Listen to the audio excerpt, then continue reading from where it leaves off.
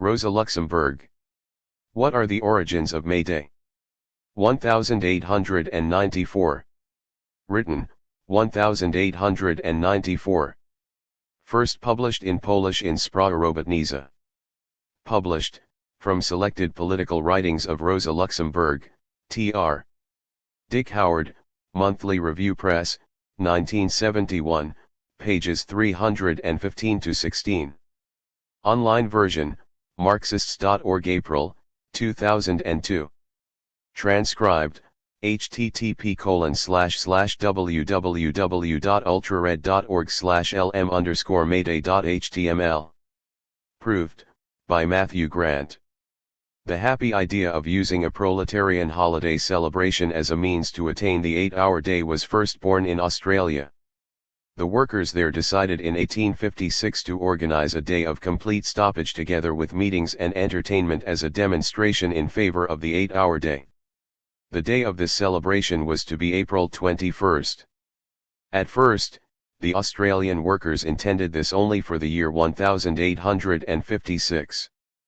But this first celebration had such a strong effect on the proletarian masses of Australia, enlivening them and leading to new agitation, that it was decided to repeat the celebration every year.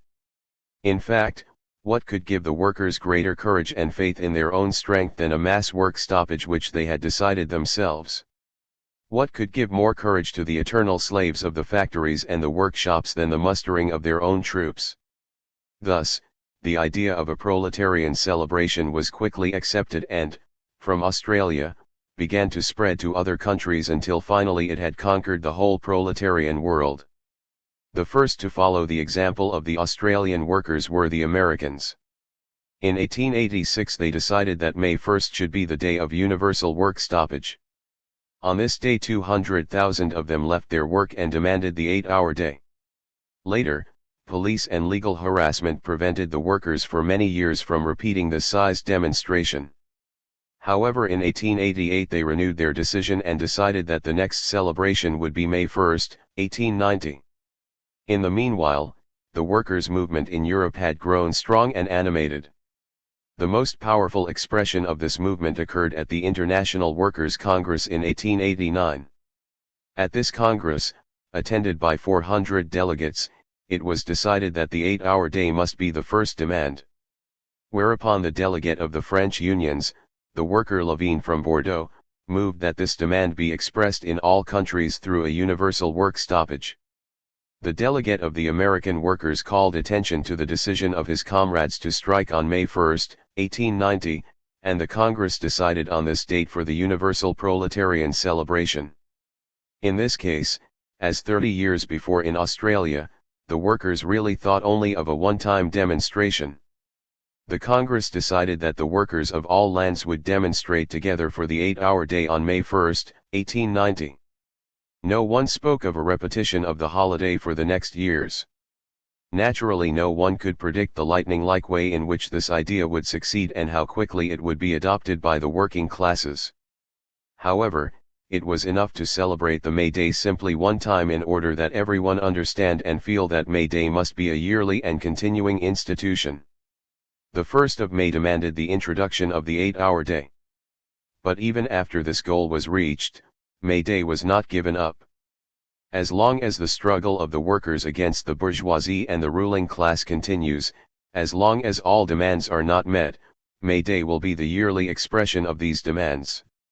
And, when better days dawn, when the working class of the world has won its deliverance, then too humanity will probably celebrate May Day in honor of the bitter struggles and the many sufferings of the past. Rosa Luxemburg. The Polish Question at the International Congress in London. 1896. First published, July 1896.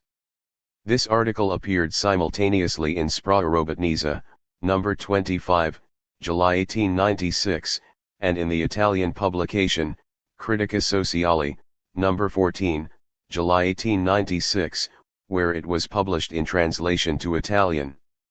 Source: The National Question, selected writings by Rosa Luxemburg, edited and introduced by the late Horace B. Davis, Monthly Review Press, 1976. Translated, Jürgen Henze, Rosa Luxemburg, I Internationalismus und Klassenkampf, Luchterhand, 1971, pages 142-52. Transcription/markup, Ted Crawford/Brian Baggins. Proved, by Matthew Grant. Public domain, you can freely copy, distribute, display and perform this work, as well as make derivative and commercial works. Please credit the source above as well as the Marxists' Internet Archive. 32 years ago, when what was later to become the International met for the first time in London, it opened its proceedings with a protest against the subjugation of Poland, which just then was engaged, for the third time, in a fruitless struggle for independence. In a few weeks the International Workers' Congress will meet, also in London, and will be presented with a resolution in support of Polish independence. The similarity of circumstances quite naturally suggests a comparison of these two events in the life of the international proletariat. The proletariat has come a long way in its development over these past 32 years. Progress is evident in every regard, and many aspects of the working class struggle look quite different from the way they did 32 years ago. But the essential element in this entire development lies in the following: from a sect of ideologues, socialists have grown into a major unified party capable of handling its own affairs. Then, they barely existed in isolated little groups outside the mainstream of political life in every country. Today, they represent the dominant factor in the life of society. This is particularly true in the major civilized countries, but in every country they are an element to be taken seriously and to be reckoned with at every step by government and ruling class alike. Then, it was a question of merely spreading the new message. Today, the paramount question is how the struggle of the vast popular masses, now thoroughly imbued with the gospel of socialism, can best be led toward its goal. The International Workers' Congress has undergone corresponding changes. In its beginning, the International was more of a council that met to formulate the basic principles of the new movement. Today, it is primarily, even exclusively, a body for practical deliberations by the conscious proletariat on the urgent questions of its day-to-day struggle. All tasks and objectives are here subjected to rigorous evaluation as to their practicability. Those, however, that appear to exceed the forces of the proletariat are laid aside, regardless of how attractive or appealing they may sound. This is the essential difference between the conference this year in St. Martin's Hall and the one that took place 32 years ago, and it is from this perspective that the resolution laid before the Congress must be examined. The resolution on the restoration of Poland to be presented at the London Congress reads as follows. 1. Whereas, the subjugation of one nation by another can serve only the interests of capitalists and despots, while for working people in both oppressed and oppressor nation it is equally pernicious, and whereas, in particular, the Russian Tsardom, which owes its internal strength and its external significance to the subjugation and partition of Poland, constitutes a permanent threat to the development of the international workers' movement, the Congress hereby resolves, that the independence of Poland represents an imperative political demand both for the Polish proletariat and for the international labor movement as a whole. The demand for the political independence of Poland is supported by two arguments: first, the general perniciousness of annexations from the point of view of the interests of the proletariat, and second, the special significance of the subjugation of Poland for the continued existence of the Russian Tsardom, and thus, by implication, the significance of Polish independence for its downfall. Let us take the second point first. The Russian Tsardom derives neither its inner strength nor its external significance from the subjugation of Poland. This assertion in the resolution is false from A to Z.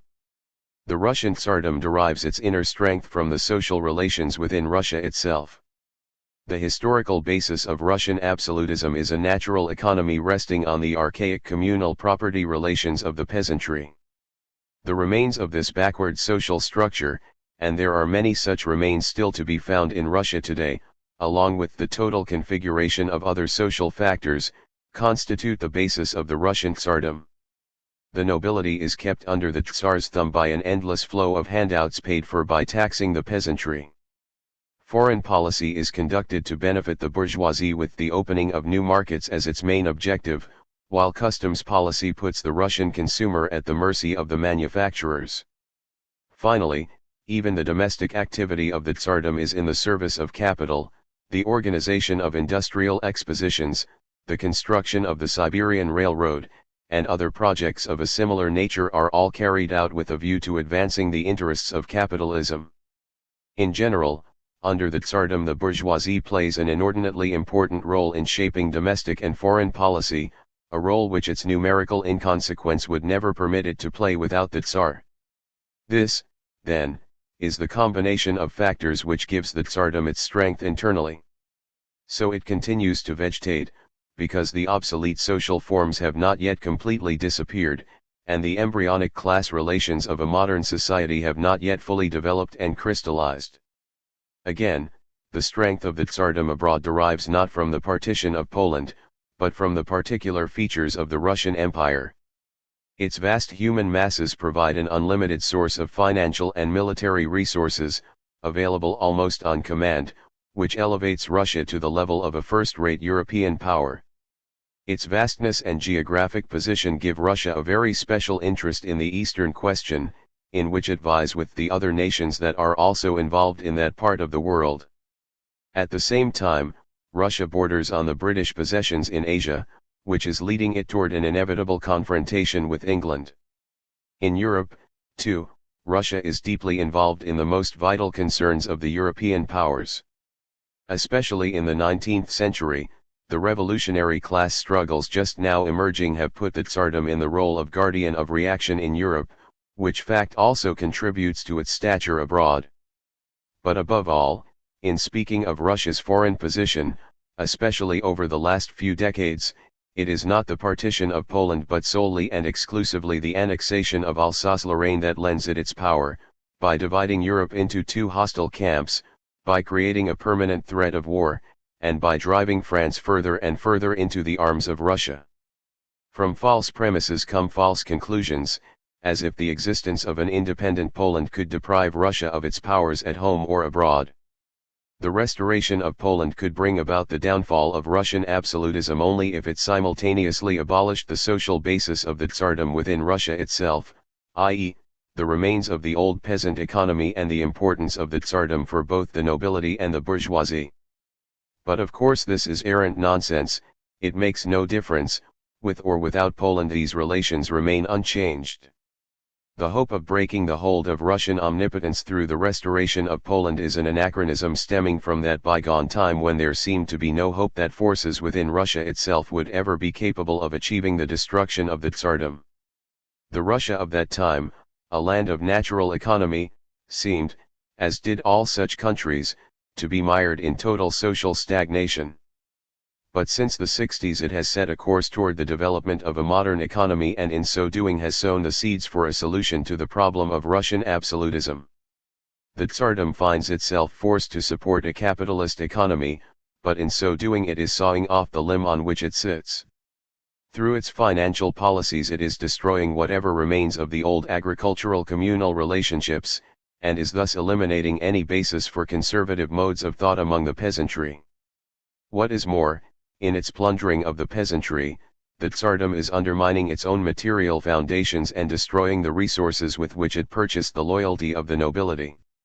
Finally, the Tsardom has apparently made it its special task to ruin the major class of consumers at the bourgeoisie's expense, thus leaving with its pockets empty the very class to whose pecuniary interests it sacrificed the interests of the nation as a whole. Once a useful agent of the bourgeois economy, the ponderous bureaucracy has become its fetters. The result is the accelerated growth of the industrial proletariat, the one social force with which the Tsardom cannot ally itself and to which it cannot give ground without jeopardizing its own existence. These, then, are the social contradictions whose solution involves the downfall of absolutism. The Tsardom is driving forward to that fatal moment like a rolling stone on a steep hill. The hill is the development of capitalism, and at its foot the iron fists of the working class are waiting. Only the political struggle of the proletariat throughout the entire Russian Empire can accelerate this process. The independence of Poland has comparatively little to do with the fall of the Tsardom, just as the partition of Poland had little to do with its continued existence. Let us take now the first point of the resolution. The subjugation of one nation by another, we read, can serve only the interests of capitalists and despots, while for working people in both oppressed and oppressor nation it is equally pernicious. On the basis of this proposition, the independence of Poland is supposed to become an imperative demand of the proletariat. Here we have one of those great truths, so great, in fact, as to be one of the greatest of commonplaces, and as such it can lead to no practical conclusions whatsoever. If, from the assertion that the subjugation of one nation by another is in the interests of capitalists and despots, it is therefore concluded that all annexations are unjust or can be eliminated within the capitalist system, then this we hold to be absurd, for it makes no allowance for the basic principles of the existing order. It is interesting to note that this point in the resolution is almost identical with the argument in support of the notorious Dutch Resolution 2, since the subjugation and control of one nation by another can lie only in the interests of the ruling classes. The proletariat is supposed to bring about the end of the war with the aid of the striking military. Both resolutions are based on the naive belief that it is enough to recognize any circumstance benefiting despots to the detriment of working people in order to do away with it immediately. The similarity goes further. The evil that must be rooted out is, in principle, the same in both resolutions. The Dutch resolution proposes to prevent future annexations by ending the war, while the Polish resolution intends to undo past wars by abolishing annexations. In both cases, the proletariat is supposed to eliminate war and annexations under capitalism without eliminating capitalism itself, though both, in fact, are part of the very essence of capitalism. Granted that the truism just cited does not give any basis for the general abolition of annexations, it provides even less of a reason for abolishing the existing Polish annexation. In this case especially, without a critical assessment of the concrete historical conditions, nothing of value can be contributed to the problem. But on this point, on the question of how, and if, the proletariat can liberate Poland, the resolution maintains a deep silence. The Dutch resolution is more sophisticated in this respect. It at least proposes a specific means, a secret accord with the military, which allows us to see the utopian aspect of the resolution. The Polish resolution is more modest and contents itself with a demand, although it is not any less utopian on that account than the other. How is the Polish proletariat to build a classless state?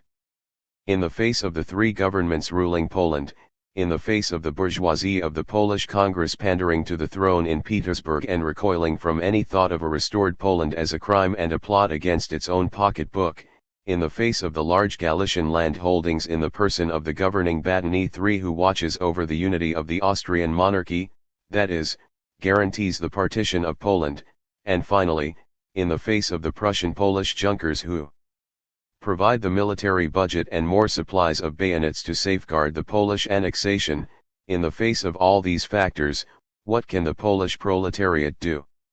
Any rebellion would be bloodily suppressed.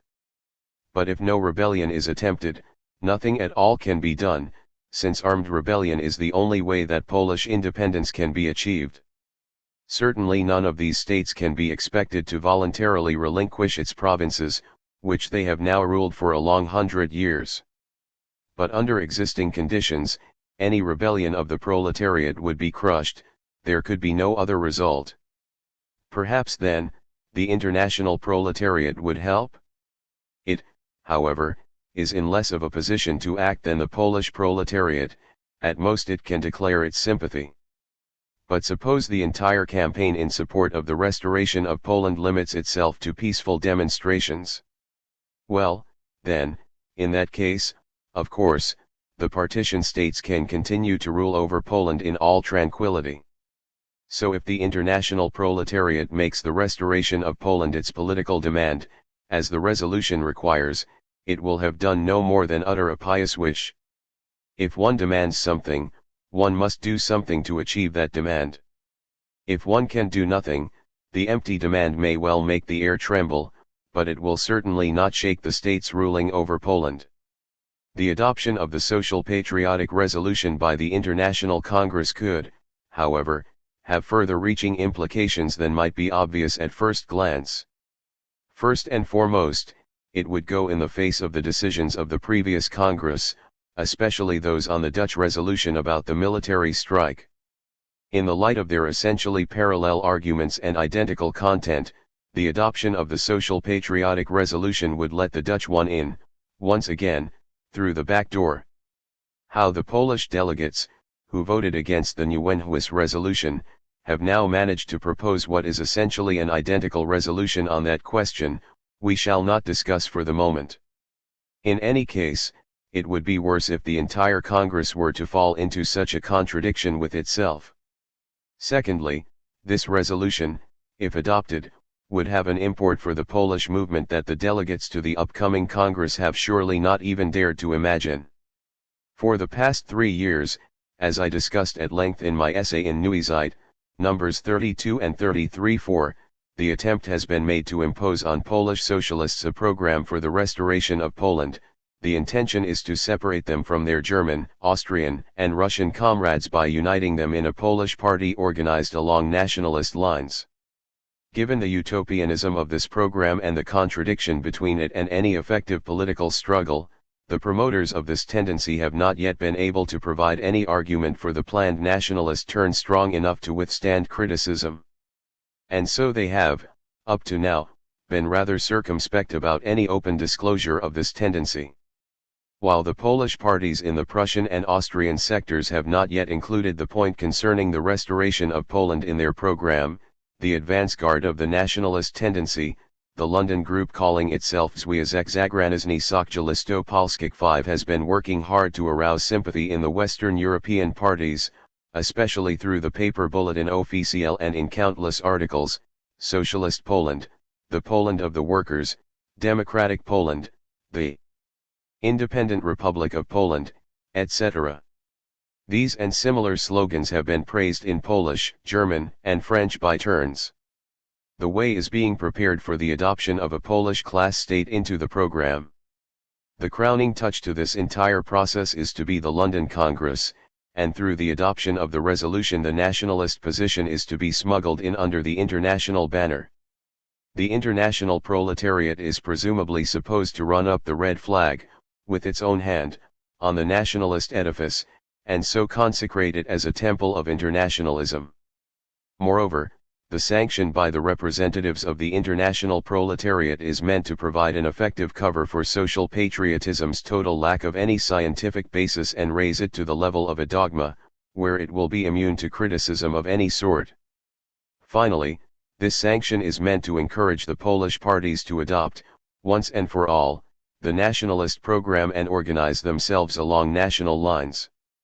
The adoption of the Social Patriotic Resolution would establish an important precedent for the socialist movement in other countries.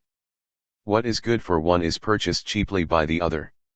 If the national liberation of Poland is elevated to a political goal of the international proletariat, why not also the liberation of Czechoslovakia, Ireland, and Alsace-Lorraine? All these objectives are equally utopian, and are no less justified than the liberation of Poland. The liberation of Alsace-Lorraine, in particular, would be far more important for the international proletariat, and far more likely at that. Behind Alsace-Lorraine stand 4 million French bayonets, and in questions of bourgeois annexations, bayonets carry more weight than moralistic demonstrations. And if the Poles in the 3 partitioned sectors organize themselves along nationalist lines for the liberation of Poland, why should the other nationalities in Austria not also do the same? Why should the Alsatians not organize themselves with the French? In a word, the door would be opened wide to national struggles and nationalist organizations. Rather than a working class organized in accordance with political realities, there would be an espousal of organization along national lines, which often goes astray from the start. Instead of political programs, nationalist programs would be drawn up.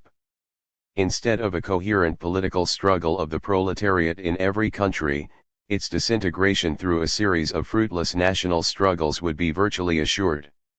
Here lies the greatest significance of the Social Patriotic Resolution, if adopted. We stated at the beginning that the greatest forward step that the proletariat has made since the days of the International is its development from a number of small sectarian groups into a major party capable of handling its own affairs. But to what does the proletariat owe this progress? Solely to its ability to understand the primacy of the political struggle in its activity. The old International gave way to parties organized in each country in conformity with the political conditions peculiar to that country, without, on that account, having regard for the nationality of the workers. Only, political struggle in line with this principle makes the working class strong and powerful. But the social patriotic resolution pursues a course in diametric opposition to this principle. Its adoption by the Congress would repudiate 32 years of the proletariat's accumulated experience and theoretical education. The social patriotic resolution was formulated quite cleverly. Behind the protest against the Tsardom lay the protest against annexation. After all, the demand for Poland's independence is raised against Austria and Prussia as well as against Russia. It sanctions nationalist tendencies with international interests. It tries to obtain backing for a practical program on the basis of a general moral demonstration. But the weakness of its argument is even greater than the artfulness of its formulation. A few commonplaces about the perniciousness of annexations and some nonsense about Poland's importance for the Tsardom, this and no more, is all that this resolution is capable of offering. Rosa Luxemburg. Social Democracy and the National Struggles in Turkey. October 1896. First published, October 8, 9, 10, 1896 in the Sächsische Arbeiterzeitung, the German social democratic paper in Dresden. Source, The Balkan Socialist Tradition in Revolutionary History, Volume 8 No. 3, 2003. Translated, from the German, by Ian Burkle. Transcription/markup, Edward Crawford/Brian Baggins. Proved, by Matthew Grant. Copy left, Luxembourg Internet Archive, Marxists.org, 2004. Permission is granted to copy and/or distribute this document under the terms of the GNU Free Documentation License. The Turkish situation. In the party press, we all too often encounter the attempt to represent the events in Turkey as a pure product of the play of diplomatic intrigue, especially on the Russian side. For a time, you could even come across voices in the press which argued that the Turkish outrages were mainly an invention, that the Bashibazuks were true Christian paragons, and that the revolts of the Armenians were the work of agents paid with Russian rubles. What is above all striking about this position is that it is in no way fundamentally different from the bourgeois standpoint. In both cases, we have the reduction of great social phenomena to various agents, that is, to the deliberate actions of the diplomatic offices. On the part of bourgeois politicians, such points of view are, of course, not surprising. These people actually make history in this sphere, and hence the thinnest thread of a diplomatic intrigue has great practical importance for the position they take with regard to short-term interests. But for social democracy, which at the present time merely elucidates events in the international sphere, and which is above all concerned to trace back the phenomena of public life to deeper lying material causes, the same policy appears to be completely futile. On the contrary, in foreign policy as in domestic politics, social democracy can adopt its own position, which in both spheres must be determined by the same standpoints, namely by the internal social conditions of the phenomenon in question, and by our general principles. So how do these conditions stand with regard to the national struggles in Turkey which concern us here? Until recently in part of the press, Turkey was still being portrayed as a paradise where the different nationalities have coexisted peacefully for hundreds of years, possessed the most complete autonomy, and where only the interference of European diplomacy had artificially created dissatisfaction, by persuading the happy peoples of Turkey that they are oppressed, and at the same time obstructing the innocent lamb of a sultan from carrying out his repeatedly granted reforms. 1. These assertions are based on extensive ignorance of the conditions. Until the beginning of the present century, Turkey was a country with a barter economy, in which every nationality, every province, and every community lived its own separate existence, patiently bore the suffering to which it was accustomed, and formed the true basis for an Oriental despotism. These conditions, however oppressive they might be, were nonetheless distinguished by great stability, and could therefore survive for a long time without provoking rebellion on the part of the subjugated peoples. Since the beginning of the present century, all this has changed considerably. Shaken by conflict with the strong, Central East states of Europe, but especially threatened by Russia, Turkey found itself compelled to introduce domestic reforms, and this necessity found its first representative in the person of Mahmud II Ottoman Sultan, 1808–1839. The reforms abolished the feudal government, and in its place introduced a centralist bureaucracy, a standing army and a new financial system. The modern reforms, as always, involved enormous costs, and translated into the language of the material interests of the population, they amounted to a colossal increase in public taxation. High indirect duties, collected on every head of cattle and every piece of straw, customs duties, stamp duties, and taxes on spirits, a government tithe with a periodical additional charge every quarter, and then a direct income tax, which came to 30% in the towns and 40% in the countryside, and with it a tax in lieu of military service for Christians, and finally more compulsory services. Henceforth this was how the people had to pay for the expenses of the reformed state. But it is only the peculiar system of government that exists in Turkey that gives a true idea of the burdens that are borne. In a strange mixture of modern and medieval principles, it consists of an immense number of administrative authorities, courts and assemblies, which are bound to the capital city in an extremely centralist manner in their conduct, but at the same time all public positions are de facto venal, and are not paid by the central government, but are mostly financed by revenue from the local population, a kind of bureaucratic benefice. Thus the pasha can fleece the province to his heart's content, so long as he sends as large as possible a sum of money to Istanbul. Thus the Qadi, judge, is by virtue of his office financed by exact ions, since he must himself pay an annual tribute to Constantinople for his office. The most important, however, is the system of taxation, which, lying in the hands of a multarim, a tax farmer, in comparison to whom the Intendant General of the French Ancien Rime looks like the Good Samaritan, ends up with a total lack of system and rules, and unlimited arbitrariness. And finally, in the hands of the bureaucracy, the compulsory services were turned into a means of unbridled extortion and exploitation of the people. Obviously, a system of government constituted in this way is fundamentally different from the European model.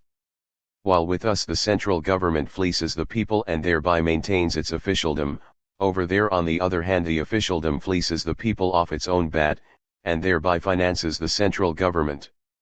Consequently, in Turkey, officialdom appears as a special, numerous class of the population, which in its own person directly represents an economic factor, and whose existence is financed by the professional pillage of the people. At the same time, and in connection with the reforms, there resulted a shift in the conditions of land ownership of the Christian peasants, again strongly to their disadvantage in relation to the Turkish landowner. The latter, generally a former feudal lord, was able to make his office hereditary, quite on the Christian model. When spahiluk, feudal tenure, was abolished by the reform, and the tithes hitherto paid by them to the spahis were redirected to the public exchequer, he sought to assert himself in the character of the owner of landed property. As a result, a new tax for the peasants, ground rent, grew up alongside the old tithes, a tax which regularly amounted to a third of the net proceeds after deduction of the tithe. For the Christian peasant, there often remained no salvation amid all these wondrous things other than to transfer a small piece of land per oblationum, as a conditional gift, to the Muslim church, and then to receive it back as a leasehold on which rent was due, but which was at least free of tithes. So by the end of the 1870s, mortmain property in Turkey amounted to more than half of all cultivable landed property. Thus the reforms were accompanied by a terrible deterioration in the material conditions of the people. But what made them particularly unbearable was a quite modern feature which had become involved in the situation, namely, insecurity, the irregular tax system, the fluctuating relations of land ownership, but above all the money economy as a result of the transformation of tax in kind into tax in money and the development of foreign trade. The old conditions had deteriorated, and their stability was gone forever. 2. The disintegration. The moment in the history of Turkey dealt with in our previous article is, in a certain respect, reminiscent of Russia. But while there the reforms after the Crimean War be created at one and the same time the rapid development of capitalism and a material foundation for administrative and financial innovations and for the further development of militarism, in Turkey an economic transformation corresponding to the modern reforms was completely lacking. All attempts to create a native industry in Turkey miscarried. The few factories founded by the government produced goods that were of poor quality and expensive. The absence of the most elementary preconditions of bourgeois order, security of persons and property, at least formal equality before the law, a civil law separate from religious law, modern means of communication, etc., make the appearance of capitalist forms of production an absolute impossibility. The trading policy of the European states towards Turkey operates in the same direction, exploiting its political impotence to ensure an unprotected market for its own industries. Until now, alongside trade, usury has been the only manifestation of domestic capital. Economically, therefore, Turkey remained with the most primitive peasant agriculture, in which in many cases the property relations had not even got rid of their semi-feudal character. It is clear that a material base for the money economy constituted like this had not grown in parallel with the forms of government and financial taxes associated with it, that it was flattened by it, and, as it could not develop, it was moving into a process of disintegration. The disintegration of Turkey became glaringly obvious in two extremes at the same time. On the one hand, a permanent deficit arose in the peasant economy. This acquired a tangible expression in the usurer, who had become an organic element of the village community, and indicated the internal festering of conditions like an abscess. 3% monthly interest rates were a permanent phenomenon in the Turkish villages, and the regular epilogue to the silent drama of the village was the proletarianization of the peasant, without forms of production being available in the country which would have enabled him to be absorbed into a modern working class, with the result that he all too often sank down into the lumpen proletariat. These phenomena are further linked to the decline of agriculture, devastating famines and foot and mouth disease. On the other hand, there was the deficit in the state treasury. Since 1854, Turkey had taken the road of endless foreign loans. The usurers of London and Paris operated in the capital just as the Armenian and Greek usurers operated in the villages. Ruling became ever more difficult, and those ruled became ever more dissatisfied. Bankruptcy in the capital and bankruptcy in the villages, palace revolutions in Constantinople and popular risings in the provinces, these were the ultimate results of internal decline. It was impossible to find a way out of this situation. The remedy could only have been achieved through a total transformation of economic and social life, through a transition to capitalist forms of production. But there did not exist and do not exist either the basis for such a transformation or a social class which could come forward as its representative. The repeatedly granted reforms of the Sultan could obviously not obviate the difficulties, since they were necessarily no more than further juridical innovations, which left social and economic life undisturbed, and often simply remained on paper, since they were opposed to the dominating interests of officialdom. Turkey cannot regenerate itself as a whole. From the outset, it consisted of several different lands. The stability of the way of life, the self-contained nature of provinces and nationalities had disappeared. But no material interest, no common development had been created which could give them internal unity. On the contrary, the pressure and misery of jointly belonging to the Turkish state became ever greater. And so there was a natural tendency for the various nationalities to escape from the whole, and instinctively to seek the way to higher social development in autonomous existence. And thus the historic sentence was pronounced on Turkey: it was facing ruin. Even if all the subjects of the Ottoman government came to experience the misery of a decaying state organism, and the various Muslim peoples, Druzes, Nazarenes, Kurds, and Arabs, also rebelled against the Turkish yoke, the separatist tendency above all spread to the Christian lands. Here the conflict of material interests often coincided with national frontiers. The Christian is denied his right, his oath is valueless against a Muslim, he cannot bear arms, and as a rule he cannot hold any public office. But what is even more important, as a peasant he often occupies the land of a Muslim landowner, and is sucked dry by Muslim officials. At grassroots level, therefore, there is frequently a class struggle, a struggle of the small peasants and tenants with the class of landowners and officials, as for example in Bosnia and Herzegovina, where the conditions are strongly reminiscent of Ireland. Thus the opposition produced by economic and legal pressure found here a ready-made ideology in the national and religious conflicts. The admixture of religious elements was bound to give them a particularly crude and savage character. And thus all the elements were present to create a struggle to the death of the Christian nations with Turkey, the struggle of Greeks, Bosnian Herzegovinians, Serbs, and Bulgarians. And now the sequence has reached the Armenians.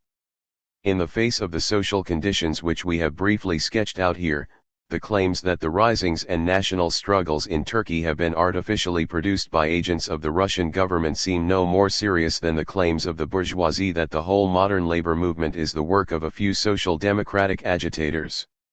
Admittedly, the dissolution of Turkey is not advancing purely by its own momentum. Admittedly, the tender hands of Russian Cossacks rendered midwife services at the birth of Greece, Serbia, and Bulgaria, and the Russian ruble is the permanent stage manager of the historic drama of the Black Sea. But here diplomacy is doing no more than throwing a burning stick into inflammable material, of which mountains have accumulated during centuries of injustice and exploitation. What we have to deal with here is an historical process developing with the inevitability of a law of nature. The impossibility of the continuation of archaic economic forms in Turkey in the face of the fiscal system and the money economy, and the impossibility of the money economy developing into capitalism, that is the key to understanding events on the Balkan Peninsula. The basis of the existence of Turkish despotism is being undermined. But the basis for its development into a modern state is not being created. So it must perish, not as a form of government, but as a state, not through the class struggle, but through the struggle of nationalities. And what is being created here is not a regenerated Turkey, but a series of new states, carved out of the carcass of Turkey. This is the situation. Now we have to discuss what position social democracy has to take in relation to the Turkish events. 3. The point of view of social democracy. Now what can be the position of social democracy towards the events in Turkey? In principle, social democracy always stands on the side of aspirations for freedom. The Christian nations, in this case the Armenians, want to liberate themselves from the yoke of Turkish rule, and social democracy must declare itself unreservedly in support of their cause. Of course, in foreign politics, just as in domestic questions, we should not see things too schematically. The national struggle is not always the appropriate form for the struggle for freedom. For example, the national question takes a different form in Poland, Alsace-Lorraine, or Bohemia. In all these cases, we are faced with a directly opposing process of capitalist assimilation of the annexed lands to the dominant ones, which condemns the separatist efforts to impotence, and it is in the interests of the working class movement to advocate the unity of forces, and not their fragmentation in national struggles. But in the question of the revolts in Turkey, the situation is different. The Christian lands are bound to Turkey only by force, they have no working class movement, they are declining by virtue of a natural social development, or rather dissolution, and hence the aspirations to freedom can here make themselves felt only in a national struggle, therefore our partisanship cannot and must not admit of any doubt. It is not our job to draw up practical demands for the Armenians, or to determine the political form which should be aspired to here. For this, Armenia's own aspirations would have to be taken into consideration, as well as its internal conditions and the international context.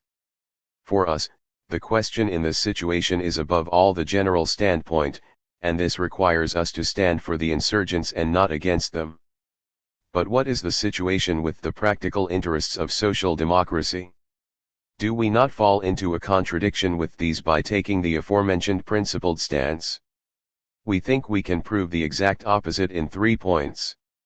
Firstly, the liberation of the Christian lands from Turkey means progress in international political life.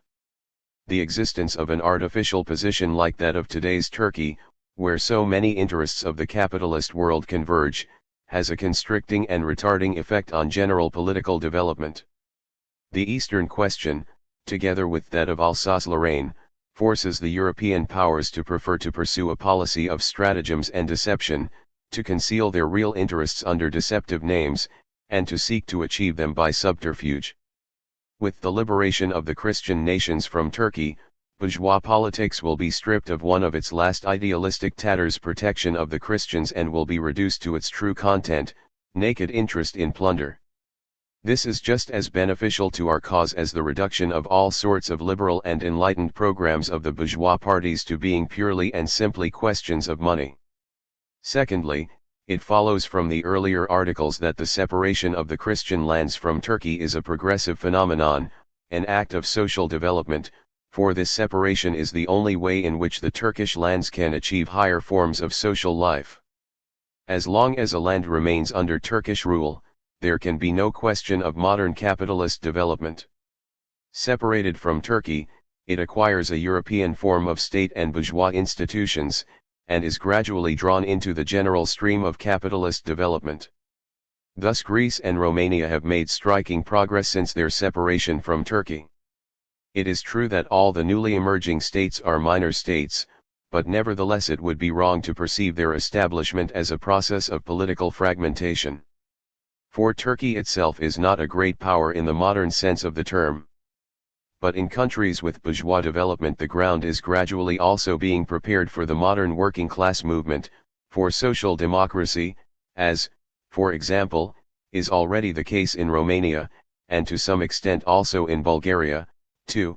Thereby our highest international interest is satisfied, namely that as far as possible the socialist movement should get a foothold in all countries. Thirdly and lastly, the process of the dissolution of Turkey is closely linked to the question of Russian rule in Europe, and this is the heart of the matter. When even our press from time to time took the side of Turkey, this clearly did not happen out of innate cruelty, or some special preference for the partisans of polygamy. Obviously, the basis was an essential opposition to the appetites of Russian absolutism, which seeks the road to world dominion over the corpse of Turkey, and wants to use its Christian nations as a means for its advance on Constantinople. But in our opinion, the goodwill was applied in quite the wrong way, and the measures against Russia were sought in quite the opposite direction from where they really lie. Previous experience has already shown that in its policy towards the Balkan Peninsula, Russia usually achieved the exact opposite to what it was striving for. The peoples freed from Turkish rule have regularly repaid Russia's benevolence with base ingratitude, that is, they have bluntly rejected an exchange of the Russian yoke for the Turkish. However unexpected this was for the Russian diplomats, this conduct of the Balkan states was very far from surprising.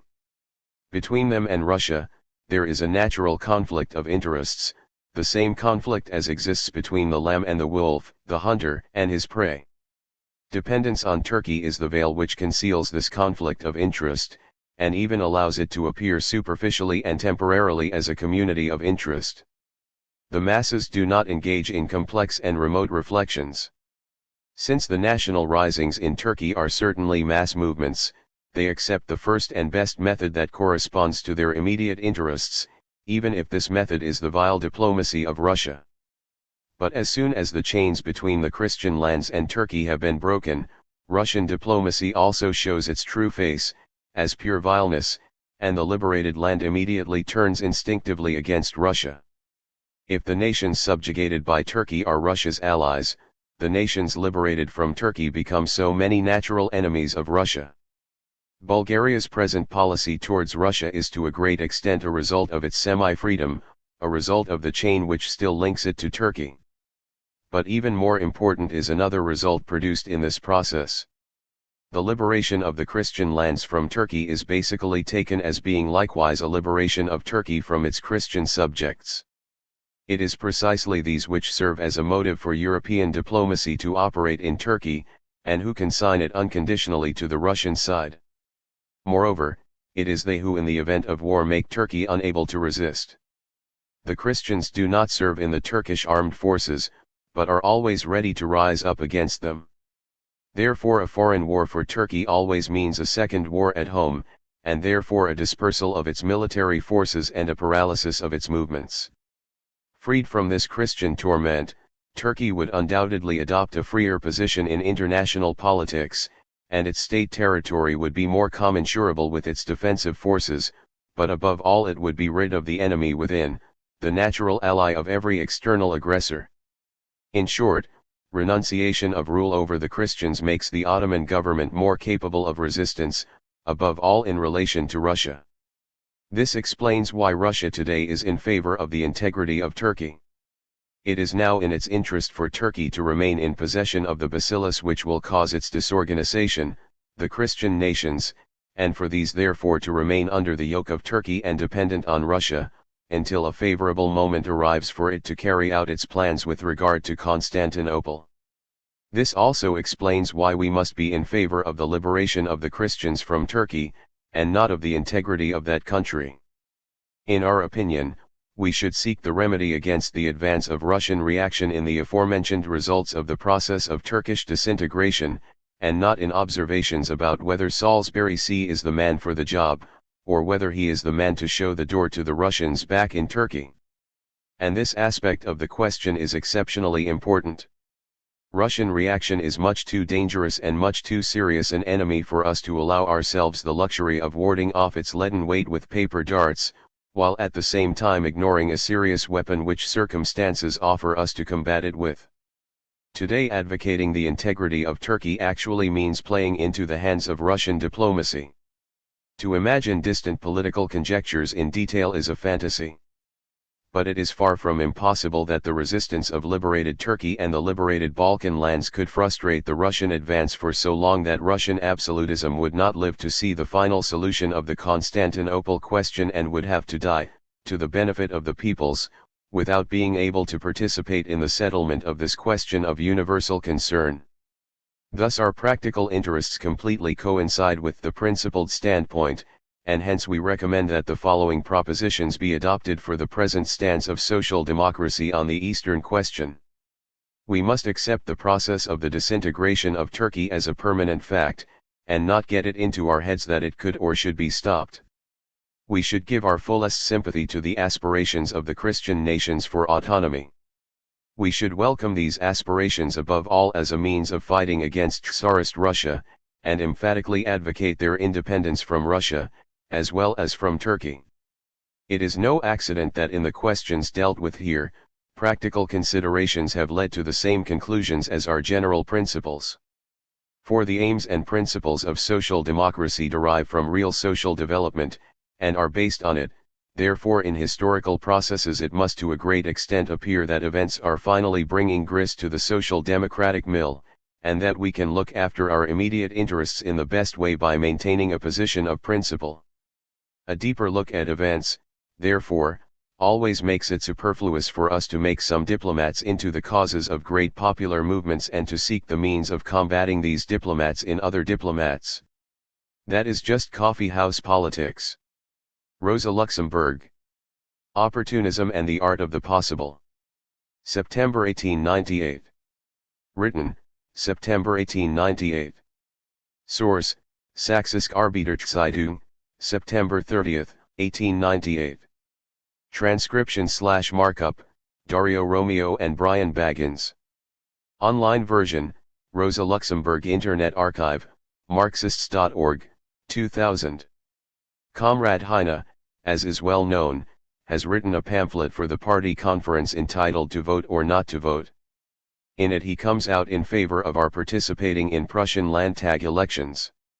It is not the main subject of his pamphlet that leads us to make a few necessary remarks, but rather the two terms which he mentions in his line of argument, and to which we react with particular sensitivity in consequence of the well-known events that have taken place recently in the party.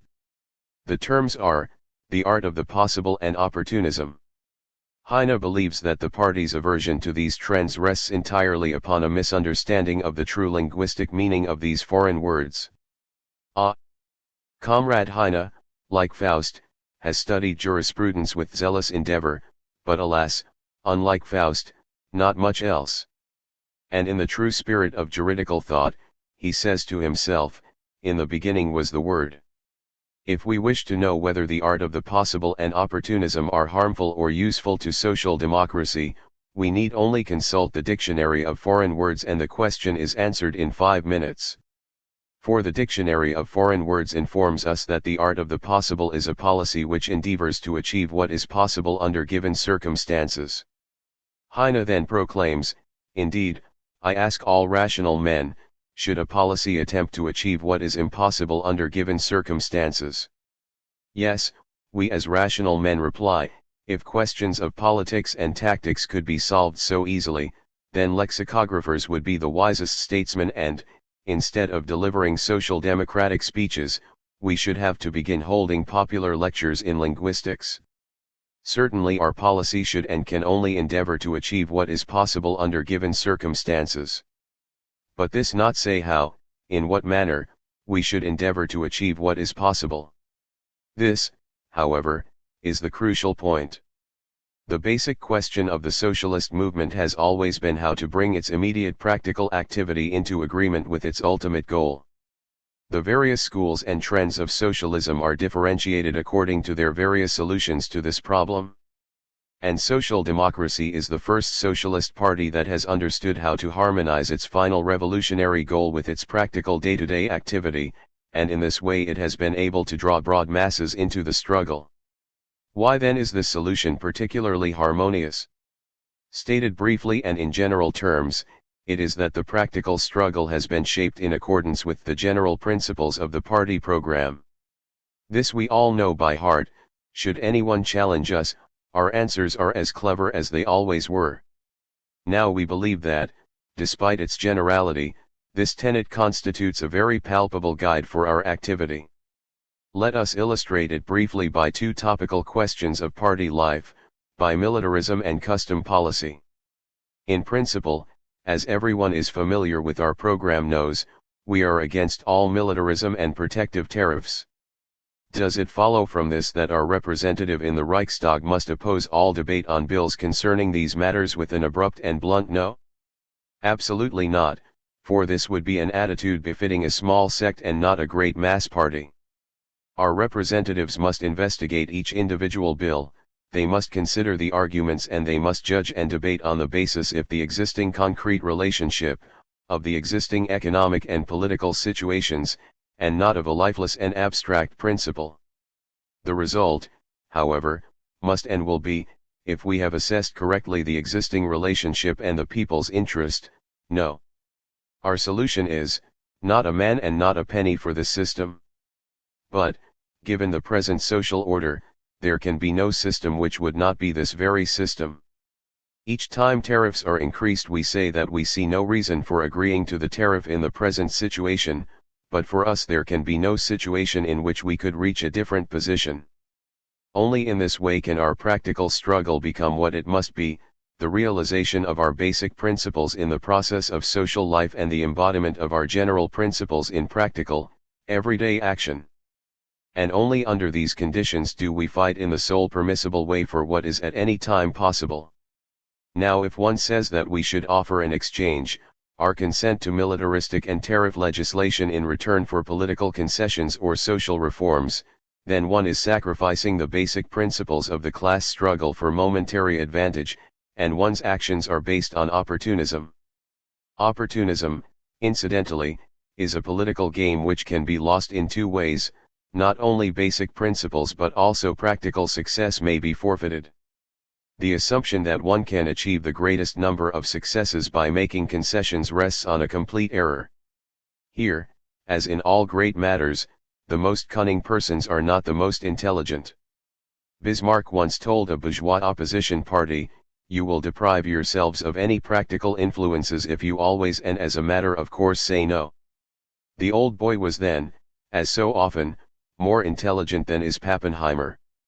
Indeed, a bourgeois party, that is, a party which says yes to the existing order as a whole, but which will say no to the day-to-day consequences of this order, is a hybrid, an artificial creation, which is neither fish nor flash nor fowl.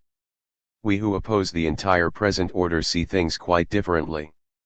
In our no, in our intransigent attitude, lies our whole strength. It is this attitude that earns us the fear and respect of the enemy and the trust and support of the people. Precisely because we do not yield 1 inch from our position, we force the government and the bourgeois parties to concede to us the few immediate successes that can be gained.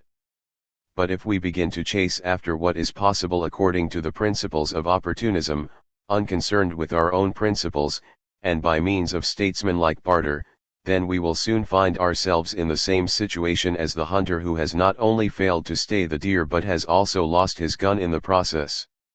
We do not shudder at the foreign terms, opportunism, and the art of the possible, as Heine believes, we shudder only when they are germanized into our party practice. Let them remain foreign words for us. And, if occasion arises, let our comrades shun the role of interpreter. Rosa Luxemburg. Speeches to Stuttgart Congress. October 1898. Spoken, October 3 and 4, 1898. Source, Selected Political Writings. Rosa Luxemburg, 1971, edited by Dick Howard. Text from the German Ausgewählt und Schriften, 2, Berlin, Dietz Verlag, 1951, 28-33. Translated, from the German, John Heckman. Transcription/markup, Ted Crawford/Brian Baggins. Copyright, Monthly Review Press. Copyright 1971. Printed with the permission of Monthly Review Press. Luxembourg Internet Archive, Marxists.org, 2004. This is the text of 2 speeches made to the Stuttgart Congress of the German Social Democratic Party in 1898, in the discussion on tactics. Speech of October 3, 1898.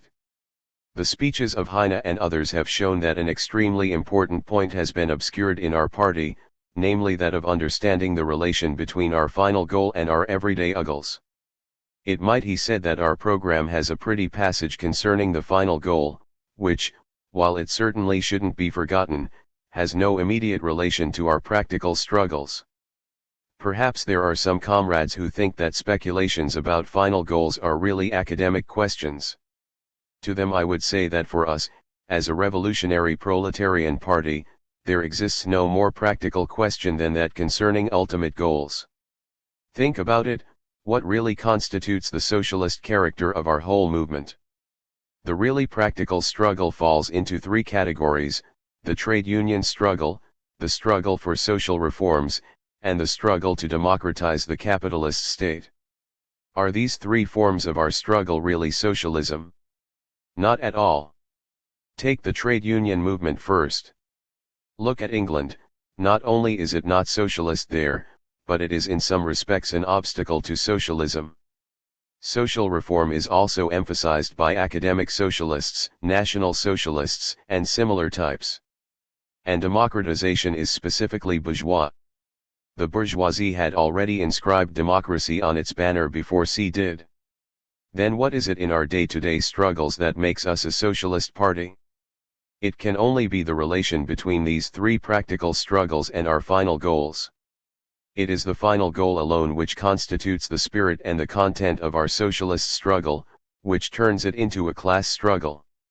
And by final goal we must not mean, as Heine has said, this or that image of the future state, but the prerequisite for any future society, namely the conquest of political power. Shout, then we do agree. This conception of our task is closely related to our conception of capitalist society. It is the solid ground which underlies our view that capitalist society is caught in insoluble contradictions which will ultimately necessitate an explosion, a collapse, at which point we will play the role of the banker-lawyer who liquidates a bankrupt company. But if we take the position that we to bring to fruition the interest of the proletariat, then it is impossible to make statements such as those that Heine has recently made to the effect that we can also make concessions on the question of militarism. It is impossible to make statements such as those of Konrad Schmidt to the Central Committee of the Socialist majority in the bourgeois parliament, impossible to say, as Bernstein has, that once we take over command of the ship, even then we will not be in a position to do away with capitalism. When I read that, I said to myself, what a stroke of luck that the French socialist workers weren't that bright in 1871, for then they would have said, children, let's go to bed, our hour has not yet struck, production is not yet sufficiently concentrated for us to maintain control of the ship. But then, instead of a moving drama, instead of a heroic struggle, we would have seen a different scenario, for then the workers would not have behaved like heroes, but like old women. I think that arguments about whether, once we come to power, we'll be able to make the production process serve society, whether things are ripe for that, that is an academic question. For us there can never be any question that we must struggle to seize political poster. A socialist party must always have a response appropriate to the situation, it can never shrink back from its task. Therefore our views on what our final goals are must be fully clarified. And we will fulfill them, in spite of storm, wind, and weather. Applause. Speech of October 4, 1898. Vollmer has bitterly reproached me with trying to preach to older veterans when I am still a young recruit to the movement. That is not the case. It would be superfluous, since I am convinced that the veterans stand firmly on the same ground as I. It is not at all a question of preaching to anyone, but of expressing a particular tactic clearly and unambiguously. I know that I still must earn my epaulettes in the German movement, but I want to do it on the left wing, where people struggle against the enemy, and not on the right wing, where people seek out compromises with the enemy. Objections. But when Vollmer counters my factual presentations with the argument, "You greenhorn, I could be your grandfather," that proves to me that his logical arguments are on their last legs. Laughter. In fact, in the course of his presentation he made a series of statements which, coming from a veteran, are confusing, to say the least. To Vollmer's sarcastic quotation from Marx on labor laws, I oppose another quotation from Marx, that the introduction of labor laws into England meant nothing less than the salvation of bourgeois society. In addition, Vollmer claimed it was false not to treat the trade union movement as socialist and pointed to the English trade unions. And doesn't Vollmer know anything about the difference between old and new trade unionism? Doesn't he know that the old trade unionists stood hard and fast on the side of the bourgeoisie?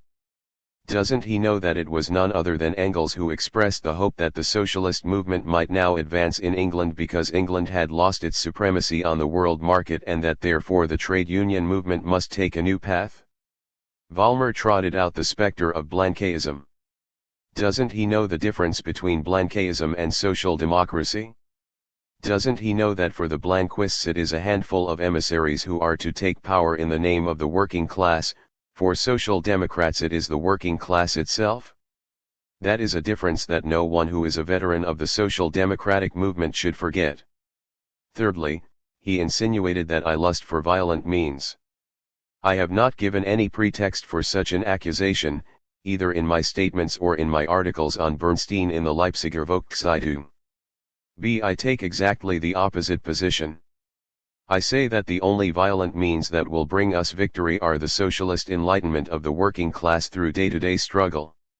One could find no higher compliment for my statements than to say that they are completely self-evident.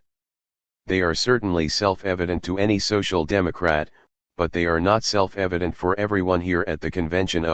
For example, not for Comrade Heine with his politics of compensation. How does this relate to the seizure of power? In what does a policy of compensation consist? We demand the strengthening of people's rights, of democratic freedoms. The capitalist state demands the strengthening of its own forces and its cannon. Given the most advantageous case, that such an agreement is honorably concluded and kept by both sides, what we get is only a piece of paper. Born has already said, I would not advise anyone to take a mortgage on a German constitution, for all German constitutions are like so many pieces of furniture. Constitutional freedoms, if they are to have any permanent worth, must be won through struggle, not through agreements. But what the capitalist state would get by securing an agreement with us has a firm, brutal reality. The cannon and soldiers to which we would agree will shift the objective material balance of power against us. It was none other than Lassalle who said, the true constitution of any country consists not in its written constitution, but in the real balance of power. The inevitable result of a politics of compensation is that we agree to relationships which appear favorable on paper, but which in objective reality favor our opponents, that we basically weaken our own position and strengthen that of our opponents. I ask whether anyone can say that someone who suggests such a thing is seriously trying to take political power? I think that the anger with which Comrade Fendrich emphasized the obviousness of this tendency was erroneously addressed to me. It is basically aimed at Heine. It was only an expression of the sharp contradiction that Heine created between his position and that of our party's proletarian convictions when he dared to speak of a politics of concessions toward the capitalist state. Then take the statement of Conrad Schmidt, that the anarchy of capitalist rule can be overcome through trade union struggles, or some such. If anything in our program gives credence to the necessity for the seizing of political power, it is the conviction that no medicinal herbs can grow in the dirt of capitalist society which can help cure capitalist anarchy. Anarchy, the terrible sufferings of the working class, the insecurity of people's existence, exploitation, the distance between rich and poor, increases every day.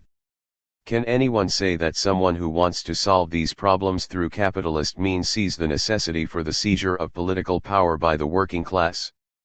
Even here, Fendrich's and Vollmer's anger is not directed at me, but at Conrad Schmidt.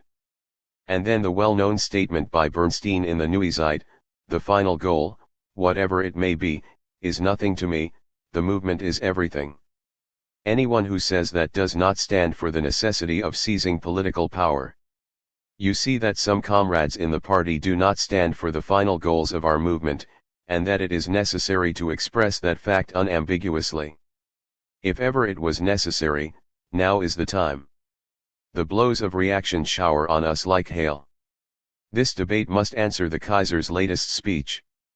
Like the Roman Cato, we must say sharply and clearly, in addition, I am of the opinion that the state must be destroyed. The conquest of political power remains the final goal, and that final goal remains the soul of the struggle. The working class cannot take the decadent position of the philosophers, the final goal is nothing to me, the movement is everything. No, on the contrary, without relating the movement to the final goal, the movement as an end in itself is nothing to me, the final goal is everything. Applause. Rosa Luxemburg. A Question of Tactics. July 6, 1899. Originally published, Leipziger Volkszeitung, July 6, 1899. The entry of Milrand into the Waldeck-Rousseau cabinet merits study from the point of view of tactics and principles by foreign as well as French socialists. The active participation of socialists in a bourgeois government is, in any event, a phenomenon that goes beyond the framework of the usual activity of socialism. Is it a question of a form of activity that is as justified and opportune for the proletariat as, for instance, activity in parliament or a municipal council, or is it, on the contrary, a break with the principles and tactics of socialism? Or again, is the participation of socialists in a bourgeois government an exceptional case only, admissible and necessary under certain circumstances, and to be condemned and even harmful in others? From the point of view of the opportunist conception of socialism such as it has manifested itself recently in our party and particularly in the theories of Bernstein, i.e., from the point of view of the progressive introduction of socialism into bourgeois society, the entry of socialist elements into the government must appear as desirable as it is natural.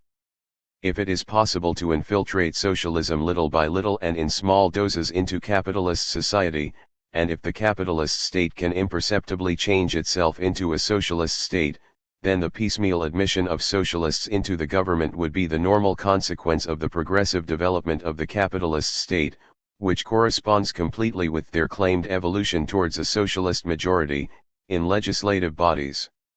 While the ministerial participation of Milrand thus conforms to opportunist theory, it is no less in accordance with opportunist practice. Given that the obtaining of immediate and tangible gains, no matter by what means, is the main orientation of this practice, the entry of a socialist into a bourgeois government must appear to the practical politicians as an inestimable success. What will a socialist minister not be able to achieve in terms of little improvements, palliatives and social patching up? The question is posed differently if, on the contrary, you start from the point of view that you can only consider introducing socialism after the ruin of the capitalist order, and that at present socialist activity boils down to the objective and subjective preparation of this moment by means of the class struggle. Certainly, it is clear that social democracy, if it wants to act effectively, must occupy all the positions in the present state that are accessible, and gain territory everywhere. But on one condition, that these positions must allow the class struggle, the struggle against the bourgeoisie and its state, to be waged. But, in this respect, there is an essential difference between legislative bodies and the government of a bourgeois state. In parliaments, when the elected representatives of the working class cannot win their demands, they can at least continue the struggle, maintaining an oppositional attitude. The government, on the other hand, which has for task carrying out the laws, has no place in its sphere of activity for an opposition on principle. It must be active constantly, and through each of its organs. It must, consequently, even when it is composed of representatives of different parties, as are the coalition ministries in France of recent years, constantly have a basis in common principles which allow it to act, i.e., the basis of the present order, in other words, that of bourgeois society. The most extreme representative of bourgeois radicalism can in general govern alongside the most backward conservative. Whoever positions himself as an adversary of the present order, on the contrary, faces the following alternative: either carry on a ceaseless opposition to the bourgeois majority in the government, i.e., not be in fact an active member of this government, which is evidently an untenable state of affairs which must inevitably lead to the ejection from the government of the socialist minister. Or, collaborate, carry out daily the functions needed for the conservation and smooth running of the state machine, demand at any moment, i.e., to not be a socialist in fact, at least not within the framework of his governmental functions. Certainly, the program of social democracy contains many demands which could, in theory, be accepted by a bourgeois government and parliament. It can thus at first sight be imagined that a socialist could, in government as well as in parliament, serve the cause of the proletariat by striving to extract in their favor all that it is possible to obtain in the field of social reforms. But, here again, appears a fact which the policy of opportunism always forgets, that in the struggle which social democracy carries on, it is not what but how that is important. When the Social Democrat representatives in legislative bodies seek to achieve social reforms, they have the full possibility by their opposition at the same time to bourgeois legislation and government as a whole, which finds its clear expression, for example, in the rejection of the budget, to give to their struggle for bourgeois reforms equally a socialist and principled character, that of the proletarian class struggle. By contrast, a social democrat who sought to introduce the same social reforms as a member of the government, i.e., in at the same time supporting the bourgeois state, in fact reduces his socialism, at the very best, to a bourgeois democratism or to a bourgeois workers' policy. Thus, while the progress of social democracy in representative assemblies leads to the strengthening of the class struggle, their penetration into the government can, on the contrary, only bring corruption and trouble to the ranks of social democracy. The representatives of the working class, if they are not to deny their raison d'être, can only enter the bourgeois government in a single case, to seize control of it and transform it into the government of the working class in control of political power. No doubt in the evolution, or rather in the decline of bourgeois society, moments could occur when the final capture of power by the representatives of the proletariat is not yet be possible, but when their participation in the government appears necessary, if it were to be a question, for example, of the freedom of the country or of democratic conquests such as the Republic, at a moment when the bourgeois government would be precisely too compromised and already too disorganized to get the people to follow it without the support of the workers' members of parliament. In such a case, of course, the representatives of the working people would not have the right, from an abstract love of principles, to refuse to defend the common cause. But, even in this case, the participation of social democrats in government would have to be practiced in forms that left neither the bourgeoisie nor the people in the least doubt as to the temporary character and the limited objective of their action. In other words, the participation of socialists in government should not, even then, go so far as general solidarity with the activity and existence of this government. It does not seem that precisely such a situation has occurred at the present moment in France. The socialist parties had already declared themselves from the start ready to support any sincerely republican government. But today, since the entry of Millerand into the ministry, which in any case occurred without the assent of his colleagues, giving such support now partly frightens the socialists.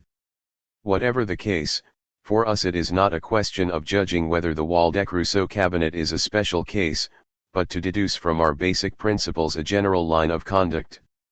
From this point of view, socialist participation in a bourgeois government appears to be an experiment which can only end in great harm to the class struggle. The role of social democracy, in bourgeois society, is essentially that of an opposition party. It can only enter on scene as a government party on the ruins of bourgeois society. Rosa Luxemburg. Speech to the Hanover Congress. October 1899. Spoken, October 11, 1899. Comrades, it would be like carrying water to the sea if I were to address myself to the theoretical side of the problem after Comrade Babel's excellent presentation. Babel handled these questions so thoroughly and brought so many new facts to bear against Bernstein that it would be superfluous to say any more about it. Still, I must speak to answer some of David's comments, which were in part aimed at me. I shall not concern myself with his remarks on agriculture. The question of artificial fertilizer played such an important role in his presentation that I couldn't help thinking of the speech of an old Pomeranian farmer in an agricultural club meeting, in which he said, "I think you will all agree with me when I close my presentation with the words, 'Manure is the soul of agriculture.'" Great amusement and oh-ho. The weakest side of Bernstein and his followers' theoretical conception is their theory about the so-called economic power which the working class must first achieve within the framework of today's social order before it can successfully carry out a political revolution. David and Bernstein's other followers often reproach us with using empty phrases and having a predilection for models. But, as I shall prove, on the question of the seizure of economic power they are the ones who use phrases and models. It is well known that Marx proved that specific economic relations lie at the base of every political class movement. Marx showed that all previous historical classes rose to economic power before they arrived at political power. And now the Davids, the Woltmans, and the Bernsteins slavishly apply this model to contemporary relationships. This proves that they understand neither the essence of earlier struggles nor the essence of current struggles. What does it mean to say that previous classes, namely the Third Estate, took economic power before their political emancipation? Nothing else but the historical fact that all previous class struggles can be traced to the economic fact that every new ascendant class also created a new form of property on which it finally based its class dominance. The artisan's struggle against the city nobility in the first part of the Middle Ages depended on the fact that, as opposed to the property of the nobility which consisted in land, they created a new form of property which depended on labor.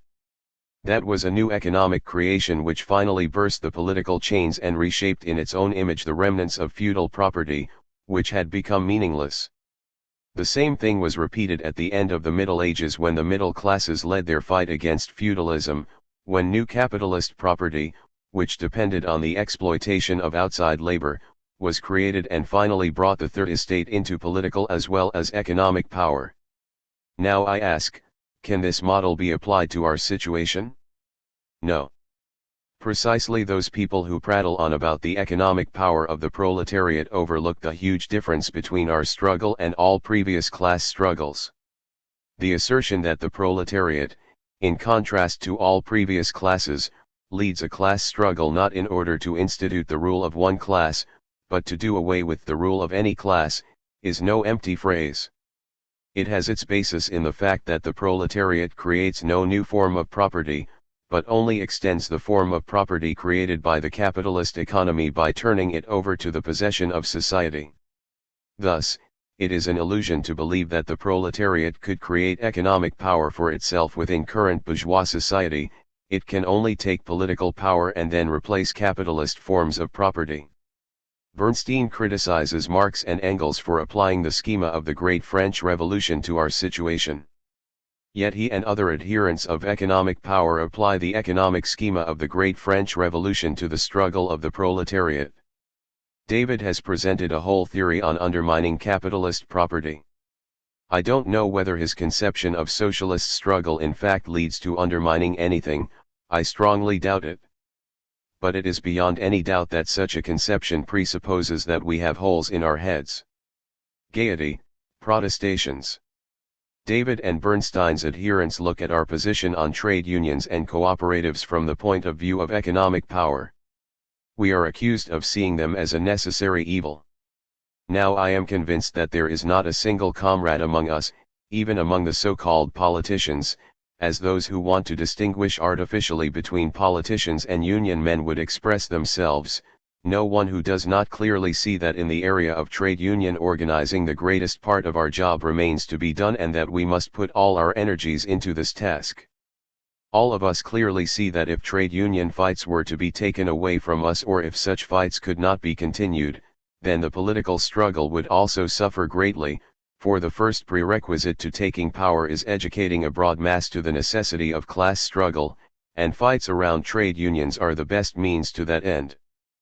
But in a certain sense, those who accuse us of being only halfway friendly toward trade unions are perhaps correct, particularly when by friendly they mean furthering illusions in relation to trade unions. If the trade unions are presented not only as a means of winning workers to the class struggle, of enlightening them, and of improving their current situation, if it were thought that trade unions can also serve directly to transform capitalist property into socialist property, to undermine it, then not only might we not approve, but rather we must disown any support for such a conception. Quite right. In its struggle, the working class has no greater enemy than its own illusions. Fundamentally, those who support such a view of the role of the trade unions are not at all friends of the trade unions, for they are necessarily working toward a later disillusionment. Notions along that line are even more false in relation to cooperatives. I will make only a few observations here. It has become popular to put cooperatives on the same level of importance as trade unions, or even to say that they are a form of political struggle. No, cooperatives are of wholly different cloth. Even when we look only at their positive meaning, their significance for the working class, one thing remains: cooperatives are not class struggle. Quite right. Secondly, those who imagine that the cooperatives already contain the seed of a socialist order forget an important factor in the contemporary situation: the reserve army of the unemployed. Even if we suppose that cooperatives gradually put all capitalist enterprises out of business and replace them, we certainly cannot entertain the fantastic notion that, given the current market relationships, the demand for goods could be filled without a general plan to determine production relationships. The question of the unemployed would remain open, as before. And one more thing. I don't know which cooperatives people think of as an ideal, as an abstract scheme. I only know that the English cooperatives, which have been trotted out as models for the cooperative movement, do not at all realize socialist ideals in their process of production. Shouts, our models are the Belgian ones. At the English Trade Union Congress, a tailors' union demanded that the union's parliamentary committee should cooperate with the corporations to force its members to abide by the wages and working conditions which had been determined by the parliamentary committee, so capitalist exploitation has not been done away with at all. The Bernstein faction's theory about the general socialization of capitalist society is connected with this economic conception. After David's speech, it would indeed be superfluous to refute extensively every expression of this idea. For, among other things, he even gave the example of tariff unions as a partial socialization of capitalism. Those comrades obviously conceive of socialism in the following way: all practical policies would remain just as they are now, with the possible exception of greater attention to cooperatives, and then everything is quite simple, just stick the label socialism on them, and there you are. They only forget that, as Engels once said, if you classify a clothes brush as a mammal, it won't grow breasts for quite a while. Amusement. Shout, but that is quite true. One more observation, on the so-called breakdown theory. Of course, if we called everything we are already doing socialism, it would be completely superfluous to drag in a breakdown. But those comrades who believe such a crazy notion Fendrich calls, more respect. The president rings for order. Excuse me, I didn't mean to offend, I meant mistaken. Those comrades who hold such a mistaken notion of socialism conceive of the theory of evolution in a way that, with a small correction in the dialectical conception of history, history is once again a smooth and straight path. They just snip the concept of a breakdown, of a social catastrophe, out of the pattern of evolution as Marx and Engels conceive it, and get a nice comfy notion of evolution, just what an academic socialist like Herr Brentano would want. If we want to learn from history, we see that all previous class struggles have gone as follows: through legal reforms and small steps forward, the rising class grew stronger within the limits of the old society, until it was strong enough to cast off its old shackles by means of a social and political catastrophe. It had to be done that way, in spite of the fact that the rising class could develop its economic power to its highest point within the womb of the old ruling class. For us that upheaval will be 10 times more necessary. Comrades who think they can lead society into socialism peacefully, without a cataclysm, have no historical basis in fact. By revolution we do not have to mean pitchforks and bloodshed. A revolution can also take place on a cultural level, and if ever there were any prospect of that, it would be in the proletarian revolution, since we are the last to take up violent means, the last to wish a brutal, violent revolution on ourselves. But such matters do not depend on us, they depend on our opponents. Quite right. We must put aside the question of the form through which we will take power, that is a question about conditions which we cannot predict. We are interested in the essence of the process, and that is that we are striving for a complete transformation of the ruling capitalist economic order, which can be attained only through seizing state power and never on the path of social reform within the confines of existing society. Those who give in to such a hope take a stand which is based either on ignorance of the past, or on optimism about the future. Now, another, more practical question. Bebel polemicized brilliantly for 6 hours against Bernstein. I ask, would that have happened if we could suppose that Bernstein was the only one among us who believed these theories, if the differences of opinion stemmed from the realm of abstract theory? We are a practical, fighting political party, and if nothing else had happened except a theoretical deviation from the usual party line on the part of one man, however important and worthy, then such a speech by Bebel would never have been made. But we have in our party a number of comrades, who take the same position, and the differences of opinion do not relate only to theory, to abstractions, they relate also to practice. It is a generally known fact that for over a decade we have had within our ranks a fairly strong tendency in sympathy with Bernstein's notions, who want to present our current practice as being already socialism, and thus, unconsciously, of course, to transform the socialism for which we are fighting, the only socialism which is not an empty phrase or a figment of the imagination, into a mere revolutionary slogan. Babel was correct in saying disparagingly that Bernstein's notions are so confused, so full of implications, that they cannot be grasped in a clear outline without his being able to say that he has been misunderstood. Previously, Bernstein did not write that way. This lack of clarity, these contradictions, should not be attached to him personally, but to the tendency, to the content of his essays. If you follow party history over the last 10 years, and study the transcripts of the party congresses, you will see that the Bernstein tendency has gradually gotten stronger, but has not yet completely matured. I hope it never will. In its current stage, it is impossible for it to be clear about itself, it cannot find the right language to express itself. That is how Bernstein's lack of clarity must be understood. To see how this Bernsteinian tendency would lead to making a pile of nonsense out of our socialism, let me take a small example from the last few days. At a Munich meeting which was to take a position about this Congress, a speaker who was talking about the Schiphol case said the following: Schiphol was speaking about the militia, whereas our program talks about a people's army, a distinction which completely escapes me, but let that be. Then he said, in defense of Schiphol, one can say that this passage of our program actually says that for the present we must work for a reduction in the time of military service. I don't want to anticipate the debate about the militia which will come in the next few days, but rather give the example as typical of the method.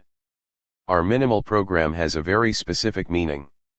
We know that socialism cannot be introduced all at once, as if it were shot from a pistol, but only if we force small reforms from the existing order by leading a sharp class struggle on an economic and political basis in order to increase our economic and political strength, to take power, and finally to wring the neck of today's society. To that end our minimal demands are tailored to the present. We will take everything they give us, but we must demand the entire political program. Quite right. But instead of point 3, which explicitly contains a demand for the militia, the comrade in Munich put forth a demand for the reduction in the length of military service as the party's practical demand. If we were, in this fashion, to make a small fraction of our minimal program into the real practical minimal program, then what we now see as our minimal program would become our ultimate goal, and true ultimate goal would be entirely cut off from reality and would indeed become merely revolutionary sloganeering. Lively applause. Rosa Luxemburg. The Dreyfus Affair and the Milrand Case. From Cahiers de la Quinzaine, number 11. Translated, for Marxists.org by Mitch Abider. Alfred Dreyfus. The socialist principle of class struggle demands the action of the proletariat wherever its interests as a class are in question. This is the case for all conflicts that divide the bourgeoisie.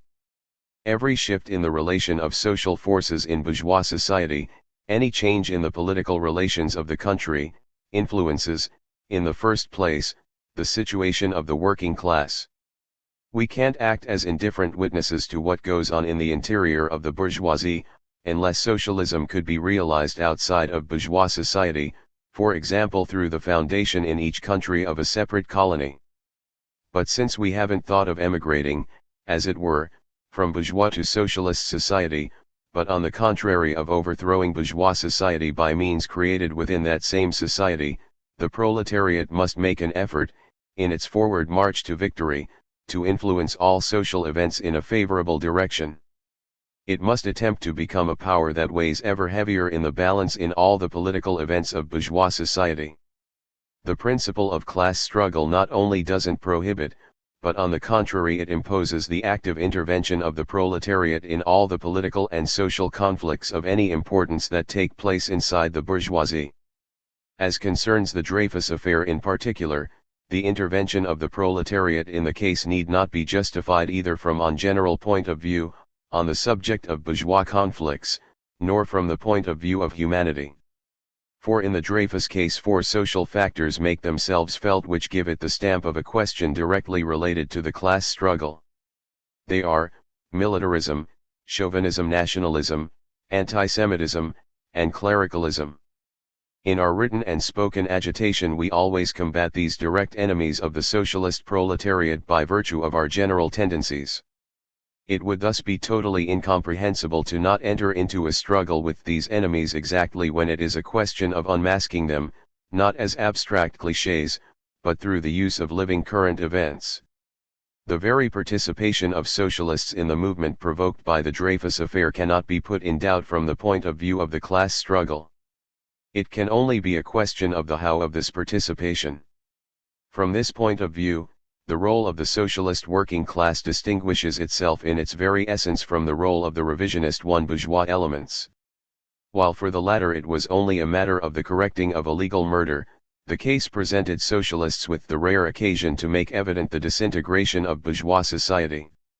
While bourgeois elements, in acting upon military headquarters, wanted to cure militarism of its abscess in order to enable it to live, socialists on the contrary were forced to combat the very militaristic system in its decadence and oppose to it the demand for militias and the arming of the people. The attitude of the Socialist Party can thus be so fundamentally differentiated from that of bourgeois Dreyfusards that we don't have any need to speak of any kind of support for the world of bourgeois revisionism on the part of the socialists, since the latter have found this an occasion to carry on a totally independent struggle, that is to say, a clearly characterized class struggle which differentiates it from other factions of the movement. To what extent this movement did, in fact, have this character is another question. It seems to us that from time to time the point of view of abstract justice and the defense of the person of Dreyfus were put too far in the forefront by our comrades, and that we somewhat neglected agitation in favor of the system of militias. As a result, the proletariat acquired less class consciousness than it could have. But criticism is easy, art is difficult. And in any case, the French comrades will have many occasions to use, for the benefit of the class struggle, the teachings of the Dreyfus affair, once all of the socialists in France will have seized the full import for the proletariat of this social event. Properly speaking, the political importance of the Dreyfus affair consists, for us, in that the affair gave the possibility of making a great movement, one which shook the entire country, the object of the class struggle, and in this way we spread, in a short amount of time, more socialist consciousness than we could have developed over many years by means of abstract propaganda for our principles. It is for this reason that the movement swept up in its irresistible current the socialists of several organizations. And if the Dreyfusard movement has provoked a strong revulsion in socialist ranks, this comes, according to us, from the real, though instinctive, feeling that no great spontaneous movement of the French proletariat stops at the limits of the different organizations, but risks sweeping them away. But it's precisely because of this that the gathering of the scattered forces of French socialism has appeared as the necessary condition for any large and energetic action. Personally, in this great gathering of the different socialist organizations in the free play of the daily political struggle, we don't fear the least danger for the doctrine of Marx and the principles of democratic socialism, inasmuch as they have already taken root in France. There is no better school for socialist democracy than the great and living class struggle freed from abstract clichés. The materialist conception of history doesn't allow us to believe in the development of a living popular movement begotten of abstract formulas. On the contrary, it's on the material base of a great and strong class struggle, embracing all of the proletariat, that a clear conception of theory and principles will be erected. The answer to the second question, that is, the participation of socialists in a bourgeois government, depends on the way in which we understand participation, either as a normal form of socialist struggle, much like the participation in legislative assemblies, or as an exceptional measure in an exceptional moment in the life of the state. It would seem to us that Citizen Georges, in his article Organisons News, Petite Republique of July 17, took this latter point of view. He there poses the question clearly and distinctly: in time of crisis, and for a specified amount of time, can a socialist respond to the call of bourgeois parties and join with them for an act of government? He later says, referring to an article of ours that appeared in the Leipziger Volkszeitung, July 6, an article in which we do not recognize as admissible the entry of a socialist into a government except in absolutely exceptional cases which we don't believe presents itself at this moment in France. This is a question of fact, and not of principle. If we pose the question in this way, if we envisage only a set task, it would then be pure dogmatism to categorically say no to the needs of the moment and the complications of the situation. In the case of Milrand, the question comes down to whether the given situation in France made the entry of a socialist into a ministry truly necessary. Only concrete conditions, which the French comrades alone can judge, can be taken into consideration here. But to the extent that it is permissible for an outsider to have an opinion, it seems to us that the lack of one of the preliminary condition, that is to say, a strong and unified party that alone can mandate such a dangerous experiment, makes this experiment appear to be unacceptable. But in a later article George seems to pose the question a little differently. In the article Method Socialist, Petit Republic, August 3, he seems to put the activities of socialists in a bourgeois government on the same plane as their activity in parliament, municipal councils, etc. What is true, he says, is that socialism today is strong enough to appropriate all powers, without being absorbed by bourgeois society. With this we would accept the principle of penetration of the government as one of the numerous means of socialist action, but this isn't in harmony with the essential character of socialism. According to us, the point of view that should serve as our guide was developed by us in the above-cited July 6 article. We must limit ourselves here to only the essential. The sole method with the aid of which we can attain the realization of socialism is the class struggle. We can and we must penetrate all the institutions of bourgeois society, and put to use all the events that occur there and that permit us to carry on the class struggle. It's from this point of view that the participation by socialists was imposed as a measure of preservation. But it's precisely from this same point of view that participation in bourgeois power seems counterindicated, for the very nature of bourgeois government excludes the possibility of socialist class struggle. It's not that we fear for socialists the dangers and the difficulties of ministerial activity, we must not back away from any danger or difficulty attached to the post in which we are placed by the interests of the proletariat. But a ministry is not, in general, a field of action for a party of the struggle of the proletarian classes. The character of a bourgeois government isn't determined by the personal character of its members, but by its organic function in bourgeois society. The government of the modern state is essentially an organization of class domination, the regular functioning of which is one of the conditions of existence of the class state. With the entry of a socialist into the government, and class domination continuing to exist, the bourgeois government doesn't transform itself into a socialist government, but a socialist transforms himself into a bourgeois minister. The social reforms that a minister who is a friend of the workers can realize have nothing, in themselves, of socialist. They are socialist only insofar as they are obtained through class struggle. But coming from a minister, social reforms can't have the character of the proletarian class, but solely the character of the bourgeois class, for the minister, by the post he occupies, attaches himself to that class by all the functions of a bourgeois, militarist government. While in parliament, or on the municipal council, we obtain useful reforms by combating the bourgeois government, while occupying a ministerial post we arrive at the same reforms by supporting the bourgeois state. The entry of a socialist into a bourgeois government is not, as it is thought, a partial conquest of the bourgeois state by the socialists, but a partial conquest of the Socialist Party by the bourgeois state. Rosa Luxemburg. The Militia and Militarism. 1899. Extract. First published, Leipziger Volkszeitung, February 20 to 26, 1899. Abstract, only sections 1 to 3 are published. Sections 4 to 5 are omitted. Please help us get this online, containing Schippel's analysis of militarism as a mechanism for releasing the economic pressures of capitalism. Source, Rosa Luxemburg, Selected Political Writings, edited and introduced by Robert Looker. Translated, from the German, W.D. Graf. Transcription/markup, Ted Crawford/Brian Baggins.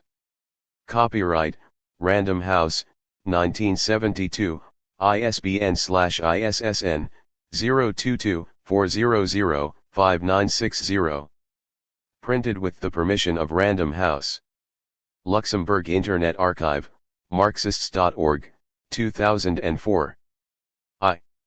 This is not the first time, and hopefully not the last, that critical voices concerning particular points in our program and tactics have been heard from the party's rank and file.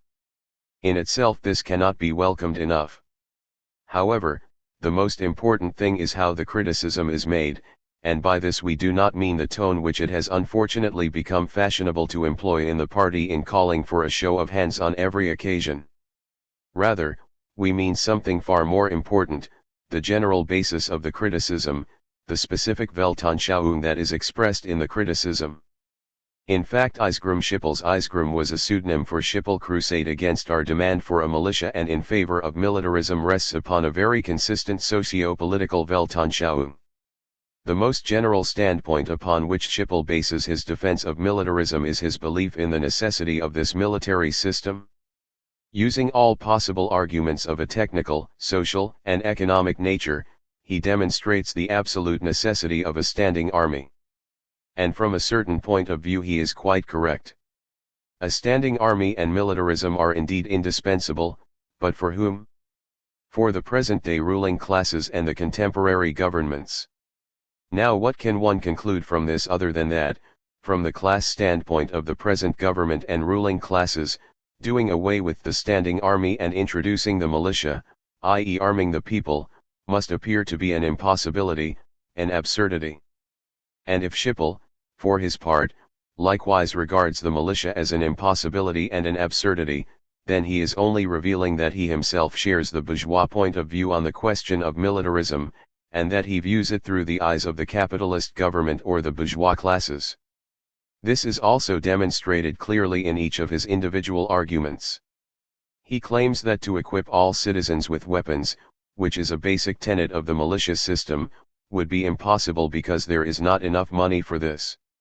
Culture suffers enough as it is, he says. He bases his argument simply on the present Prusso-German public economy. He cannot imagine a different economy, for example one which makes use of progressive taxation of the capitalist class in order to finance the militia system. Schippel considers the military training of youth, another basic tenet of the militia system, as undesirable because, he says, the non-commissioned officers as military trainers would exert the most corruptive influence on youth.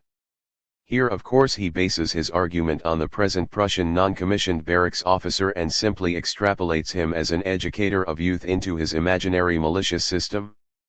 Schippel's view of the situation is a vivid reminder of Professor Julius Wolff, one who sees an important objection to the social order of socialism in that under its rule, according to his calculations, the general rate of interest would rise. Schippel considers the militarism of the present day to be economically indispensable because it relieves the economic pressure on society. Koski makes every conceivable effort to guess how the social democrat, Schippel, might have conceived that this militarism could release of pressure. Koski then accompanies each possible explanation with an excellent refutation. It seems, however, that Schippel has not taken up the matter as a social democrat, nor from the point of view of the working people at all. When he speaks of a release of pressure, it is obvious that he is thinking of capitalism. And in this he is of course correct, for capitalism, one of the most important forms of investment is militarism. From capitalism's point of view, militarism is indeed a release of pressure. That Schippel here speaks as a real advocate of the interests of capitalism is revealed by the fact that he has found a qualified authority to support him in this point.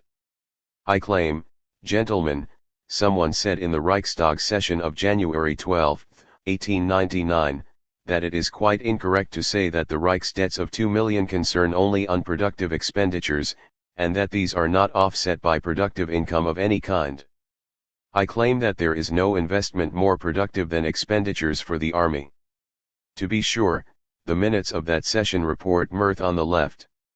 The speaker was Baron von Stumm, a major German industrialist and armaments manufacturer. It is characteristic of all Schippel's claims that not only are they intrinsically wrong, but they are also based on the perspectives of bourgeois society. Thus, Considered from a social democratic viewpoint, everything that Schiphol says seems to be upside down.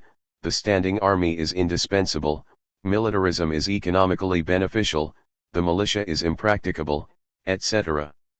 One is struck by the similarity between Schiphol's perspective on the question of militarism and his attitude to another important question of the political struggle, namely customs policy. Firstly, and most strikingly, we find in his treatment of both questions a refusal to recognize their connection with positions on the issue of democracy and reaction. If we are to believe Schiphol's lecture at the Stuttgart Party Conference, the claim that free trade is identical with progress and that protective tariffs are identical with reaction is wrong. Long and broad historical experience, he continues, proves that one may well be simultaneously a free trader, and a reactionary or, on the other hand, a supporter of protective tariffs and an ardent friend of democracy. We are now informed, in almost the same words, that there are militia enthusiasts who afflict our working life with endless disruptions and interruptions, and who themselves seek to transplant the non-commissioned officer's mentality into our boys and young lads right down to the lowest school grades, which is much worse than the present militarism. There are opponents of the militia who are mortal enemies of each and every extension of this kind of military intrusion and requisition. Die Neuzeit, 1898-9, 580-81. The fact that in these, as in all questions, the bourgeois politicians do not adopt a position based on principle, that they follow a policy of opportunism, leads the social democrat, Schiphol, to conclude that he too has the same right. He therefore necessarily fails to appreciate the inner reactionary core of protective tariffs and of militarism, and, conversely, the progressive significance of free trade and of the militia, that is, he too fails to adopt a position based on principle towards the two questions. In the second place, we find in his position on both issues an opposition to the individual evils involved in the policy of protective tariffs and of militarism, with a determined refusal to combat both phenomena as such in their entirety. In Schiphol's lecture in Stuttgart we were informed of the necessity of combating excessive individual protective tariffs, but at the same time we were warned not to commit ourselves, not to tie our hands, which meant not to oppose the protective tariff always and everywhere.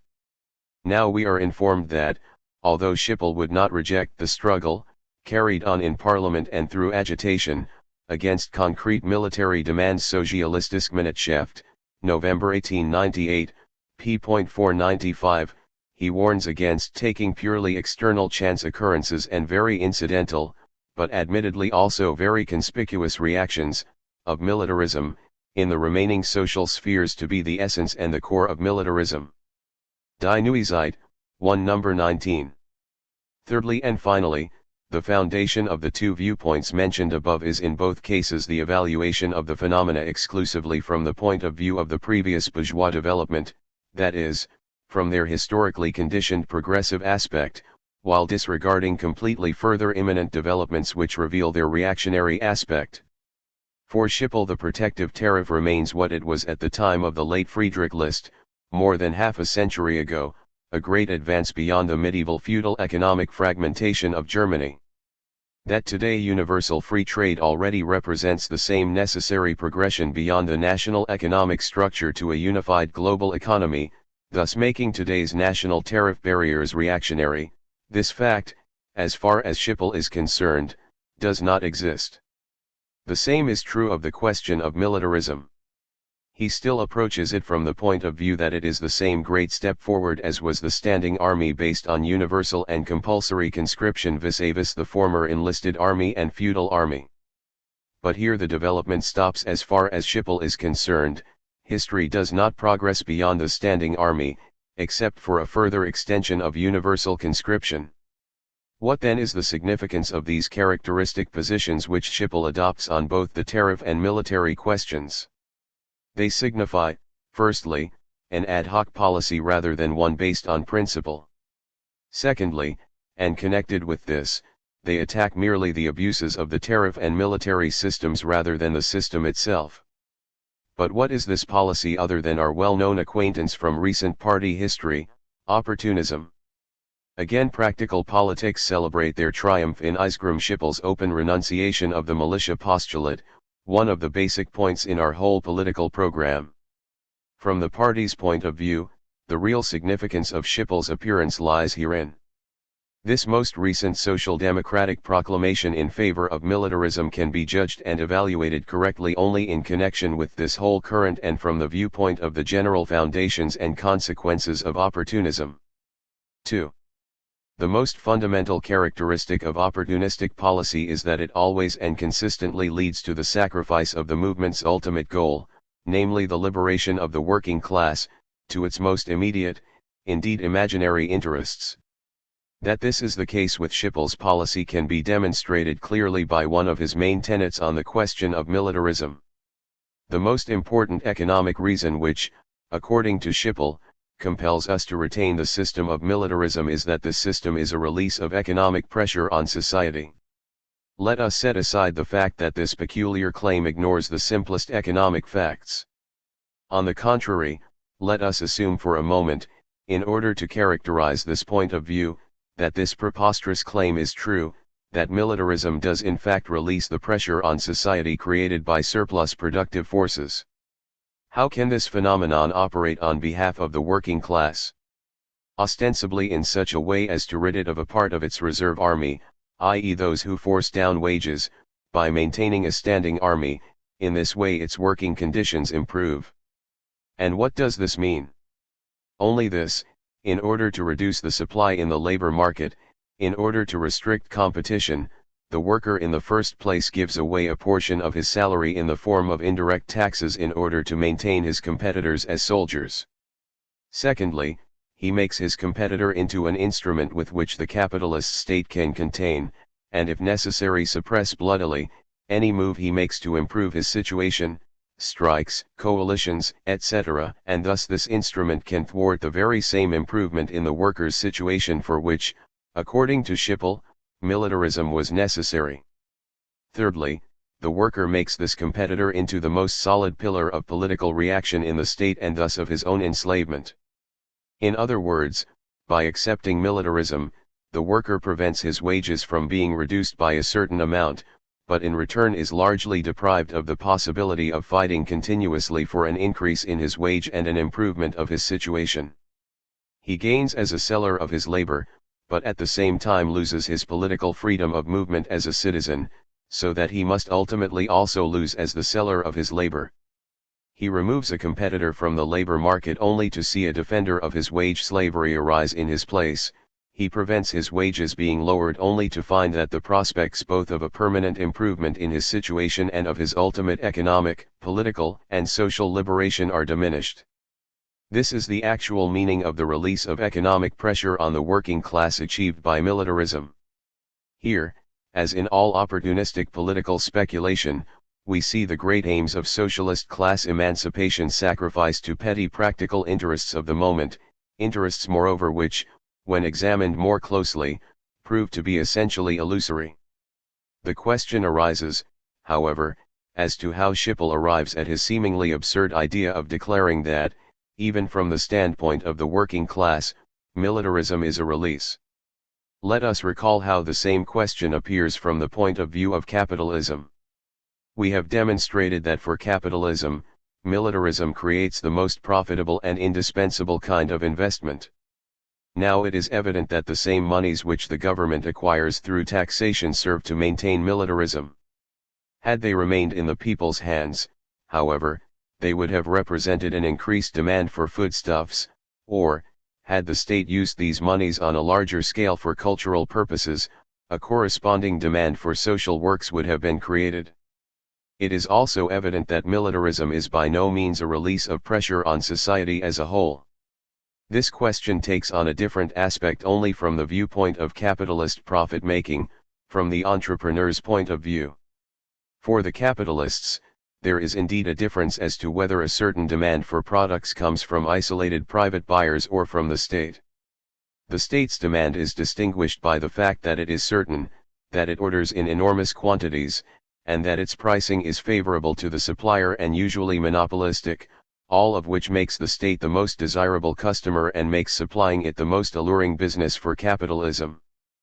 But what makes supplying the military in particular essentially more profitable than, for example, state expenditures on cultural ends, schools, roads, etc., is the incessant technical innovations of the military and the incessant increase in its expenditures.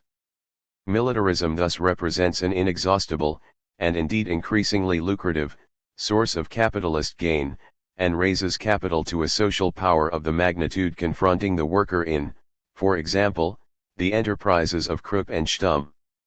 Militarism, which to society as a whole represents a completely absurd economic waste of enormous productive forces, and which for the working class means a lowering of its standard of living with the objective of enslaving it socially, is for the capitalist class economically the most alluring, irreplaceable kind of investment and politically and socially the best support for their class rule. Therefore, when Schiphol abruptly declares militarism to be a necessary release of economic pressure, not only does he apparently confuse society's interests with that of capitalism's interests, thus, as we said at the outset, adopting the bourgeois point of view, but he also bases his argument on the principle of a harmony of interests between capital and labor by assuming that every economic advantage to the entrepreneur is necessarily an advantage to the worker as well. Schiphol takes the same familiar perspective on the tariff question. Here, too, he has come out in favor of the protective tariff in principle, since, as he claims, he desires to protect the worker as producer against the ruinous competition of foreign industry. In this policy, just as in the military bill, he sees the worker's immediate economic interests and overlooks his other social interests which are connected with the general social progress towards free trade or towards the abolition of the standing army. And in both cases, he assumes uncritically that the interest of capital is also the immediate economic interest of labor, since he believes that all that is advantageous to the entrepreneur is also advantageous to the worker. To sacrifice the ultimate ends of the movement to practical and momentary success, and to evaluate our practical interests from the viewpoint of a harmony of interests between capital and labor, these two principles are indeed interconnected harmoniously, for they are the essence of all opportunistic politics. At first glance one might be surprised that an advocate of this policy finds it possible to invoke the authors of the Social Democratic program, and in all seriousness, since his authority in the military question is Baron von Stumm, to consider Friedrich Engels as his authority in the same question. Schiphol presumes to share Engels's insight into the historical necessity and the historical development of militarism. This, however, only proves once again that, just as before with badly digested Hegelian dialectics, now the badly digested Marxist interpretation of history leads to the most hopeless confusion in one's head. Once more it is demonstrated that both the dialectical method in general and the materialist philosophy of history in particular, however revolutionary they may be when understood correctly, produce dangerously reactionary consequences the moment they are comprehended wrongly. If one reads Schiphol's quotes from Engels, especially those from Anti-Düring, concerning the development of the military system to the point where it dissolves itself and becomes a people's army, it is at first glance unclear where the difference between Schiphol's and the party's usual interpretation of the question actually lies. We regard militarism in its very essence as a natural and inevitable product of social development, so does Schiphol. We believe that the further development of militarism leads to the people's army, so does Schiphol. Where then is the difference which can lead Schiphol to his reactionary opposition to our demand for a militia? The answer is very simple. Whereas we share Engels' view that the logic of the development of militarism into the militia must entail the dissolution of militarism, Schiphol believes that the people's army of the future will grow of its own accord, from within the present military system.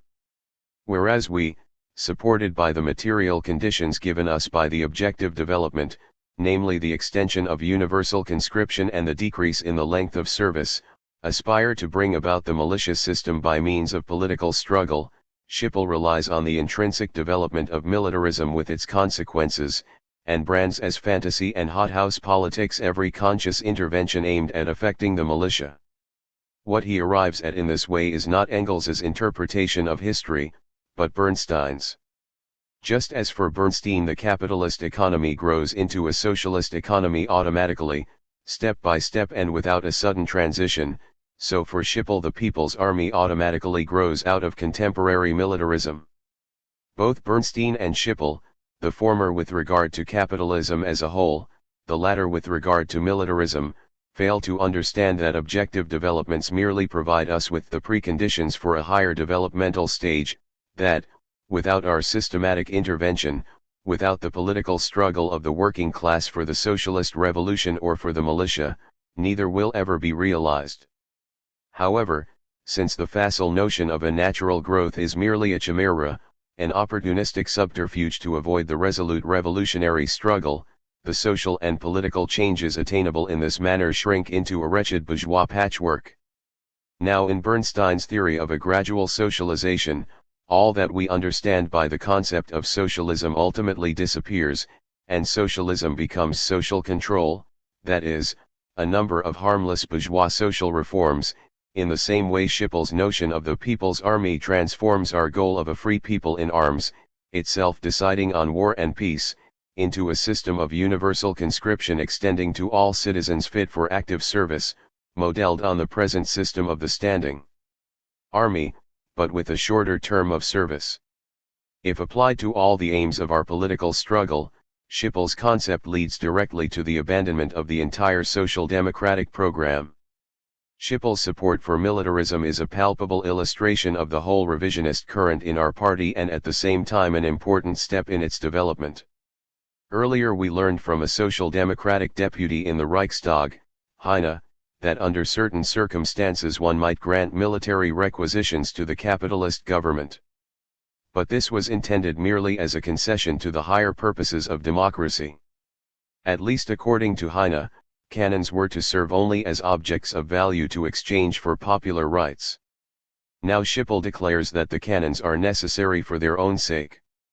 If in both cases the result is the same, namely support for militarism, at least in Heine's case it rests upon a false conception of the social democratic method of struggle, while in Schiphol's case it originates in his altering the object of struggle.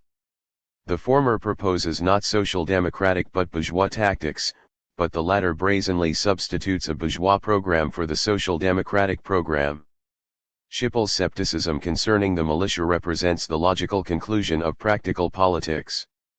They cannot become more reactionary, but can only extend into the other points in the program. Practical politics can then only cast aside the remaining social democratic garments with whose tatters they have draped themselves and stand revealed in their classical nakedness, as Pastor Naumann, National Social Party in Imperial Germany, advocate of Christian imperialism. 3. If social democracy were a club for discussing socio-political questions, it could consider the case of Schiphol as closed after a theoretical argument with him. Since it is a party of political struggle, however, it does not consider that demonstrating the theoretical errors involved in Schiphol's point of view solves the problem, but rather only raises it. Schiphol's publication on the militia is not only an expression of a certain idea, it is also a political act. Thus the party must answer it not only by refuting its views, but also through political action. And this action must correspond to the significance of Schiphol's remarks. During the course of the past year, the absolute validity of virtually all the postulates which until now have been considered as the cornerstones of social democracy has been shaken by attacks from our own ranks. Edward Bernstein declared that the ultimate goal of the proletarian movement meant nothing to him. Wolfgang Heine demonstrated with his proposals for compensation that the established social democratic tactics in fact mean nothing to him. Now Schiphol proves that he too is superior to the political program of the party. Virtually not a single principle of the proletarian struggle has been spared from being dissolved into nothing by a few deputies of the party. On the face of it, this is hardly a gratifying picture. However, one must differentiate among these very significant proclamations as regards the party's interest. Bernstein's critique of our theoretical assets is without doubt portentous. Practical opportunism, however, is incomparably more dangerous to the movement.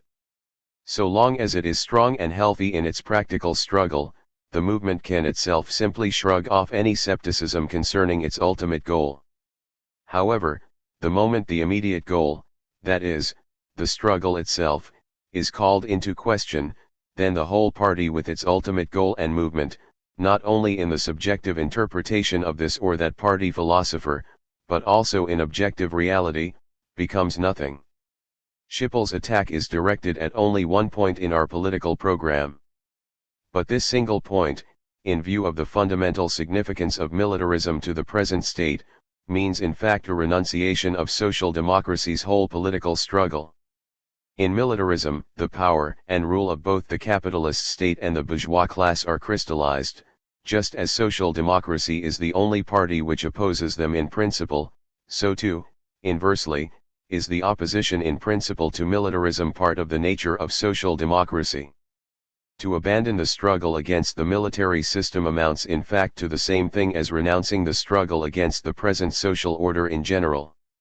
We stated at the conclusion of the previous section that it remained only for opportunism to extend Schipper's position on the military question to other points of the party program in order to abjure social democracy completely. We were thinking only of the subjective, conscious development of the supporters of this policy. Objectively, considered in terms of the facts, this development is consummated in Schipper's statement. One more aspect of the recent opportunist pronouncements, and especially of Schipper's contribution, is deserving of attention, at least in view of its symptomatic value. This is the playful ease, the imperturbable calmness, indeed even the serene grace with which principles are undermined, principles which must have entered the flesh and blood of every comrade who does not interpret the party's good in a wholly superficial manner, and which, when they are shaken in this way, should occasion at least a serious crisis of conscience on the part of every sincere social democrat. Apart from everything else, these are unmistakable signs that a nadir in the revolutionary level has been reached, that the revolutionary instinct has been blunted, phenomena which in themselves might be unintelligible and inessential, but which are without doubt essential to a party such as social democracy, which is forced to rely at present largely not on practical but on abstract successes, and which necessarily makes great demands on its members' individual intellectual level.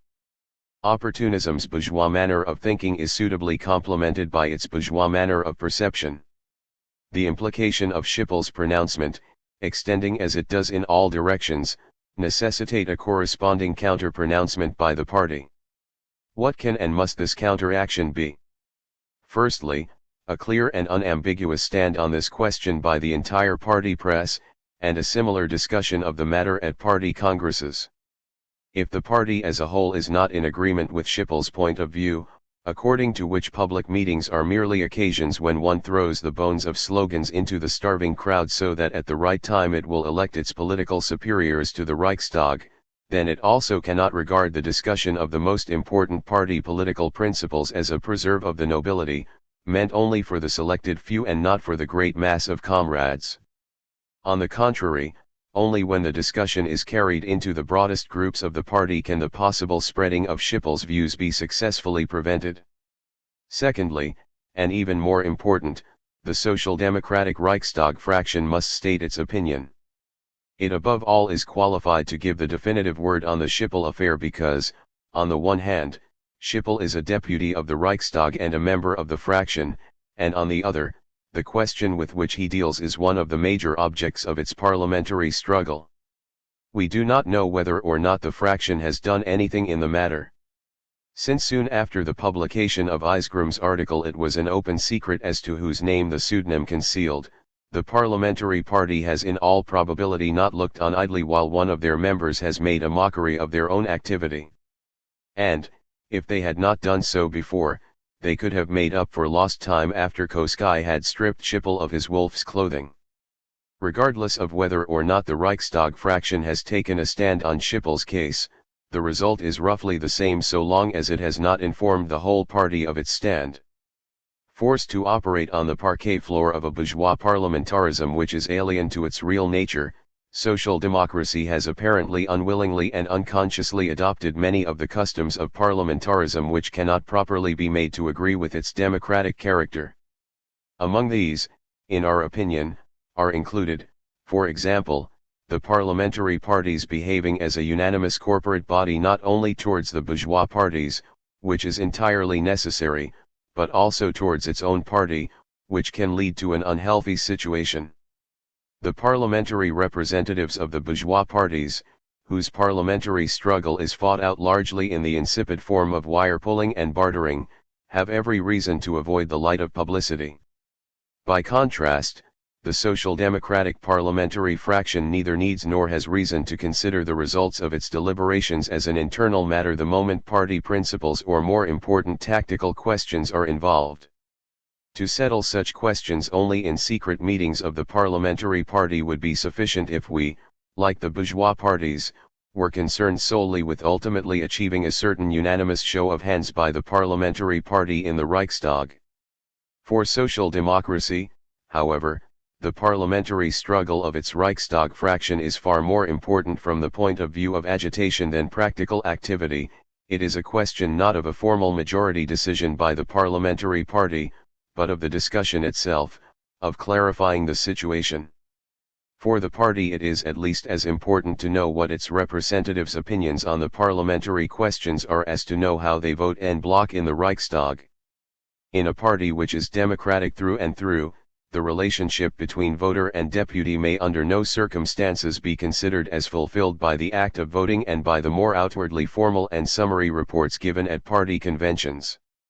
Rather, the parliamentary party must maintain as lively and continuous a contact as possible with the party masses, and this in particular will become the simple imperative of self-preservation, in view of the opportunistic currents which have recently come to light precisely among our party parliamentarians.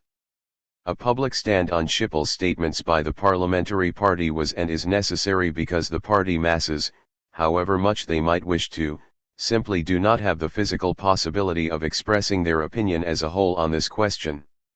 The parliamentary faction is an appointed political representative of the whole party and should have helped the party indirectly, by taking the lead, to articulate its necessary position. Thirdly and finally, the party as such must give direct expression to its views concerning the case of Schippel, and this it must do in the sole form at its disposal, at the next party congress. In the discussion in Stuttgart concerning Bernstein's articles, it was said that the party conference could not vote on theoretical questions. But now, in the case of Schippel, we have a purely practical question. It was said that Heine's compensation proposals were only inopportune castles in the air which the party need not take into consideration. Now in Schippel's case we have castles on the ground. Indeed, in Schippel's stand on the militia question, the policy of opportunism, as already stated, is taken to its logical conclusion, and has become ripe for decision. It seems to us that the party must undertake the urgent task of drawing the correct conclusions from this development and must take a clear and unambiguous stand on it. It has every reason for doing this. It is a question of a Reichstag deputy, a political representative of the party, who is, by virtue of his office, supposed to serve the party as a sword in its struggles and whose action should act as a dam against attacks by the bourgeois state. If, however, the dam can at any moment become transformed into papier-mâché and if the sword breaks in battle as though it were made of cardboard, may not the party for its part say to this policy, "Away with the pap. I have no need of it. No swords will I forge with paste." Rosa, Luxemburg. To the National Council of the French Workers' Party. Source: Le Socialiste, May 5–12, 1901. Translated, for Marxists.org by Mitch Abider. Dear comrades, May 1st is, above all, a review of the international forces of socialism, of their progress, of their forms. How different is the situation of the workers' battalions today from what it was 12 years ago at the time of the celebration of this day. But what about the internal crisis that we are going through more or less everywhere? What about the doubts, the skepticism, the deviations in our ranks? Well, these too are nothing but a symptom of our growth. In the last 10 years, on the heels of the definitive collapse of bourgeois democracy, new layers of society have little by little passed over to us in their entirety, mainly among the petty bourgeoisie and its ideologues, the intellectuals. But these elements, which were pushed to us by the social, political, and intellectual poverty of current conditions, bring with them a way of thinking that is totally foreign to us, a different conception of the goal and the methods of struggle of socialism. In the first place, they must be raised up by education to the class point of view of the proletariat. They must be subordinated, assimilated to proletarian socialism.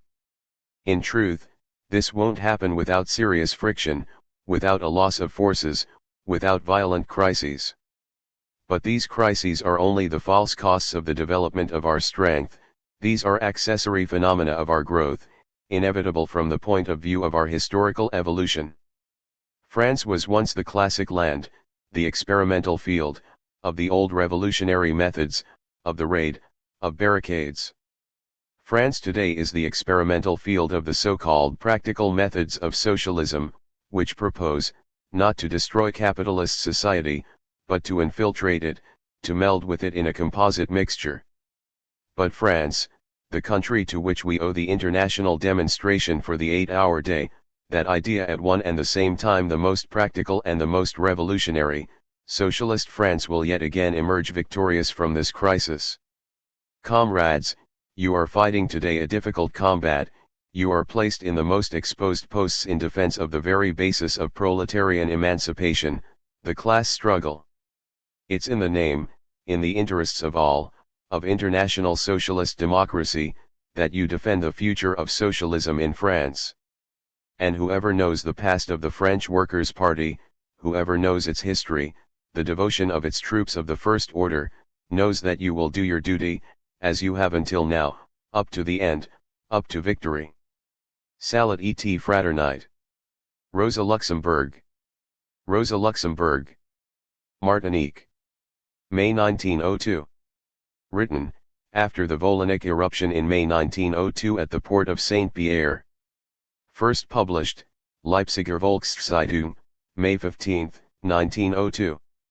Mountains of smoking ruins, heaps of mangled corpses, a steaming, smoking sea of fire wherever you turn, mud and ashes, that is all that remains of the flourishing little city which perched on the rocky slope of the volcano like a fluttering swallow.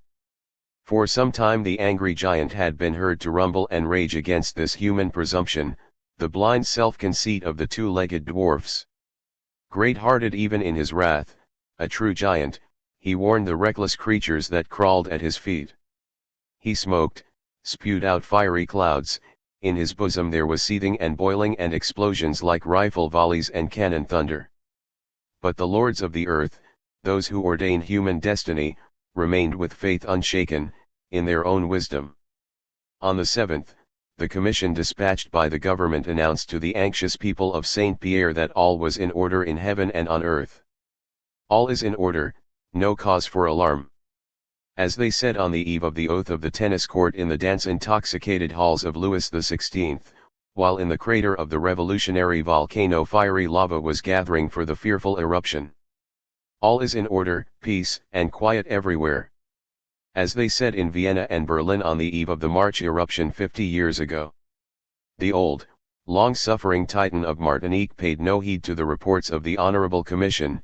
After the people had been reassured by the governor on the 7th, he erupted in the early hours of the 8th and buried in a few minutes the governor, the commission, the people, houses, streets, and ships under the fiery exhalation of his indignant heart. The work was radically thorough. 40,000 human lives mowed down, a handful of trembling refugees rescued, the old giant can rumble and bubble in peace, he has shown his might, he has fearfully avenged the slight to his primordial power. And now in the ruins of the annihilated city on Martinique a new guest arrives, unknown, never seen before, the human being. Not lords and bondsmen, not blacks and whites, not rich and poor, not plantation owners and wage slaves, human beings have appeared on the tiny shattered island, human beings who feel only the pain and see only the disaster, who only want to help and succor. Old Mt. Pelee has worked a miracle. Forgotten are the days of Fashoda, forgotten the conflict over Cuba, forgotten La Revanche, the French and the English, the Tsar and the Senate of Washington, Germany and Holland donate money, send telegrams, extend a helping hand. A brotherhood of peoples against nature's burning hatred, a resurrection of humanism on the ruins of human culture. The price of recalling their humanity was high, but thundering Mt. Pelee had a voice to catch their ear. France weeps over the tiny island's 40,000 corpses, and the whole world hastens to dry the tears of the Mother Republic. But how was it then, centuries ago, when France spilled blood in torrents for the Lesser and Greater Antilles? In the sea off the east coast of Africa lies a volcanic island, Madagascar. 15 years ago one there we saw the disconsolate republic who weeps for her lost children today, how she bowed the obstinate native people to her yoke with chains and the sword. No volcano opened its crater there, the mouths of French cannons spewed out death and annihilation, French artillery fire swept thousands of flowering human lives from the face of the earth until a free people lay prostrate on the ground, until the brown queen of the savages was dragged off as a trophy to the city of light. On the Asiatic coast, washed by the waves of the ocean, lie the smiling Philippines. 6 years ago we saw the benevolent Yankees, we saw the Washington Senate at work there. Not fire-spewing mountains, there, American rifles mowed down human lives in heaps, the sugar cartel Senate which today sends golden dollars to Martinique, thousands upon thousands, to coax life back from the ruins, sent cannon upon cannon, warship upon warship, golden dollars millions upon millions to Cuba, to sow death and devastation.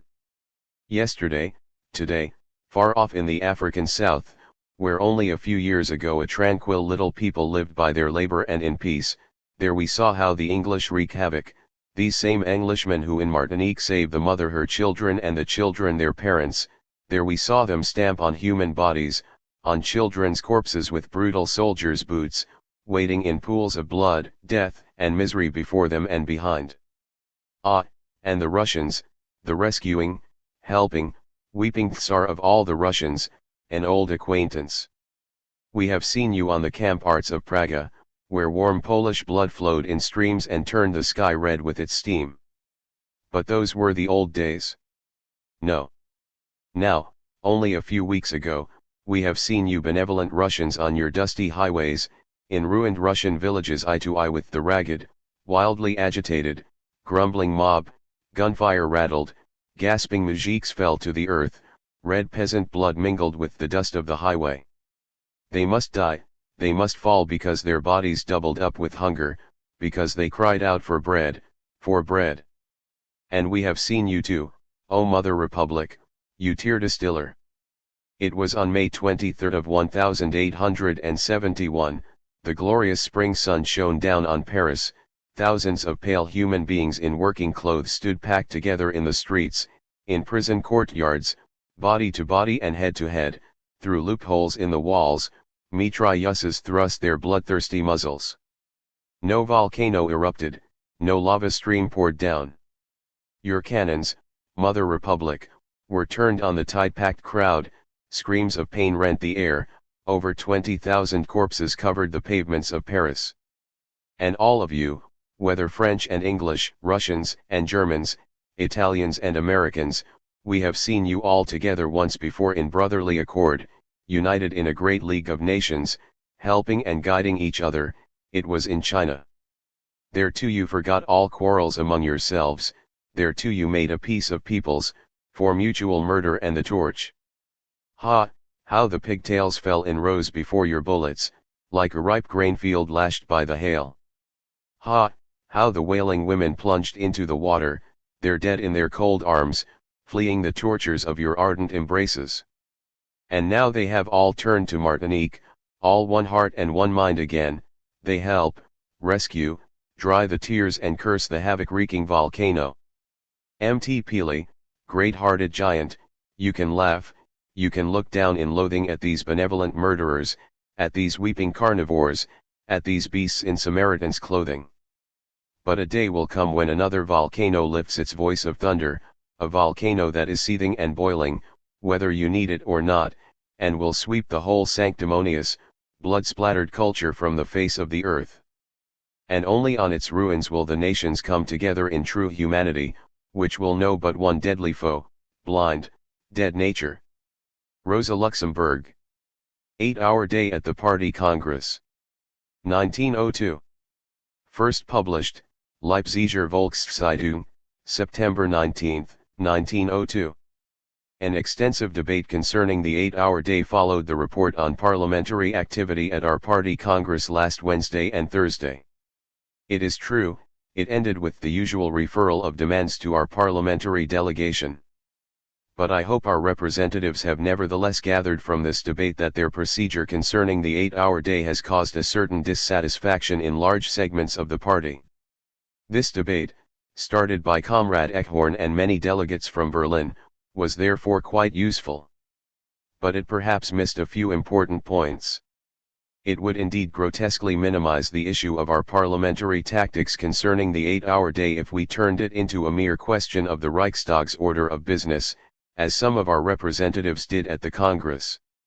Even admitting that the ordinary mortal comrade may lack the correct understanding of this mysterious and complicated matter called the Reichstag order of business, nevertheless, the order of business can only decide when and in what form we present the demand for an 8-hour day to the Reichstag. In our view, however, the heart of the matter is that our representatives are not asking for the 8-hour day at all, but so far only for the 10-hour day. Comrade Rosnov's report on parliamentary activity as well as Comrade Edmund Fischer's remarks made it clear that our delegation considers it a mere formality and narrow pedantry to distinguish between demanding an 8-hour bill or a 10-hour bill with the prospect of a later 8-hour bill. But in fact this is not a matter of form, but of essential tactics. It is clear that you must not demand a 10-hour day if you want the 8-hour day. Do the contrary and you'll do well. If there is any possibility of getting legislation to limit working time to 10 hours, it is only by constantly pressing for an 8-hour day. All our experiences point this up. Only by demanding from bourgeois society all that it is capable of granting have we succeeded here and there in obtaining a small part. It is a very new principle of so-called practical politics in our party to hope, on the contrary, to get great effects through modest and moderate demands. Therefore we consider Bebel's argument, cited by Edmund Fischer, as completely wrong. Bebel suggests, we will demand the 10-hour day in order to force the bourgeois parties to prose they meant their often repeated promises of this reform. No matter how popular and appealing this tactical turn may seem, it altogether misses the mark. Nobody can possibly believe that our two extreme demands made it impossible for the bourgeois parties to show their goodwill. On the contrary, everyone knows very well that the bourgeois majority of the Reichstag could be absolutely certain of our support if ever they wanted to put through a bill for just the 10-hour day. No, it is exactly by demanding the 8-hour bill that we can force the bourgeoisie to show its goodwill at least with a more modest reform. Here as in other cases, it is only our pressure, our pushing the bourgeois reforms to extremes, which squeezes a quarter ounce of goodwill out of the bourgeoisie. It is obviously bad logic to count on bringing its so-called goodwill out by taking the pressure off. It is true that our faction has by no means formally given up its demand for the 8-hour day, but it also has kept it only formally. The Social Democratic Party has been the only party consistently to stick to the unamended 8-hour bill. If even our party now postpones this bill in favor of a different, more easily achievable bill, we thereby admit its present impossibility. In that case, it is evident that bourgeois society will no longer consider this reform at all. Put off until some time in the future, put after the more easily realized demand for the 10-hour bill, the 8-hour day will in fact be removed from practical politics for us. We must not deceive ourselves about this. However, the legal 8-hour day is one of the demands on our minimal program. i.e., it is the very least minimum of social reform which we, as representatives of the workers' interests, must demand and expect from the present state. The fragmentation of even these minimal demands into still smaller morsels goes against all our tactics. We must make our minimum demands in unamended form.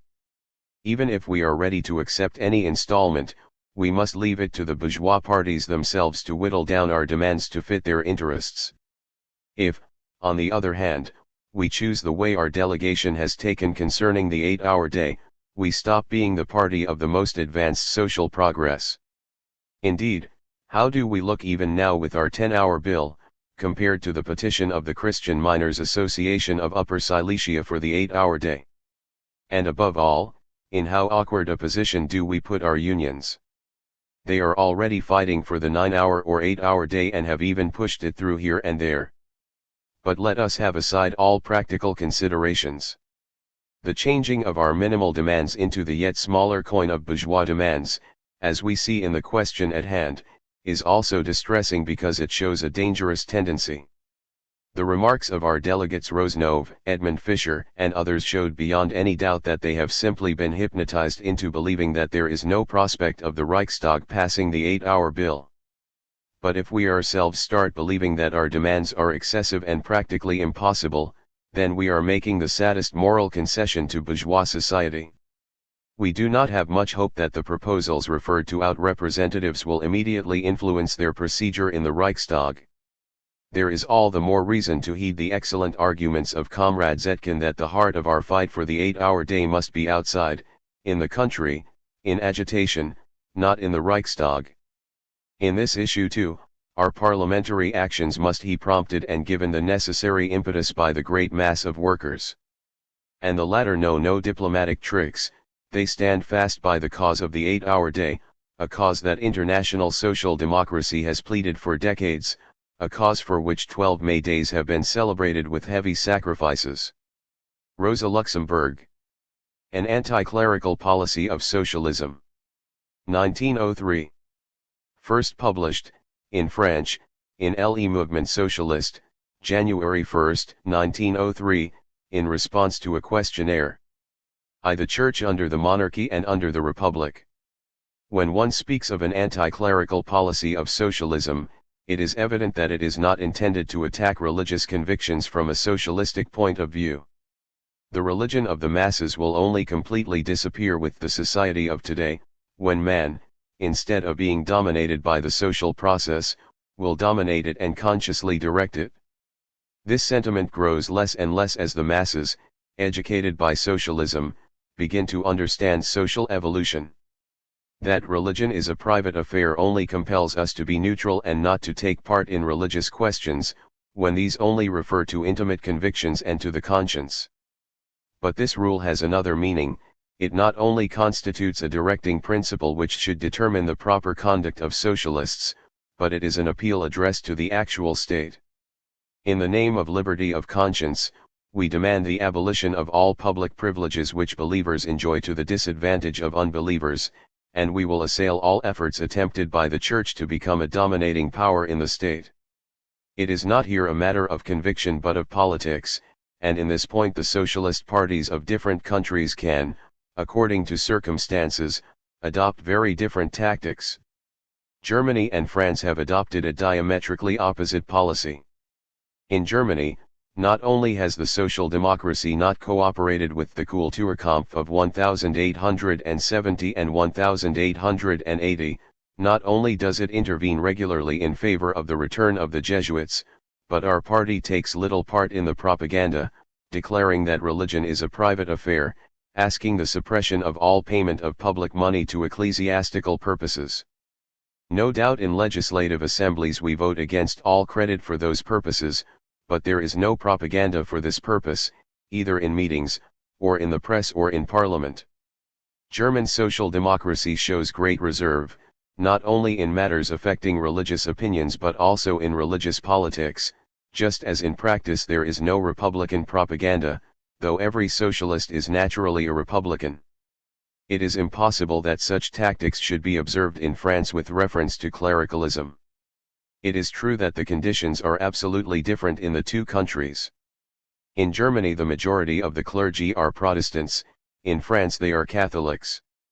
No doubt there are Catholics in Germany, but they are not in the majority, and 10 years ago they were persecuted. The Bismarckian Kulturkampf naturally gave rise to a sort of alliance between socialists and Catholics, who were attacked at the same time and for the same reactionary reason by means of laws of persecution. But now it is the contrary, and the Ultramontanes are in power, but they have succeeded in doing this as a political party, and not as a church.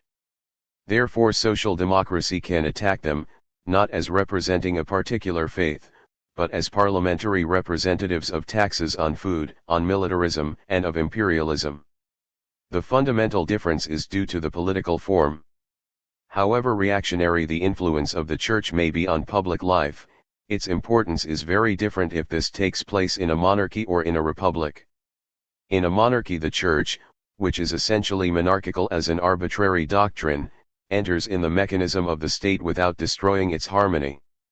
In that sense it is not an independent political power.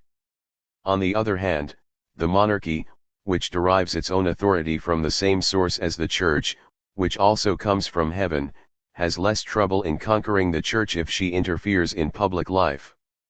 And, whatever be the docility and the obsequiousness of the Protestant clergy, it is characteristic that the German emperor had to proclaim a few years ago, on an unimportant occasion, that he would not allow the clergy to take part in politics.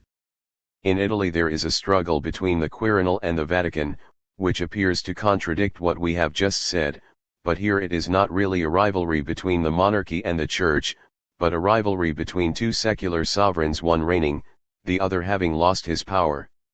Russia affords us another striking example of how the Church, though the form may be different, yet gives help to the public authority of a monarchy. For these same reasons the Church, considered as an organ of public opinion, appears at first sight to be an element of dissolution in Republican France, an opponent by instinct of the fundamental principles of the Republic, appointment by election of all the powers of the state and sovereignty of the people. The Church opposed to the middle class one principles of a purely secular power, driven by her own spirit, and by personal relations which connect her with the aristocracy, and give her a feudal character, a survival of the monarchical past. She tended naturally as an organ of the state to claim for herself political independence, and posed as an adversary of the Republic. The struggle against clericalism is like a red thread, which is always seen in the course of the history of the middle-class republic in France. While the Church seizes the schools step by step, to use them as an arm against the Republic, the latter becomes exhausted in vain efforts to overcome the opposition, and to recover from the periodical crises which overwhelm it. In France the part played by the Church, and the part played by the army, offer a great number of points of resemblance. We wrote the following more than a year ago in the Neue Zeit, about the Dreyfus affair and the socialistic crisis. The Third Republic has developed to a point in which it offers us the most perfect type of a middle-class government, but, at the same time, it has developed contradictions of its own. One of these fundamental contradictions is due to the existence of a republic founded on the authority of a middle-class parliament and of a numerous standing army which are needed to carry out a colonial and imperialist policy. While in a strong monarchy the army, with its caste-like spirit, is simply a docile instrument in the hands of the executive, in a republic it tends to become an independent power, only joined by fragile bonds to the other parts of the state which, in a parliamentary republic, is ruled by civilians who constantly change and whose supreme chief may be and is a former tanner or an eloquent lawyer. The social evolution of France, which the policy of interests followed by the middle class has driven to such a point that this class is split into isolated groups, which without the slightest feeling of responsibility have made of the government and of parliament the plaything of their particular interests, and this evolution on the other hand has made the army independent. Instead of being an instrument in the hands of the public authorities, it has become a group with its own interests, and is ready to defend its privileges without thinking of the Republic, in spite of the Republic, and even against the Republic. The antagonism between the parliamentary republic and the standing army can only be solved by the return of the army to the civil society, and by the organization of civil society as an army. The army must no longer have for its object colonial conquests and must only think of the defense of the nation. In one word, the standing army must be replaced by a militia. As long as this is not done, the internal contradiction will manifest itself by periodical crises, by struggles between the Republic and its own army, struggles in which are shown the independence of that institution, its corruption, and its want of discipline. The Wilson affair, the Panama and the Southern Railways scandals, had their counterpart in the Dreyfus affair. The analogy of the situation occupied by the army and by the church towards the republic has brought about a closer union between these two powers and has given a monarchical coloring to all the later political crises which have occurred in France. Every time these two organs of the republic have been united in their revolt. And just as the contradiction between the army and the republic can only be solved by the transformation of the standing army into a militia, the contradiction between the Catholic Church and the Republic can only disappear when the Church shall have ceased to be a public institution and shall have become a private institution, that is to say, when the Church shall have been separated from the state, when the clergy shall have been driven from the schools and from the army, and when the property of the religious orders shall have been confiscated. The social democracy does not ask the partial confiscation of capitalist property by the middle-class state, but that is not because it is in principle an opponent of these confiscations. In cases where we ask for the socialization of an industry, of that of the railways for example, we should not object if this measure took place simply by confiscation. If this be not one of our desiderata, if we do not ask only in certain cases that the state should take over an industry, it is because this working of an industry by the state would not alter the capitalist character of property and, indeed, in some cases it increases the power of a reactionary state. Even when this fear is not justified, as in Switzerland, such a demand addressed to a middle-class government is really utopian. But social democracy is only more justified in demanding that the middle-class state should put an end to medieval forms of property. The dead hand is certainly one of these. For all functions which used to be filled by it, as care of the poor, the sick, the school, all these functions belong at present to the modern state.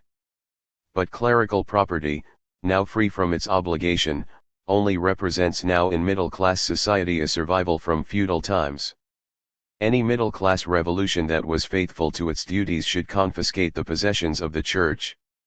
The socialists, in advocating this measure in France, demanded at the same time a secular education, and are compelling the middle-class republicans to carry out their principles. If the French comrades wished to carry on in their country the German tactics which relate to other circumstances, and to abstain from taking part in the political struggle engaged in for the last 30 years between the Republic and the Church, if they said that all these quarrels did not interest them, they would condemn themselves and would have no influence in practical politics. 2. Socialist and middle-class anti-clericalism. The socialists have to fight against the Church, which is an anti-republican and reactionary power, not to agree with middle-class anti-clericalism, but to get rid of it. The incessant guerrilla warfare waged for the last 10 years against the priests is for French middle-class republicans one of the best ways of turning away the attention of the working class from social questions, and of weakening the class struggle. Anti-clericalism is also the only cause of the existence of the Radical Party. The evolution over the last 30 years and the rise of socialism have made that party's program useless. For the middle-class parties, the struggle against the state is not really a means but an end in itself. It is carried on in such a way that it will never attain the object. It is thought that it will go on forever and thus become a permanent institution. What we have just said shows that socialists must not be satisfied in following the middle-class anti-clericals. They are their adversaries and they must be unmasked by the war against the Church. What distinguishes the anti-clerical aim of socialism from that of the middle class, is not only the extent and the greater decision of its program, but also the starting point, which is quite different. The designedly hopeless campaign that middle-class Republicans are engaged in for the last 30 years against the Church takes a particular character.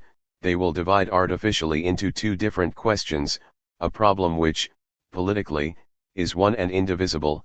They will say that the secular clergy and the regular clergy are different, and they try to ignore the religious orders, though this is difficult, while they will not see that the real question is the separation of church and state. Instead of cutting the Gordian knot at one blow, by suppressing the budget of public worship and all the administrative functions entrusted to the clergy and by confiscating the wealth of the religious orders, they only attack the non-authorized orders. Instead of separating the Church from the state, they try, on the contrary, to connect the religious orders with the state. Whilst they appear to take the schools away from the religious orders, No real blow is struck against the Church because it is still recognized as a state institution. The attitude of the Waldeck-Rousseau ministry is typical on this question. So it is quite false to say that these pitiable, anti-clerical measures of radical ministries and of the parliamentary majority are the beginning of wider reforms, and that they are a partial solution to the problem. On the contrary, this barren struggle against the orders only turns aside the attack from the most vulnerable point, and protects the principal position of the clericals. Therefore, the Church keeps up carefully the belief in the favorite fiction of middle-class Republicans, namely, that there is some opposition between the seculars and the regulars. The Church shows this by apparent hostilities. Middle-class anti-clericalism, therefore, really consolidates the power of the Church, just as middle-class anti-militarism, as it was shown in the Dreyfus affair, only touched phenomena which are inherent in militarism. It only purified the corruption of the general staff and really strengthened the army. The first duty of socialism is evidently to unmask that policy at all times. To do this, it need only assert its complete religious policy and contrast it with the emasculated program of the middle-class Republicans. But if the socialists had seriously to take part, without criticizing, in the wretched pretenses of fighting which the parliamentary radicals wage, if they did not say at all times, that these middle-class priest-eaters too are above all, the enemies of the proletariat, then the aim of Republican anti-clericalism would be attained, and the class struggle would become corrupt. Not only would the struggle against clerical reaction be hopeless, but the danger which, both for republicanism and for socialism, results from the joint action of middle-class men and workers would undoubtedly be greater than the inconveniences which are to be feared from the reactionary attacks of the Church. So, in my opinion, the following is the policy which should be followed by socialism in France. It should neither adopt the tactics of German social democracy, nor that of French radicals. It must attack and conquer, not only the reactionary forces of the anti-republican Church, but also the hypocrisy of the middle-class anti-clericalism. Rosa Luxemburg, of the Leipziger Volkszeitung. Rosa Luxemburg.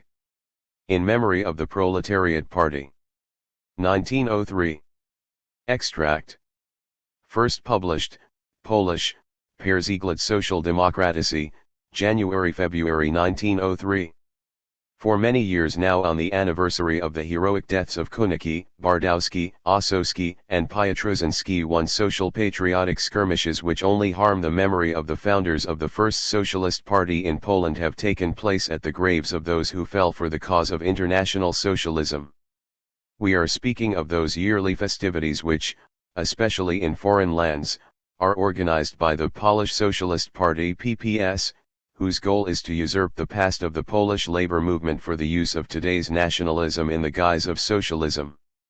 We mean the obtrusive homages of that political movement for whose program and political ethic the lives and actions of the fallen were only damnable.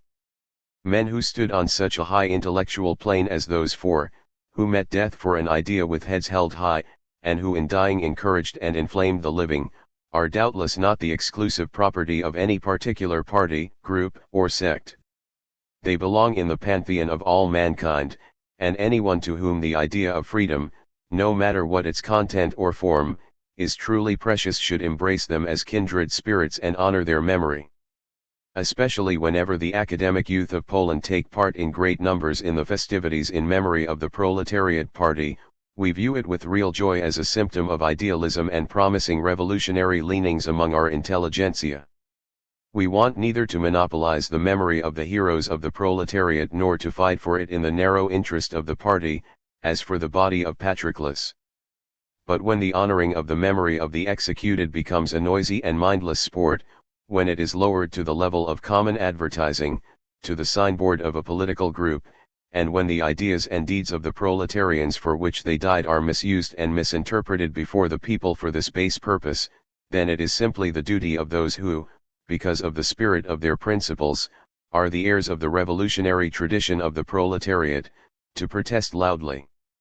We are no friends of those regular annual festivals in honor of revolutionary traditions which become both commonplace, because of their mechanical regularity, and like everything that is traditional rather banal.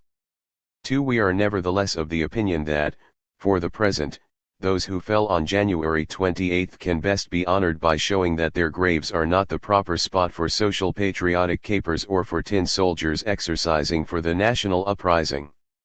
It is also unfortunate that the traditions of the socialist movement in our land are so little known to the contemporary generation of Polish revolutionaries. In our opinion, it is time to revive the memories of our past struggle, a struggle which today can be a rich source of moral reinforcement and political instruction. Above all, it is time that the intellectual character of the first influential and organizationally strong socialist party in Poland, the proletariat, be studied and that it be described in its own words and deeds in the light of historical truth. He who would correctly evaluate and understand the political ideas of the proletariat party, must start from the assumption that this party was not united in its program, that its program and direction were influenced by two distinct elements, by the West and by Russia, by the Marxist theory and by the practice of the Narodnaya Volia. The social conditions of Congress Poland in the 1880s were a suitable base for a labor movement in the European sense of the term.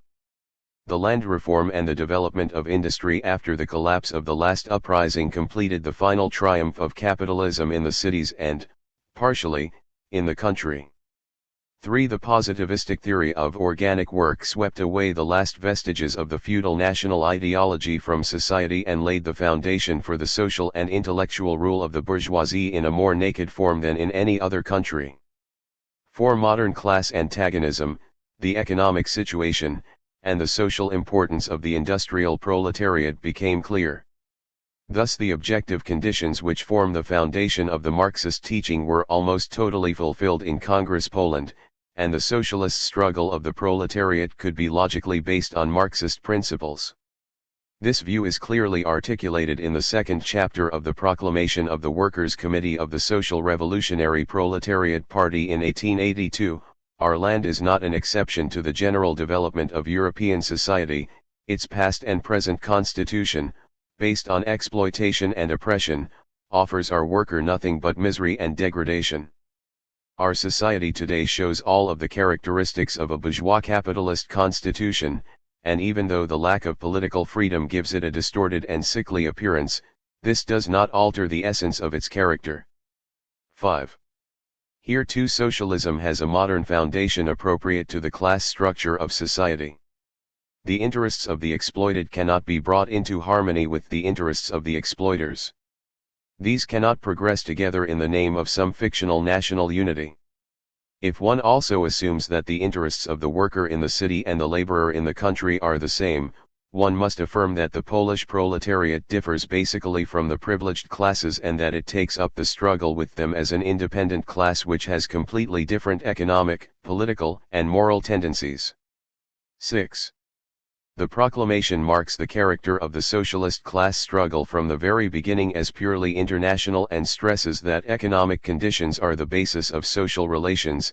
All other phenomena are subordinate to these conditions. 7. Thus the proclamation formally recognizes historical materialism as the foundation for its Weltanschauung. In all decisive points the views of the proletariat simply transplanted the ideas of Marx and Engels' Communist Manifesto to Polish soil. This general criticism of capitalism, however, does not fix the form of direct action of the party, nor does it determine its political program or tactics. There is a huge gap between 1. The recognition of the general principles of scientific socialism and their consequences for the activity and duties of the party, and 2. The theory of the manifesto, and the direct program and practice of social democracy. The political views of the proletariat party were to be influenced to a great extent by the Russian Narodnaya Volia. The entire form of this latter organization was stamped by completely different social conditions from those influencing the Polish group. It grew in the soil of a weakly developed capitalistic society in which social existence was still largely controlled by agriculture and the remnants of the ancient Russian system of communal property.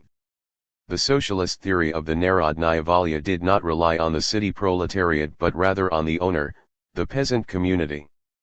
It did not strive for the realization and overcoming of capitalism, it sought only to hinder capitalist development. It did not search for success in the class struggle but rather in the efforts of a courageous minority to seize control of the state. If we consider subjective idealism 8 to be the basis of the historical views of the Narodnaya Volya, we see that its theory differs in all essential characteristics from the principles of the proletariat party. To be sure, the Narodnaya Volya was not a perfectly unitary structure. Western influences and the beginnings of Marxist theory can be noted in several areas. Yet the political program of this party is not easily fixed. Only after serious thought and a thorough analysis of the periodic publications of this party can one arrive at a clear answer to the question of how the political action of the Narodnaya Volya may really be understood. Did it aim at the overthrow of personal rule and the calling in of the Zemsky Sobor in order immediately to enact transitional measures of a socialist nature so as to strengthen the system of communal property which would serve as a future basis for the socialist society? Or did it want first to establish the usual constitutional rights? In its own time, as we shall see, there were those who interpreted the goals of the Narodnaya Volya in the latter manner. However, if one is willing to take a fitting label from the history of Western European socialism, then the term Blanquist would undoubtedly be the best description of the political strategy of the Narodnaya Volya. Blanquism is a strategy which is determined, on the one hand, to win the trust of the mass of the people, and on the other hand, to seize power by means of a conspiratorial party which then institutes only those parts of the socialist program which are possible. This judgment of the Narodnaya Volya is precisely that of the Russian Social Democrats 9, whose programmatic publications contain a wide and exhaustive critique of the historical Weltanschauung, and the economic theories of that party as well as of its political methods. Considering their contrasting perspectives, the influence of the Narodnaya Volya on the proletariat at first seems incomprehensible, and the uniting of such different elements appears as a near insoluble problem. While in its basic views the proletariat party was founded on common European international bases, the Narodnaya Volya was a purely homemade Russian structure.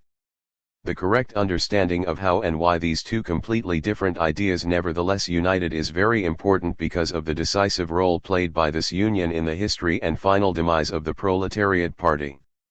2. There were three phases in the intellectual development of the founders of the proletariat party. The second of these, which had the most influence on the program of the party, is closely tied to the activities of the brightest mind and most influential leader of Polish socialism at the time, Ludwik Wierzyński. The first phase lasted until about 1880.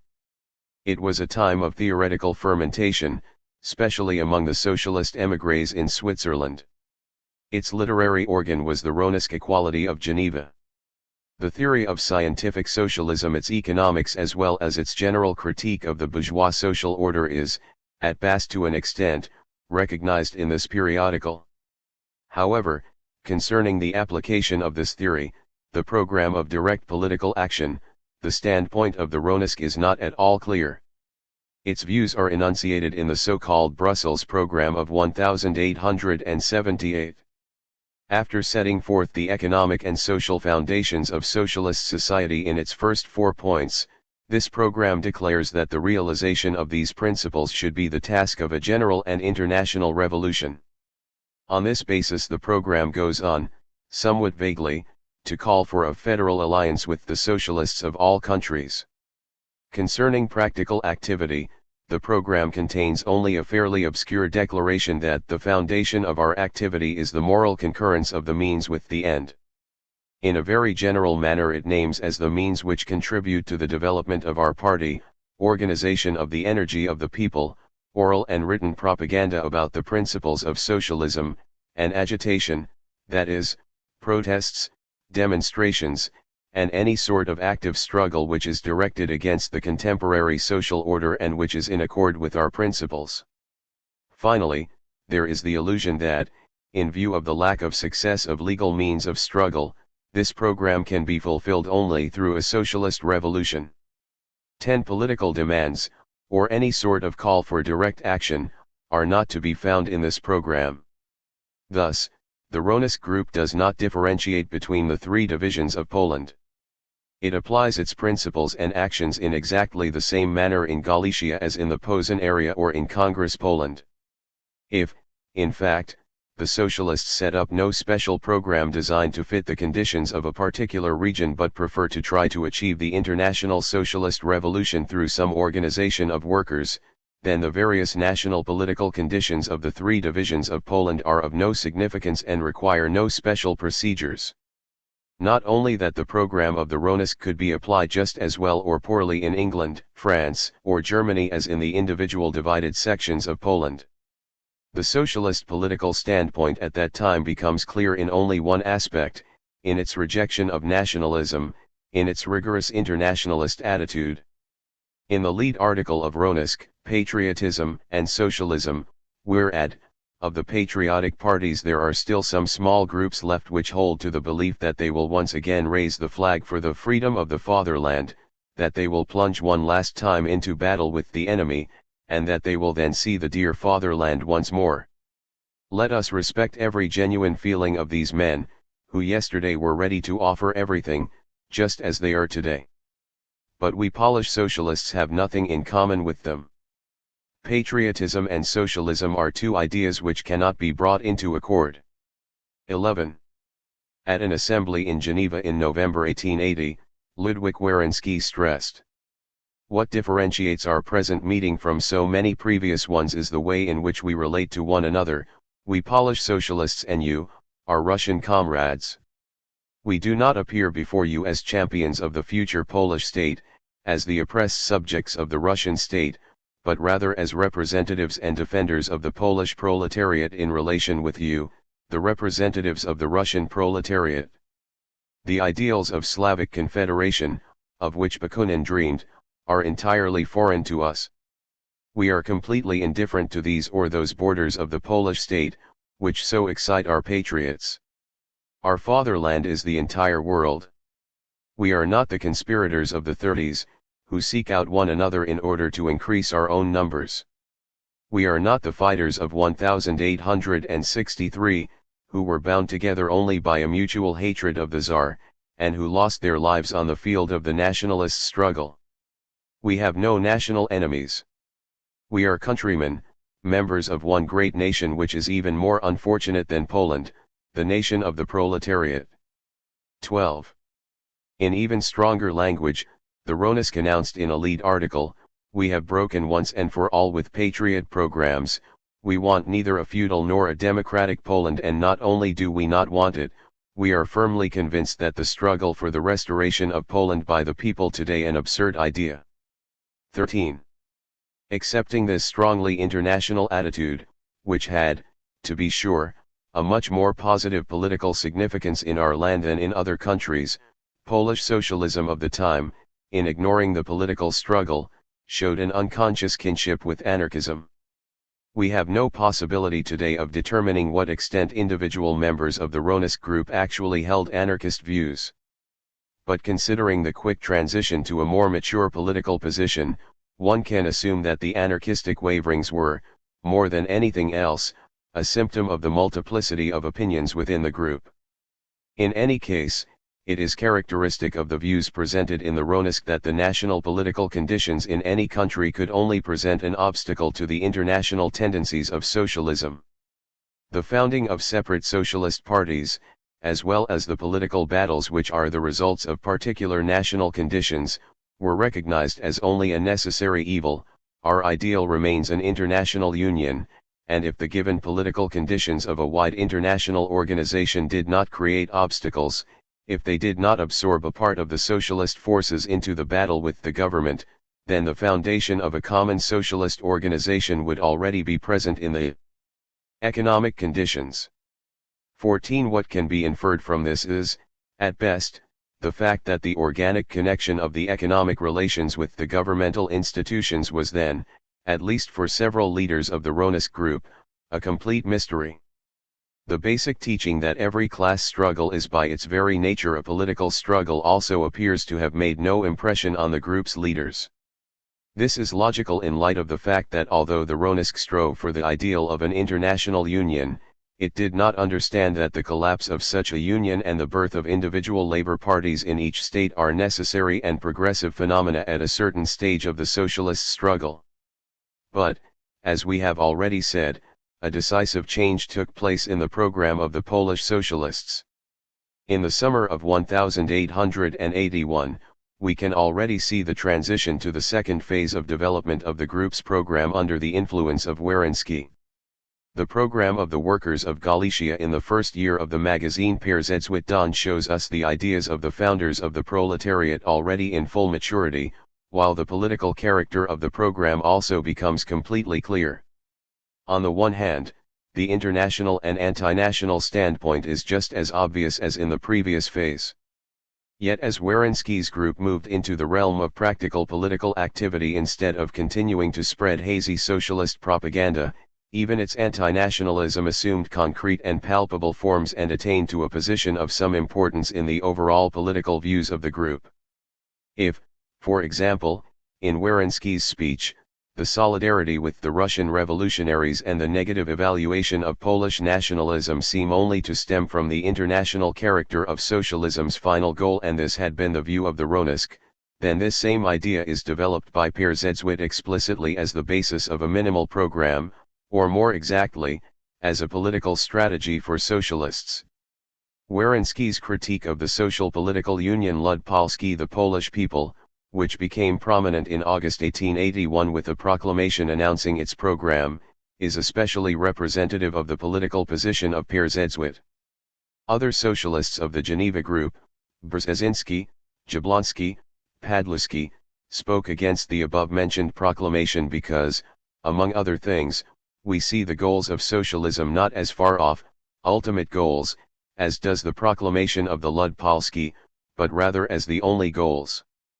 Thus, while other socialists of the group were still completely unaware of the relationships between the final goals and the direct political program, Werenski writes with amazing clarity. In the program of the Lud Polski, that which I have just discussed is not accidental, it is not simply an inaccuracy but an essential part of this program. In contrast to all other socialist party programs and in opposition to the theories of modern socialism, it places the problem of political national liberation on a level with the common human task of socio-economic liberation. Such a coexistence of general with specific problems as is contained in this proclamation is only possible in a single program when the specific problem is treated as a minimal, short-term demand. Otherwise, it is completely unintelligible how such individual problems as alleviating political oppression in the various regions of Poland can be equated with social and economic liberation.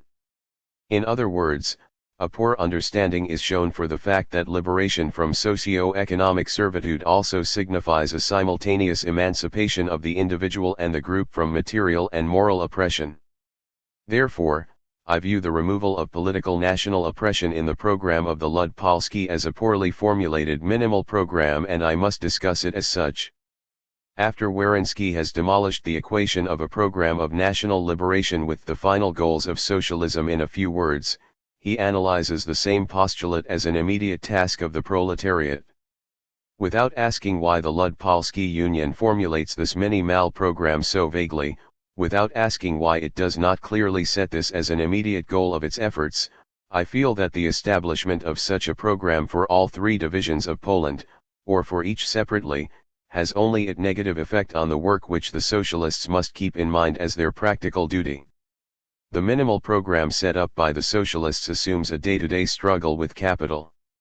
Their goal is not a national rebirth but the widening of the political rights of the proletariat in order to enhance the possibility of building mass organizations for the struggle with the bourgeoisie as a political and social class. The program of the Labour Party of Galicia was composed of similar stuff, although it was written not only for the Polish people but also for the various proletarian groups of those nations which had united themselves into one party in Galicia. This fact should serve as an answer to those who want to talk of the special conditions of development in our society. We also advise our socialist champions to think a bit more about this fact. It is easy to see that in Posen the socialist movement will go the same way as in Galicia. There, too, the Polish and German workers will unite to form a strong organization which is not only conditioned by eternal relations, but in its content and its essence is founded on the principles of international solidarity. We do not doubt that in Congress Poland, too, men who well understand the obligations of socialism and who are truly devoted to the cause of socialism will contribute to the development of the socialist movement in the same direction there.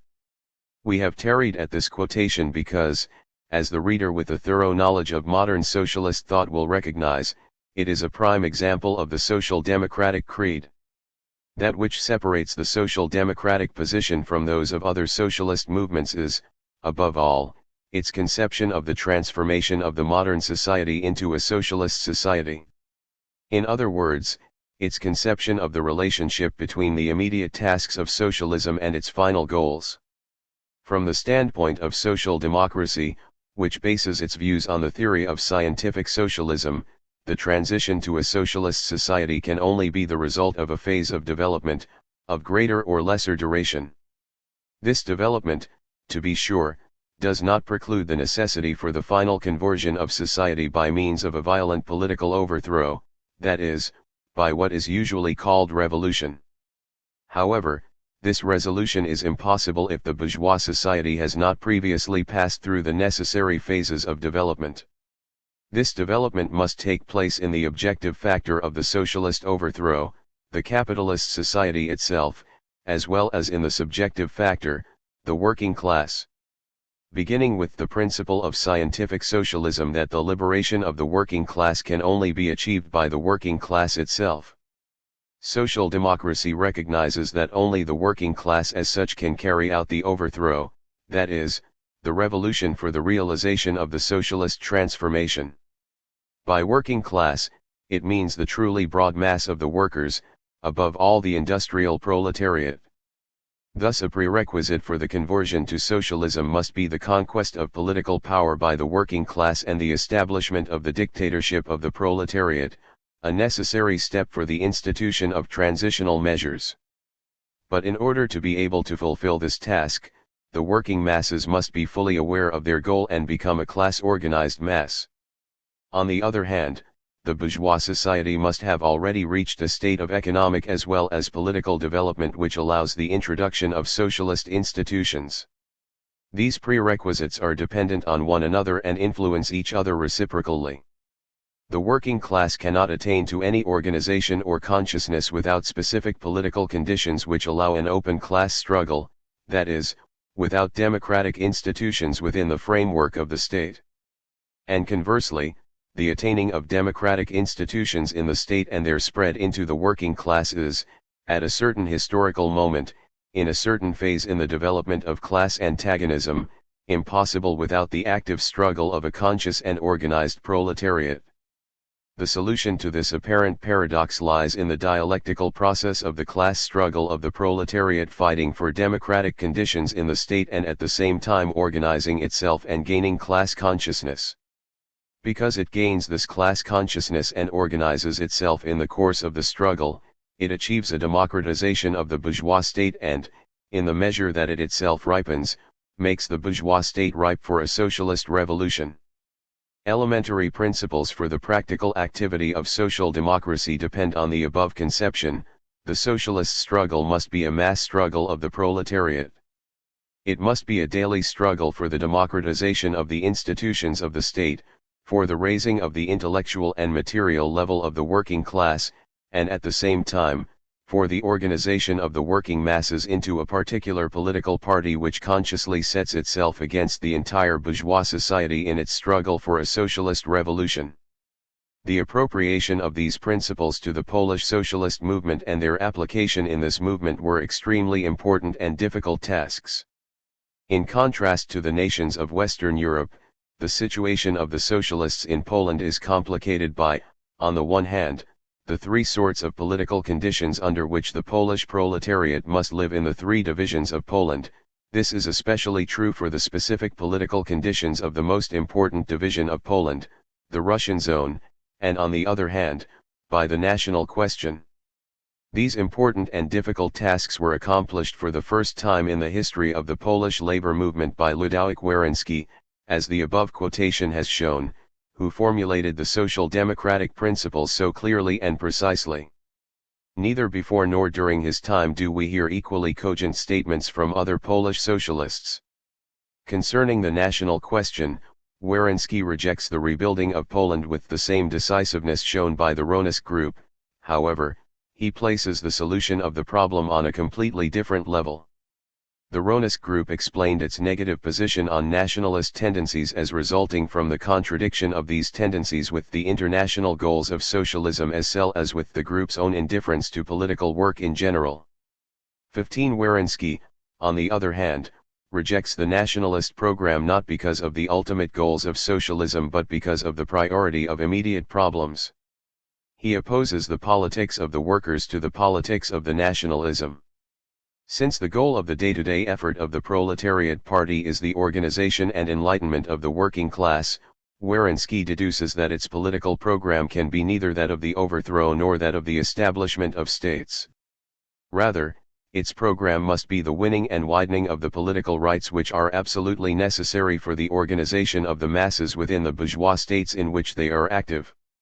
Werenski defines two principles of the social democratic political program for the Polish proletariat: 1. As the starting point for political action, the recognition of the existing historical and governmental situation as a given condition; 2. As the goal of this political action, the democratization of the given political conditions. Thus, if the negative conclusion deduced from these principles was the rejection of the program for the re-establishment of the Polish state, then the result would have to be the formulation of a social democratic program, or better, 3 separate programs for the Polish proletariat. If the political conditions of each of the 3 divisions of Poland are viewed as decisive in determining the action to be taken by the proletariat, then it must be realized that a single program for all of the workers of the 3 parts of Poland is impossible, that the program and action must be different in each division, and yet that within each of these 3 zones, the program must be completely equally applied to all national groups. Werenski expresses this in the aforementioned article in relation to the Posen area and to Galicia. This concept was first related to the Russian zone in a somewhat later document, which is the product of the most mature thinking of Werenski and his group during that middle phase of Polish socialism directly before the formal organization of the Proletariat Party. This document, an appeal, dated November 8, L881 to the Russian socialists by a group of former members of the Ronus group and the editorial staff of the socialist magazine Pierzedzwit, was printed in the December 1, 1881, issue of Pierzedzwit. The goal of this appeal was to convince the Russian socialists that they should work with their Polish comrades in formulating a common program. It was the boldest political consequence of Werenski's principles. Not only the conclusion but also the way in which it is substantiated by Werenski's characteristically clear and emphatic thinking are of such note that we do not hesitate to reproduce the entire final section of this document here. After an interpretation of the significance of the political struggle in Russia and the historical decline in importance of the question of Poland, the appeal closes with the words: "We now summarize. A. Socialism is here, as it is everywhere, an economic problem which has nothing in common with the national problem and which, in practice, takes on the form of the class struggle. B. Guarantees for the progress of this struggle and the future victory of the proletariat in the social revolution are 1. The maximum development of the socialist consciousness of the working masses, and 2. Their organization as a class on the basis of their class interests. C. Political freedom is necessary to the realization of these goals. The lack of this freedom places a mass organization of the workers of Russia before an enormous obstacle." Further, in agreement with the conclusions reached in a discussion between the Ronus group and the Russian comrades during the previous year. A.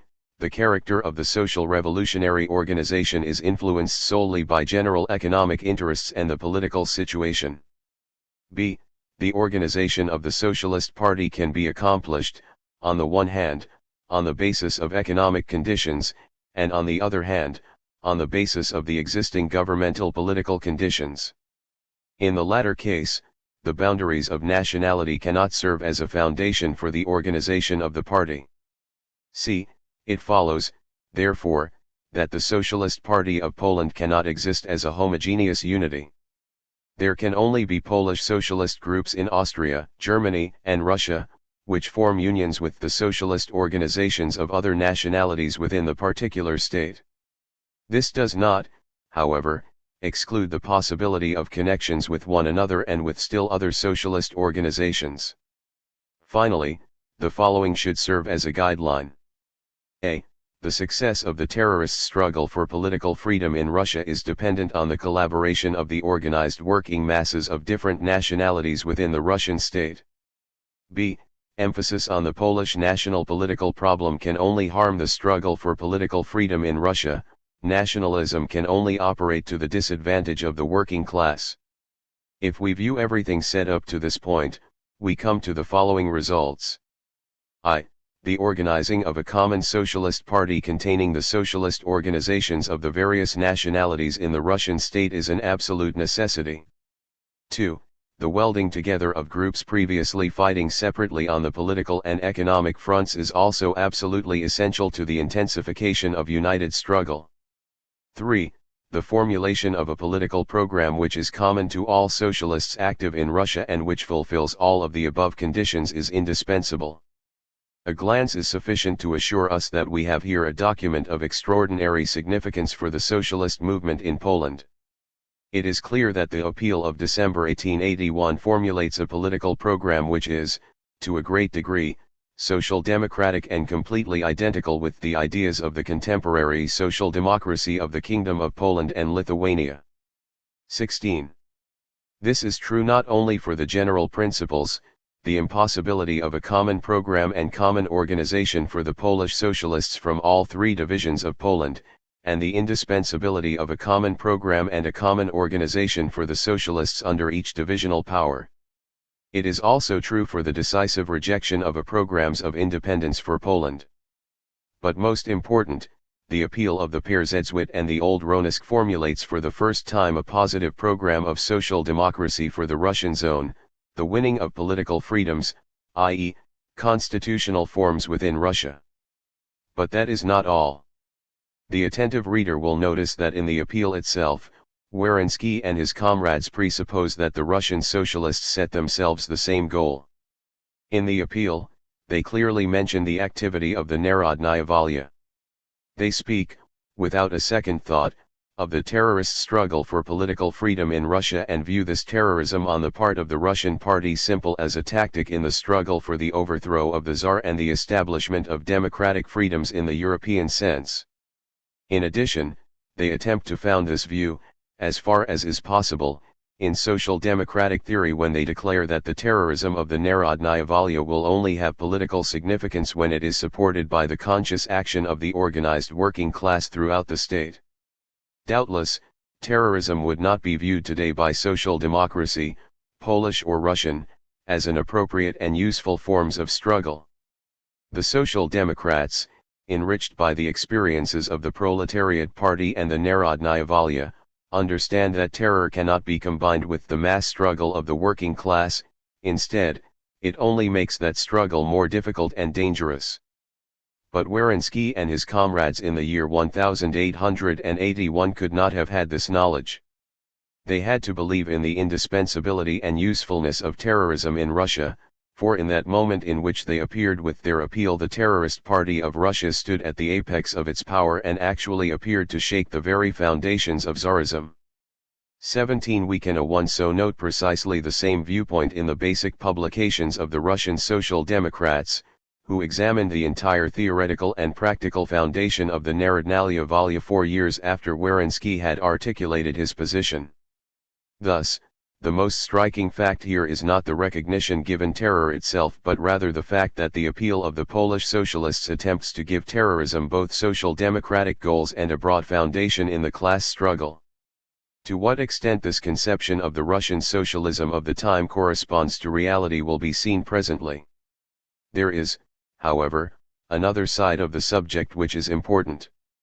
Werenski's group, in developing their own program, arrived at a purely social democratic standpoint, and from this standpoint, they sought unity of program and action with the Russian socialists. This moment is the high point in the development of the founders of the proletariat, and also a turning point in their history. As soon as the last political consequences were drawn, Werenski and his comrades applied their program in practice to the formal organization of the Proletariat Party in Poland. This is the beginning of the third and last period of development for the party. 3. The appeal to the Russian comrades shows that the Polish socialists at the end of 1881 had attained a social democratic position in the following 2 points. 1. The general principle that the political program of the Polish proletariat should be the same and common with the program of the proletariat of the occupying powers, and 2.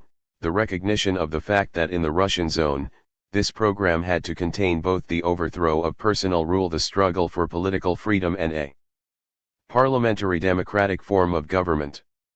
Although these two conclusions belong together and modify each other logically, they nevertheless came into contradiction as soon as the Polish socialists attempted to apply them in practice. The general social democratic principle led them to seek unity of program and action. Smith, the Russian socialists.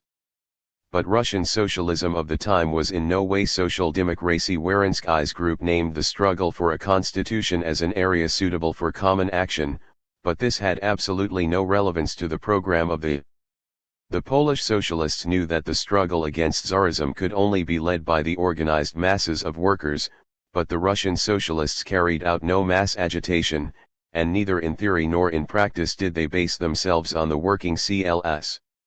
In reality, the Narodnaya Volya did not fight for the widening of the political rights of the proletariat or for the impose of creating mass organizations for the struggle with the bourgeoisie, as Werenski, in the spirit of social democracy, had formulated the contents of a political program.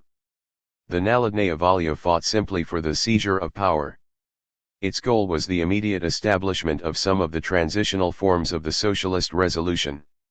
Yet in the seizure of power, the Narodnaya Volya did not depend on the actions of the class-conscious masses, on the organization and struggle of the industrial proletariat, but rather on the conspiratorial machinations of a courageous minority. Thus Werenski's decisive principles had to lead to a conflict when they were applied in practice.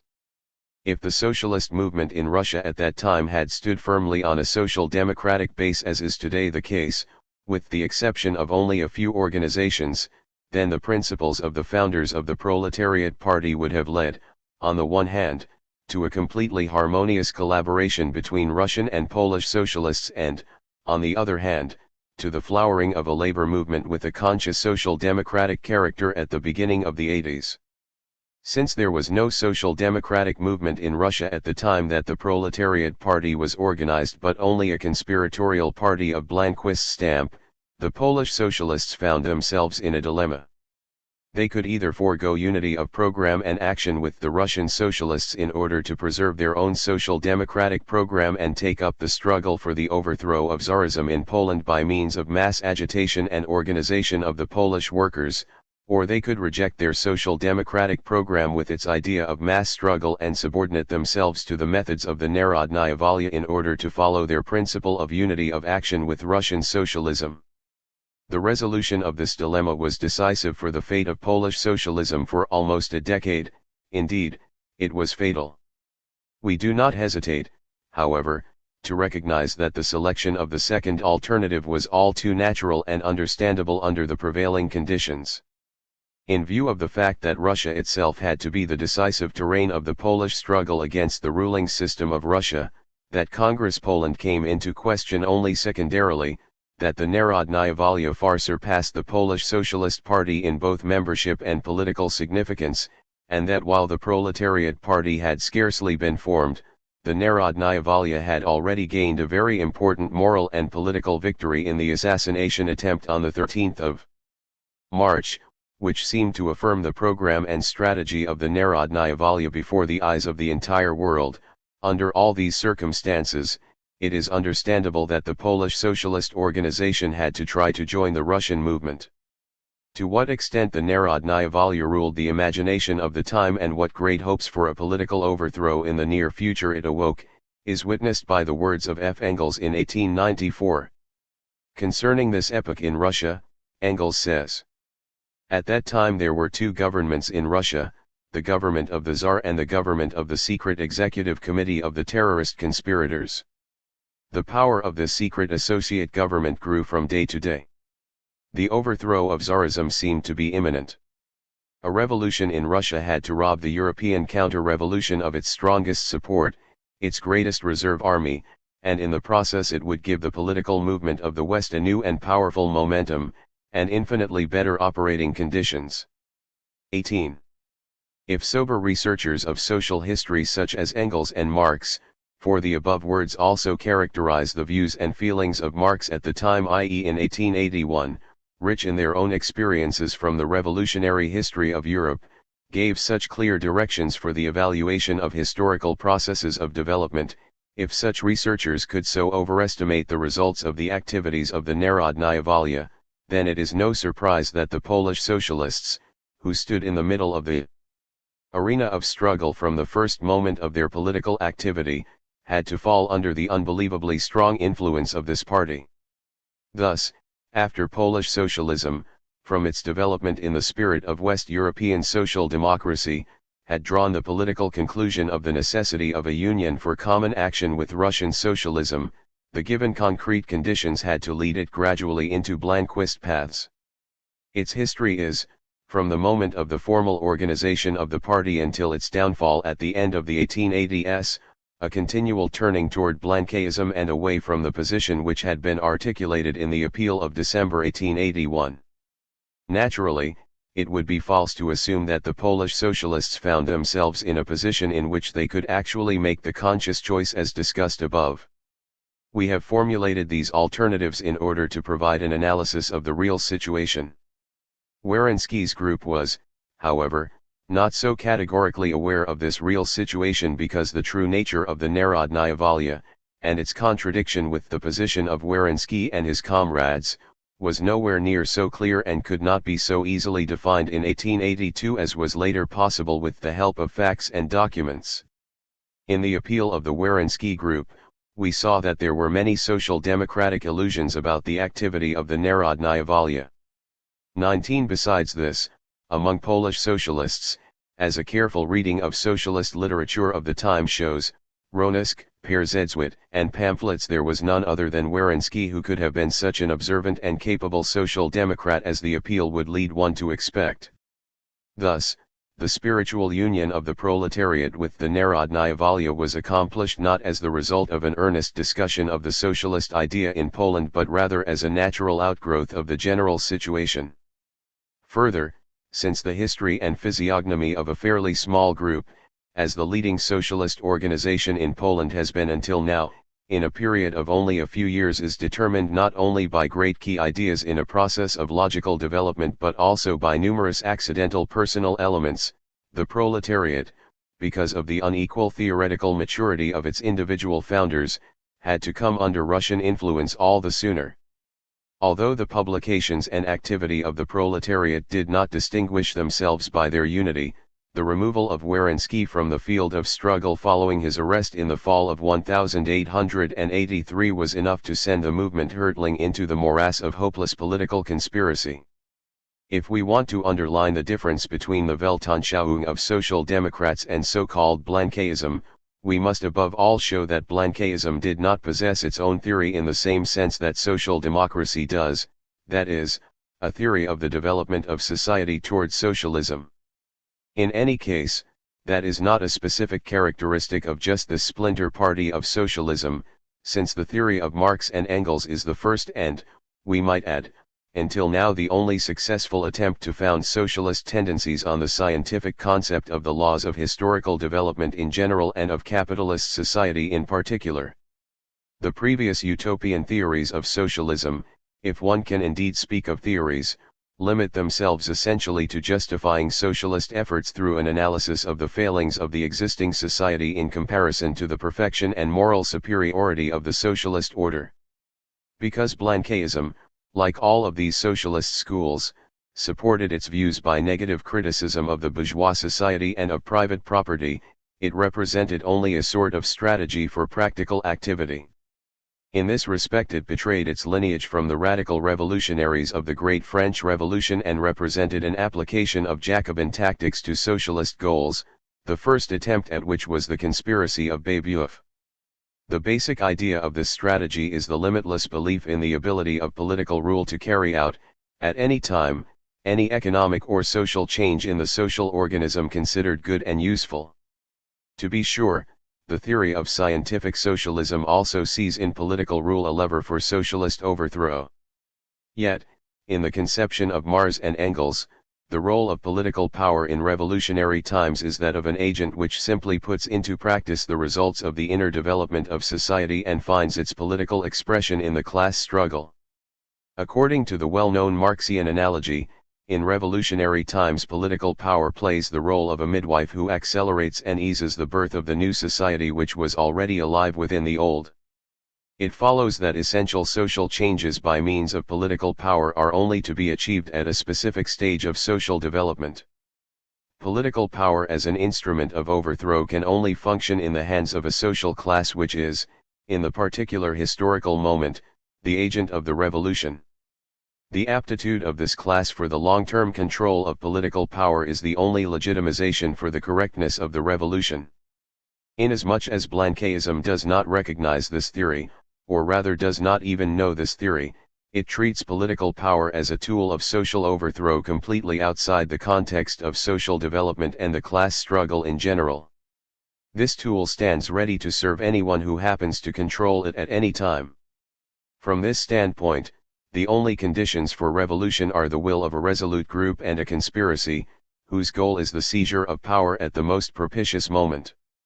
Blanqui, says Engels in his well-known article in the Volksstaat in the year 1874, is essentially a political revolutionary socialist only in feeling, sympathizing with the sufferings of the people.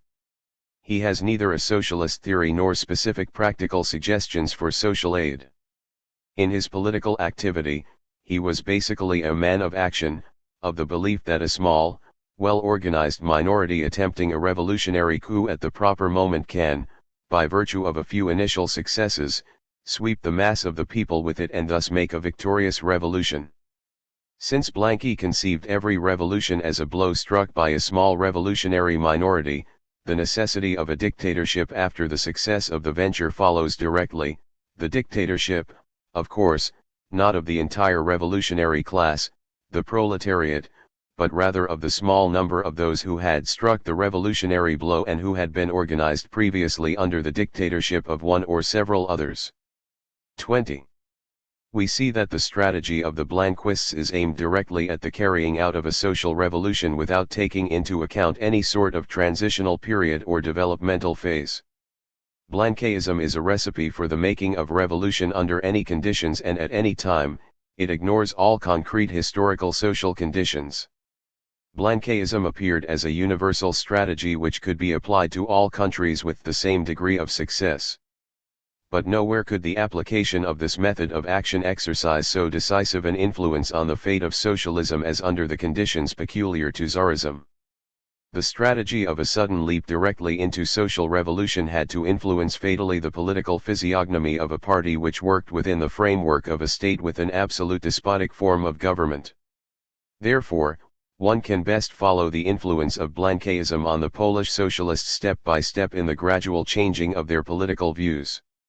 In September 1882, the official published program of the Proletariat Party had already distanced itself significantly both from the standpoint of the article by Werenski in Perzedzwit, No. 3-4, and from the views of the appeal to the Russian comrades. As we have already implied, this document sees the socialist future of Poland finding a foothold on the ground of scientific socialism and in the principles of the class struggle and historical materialism.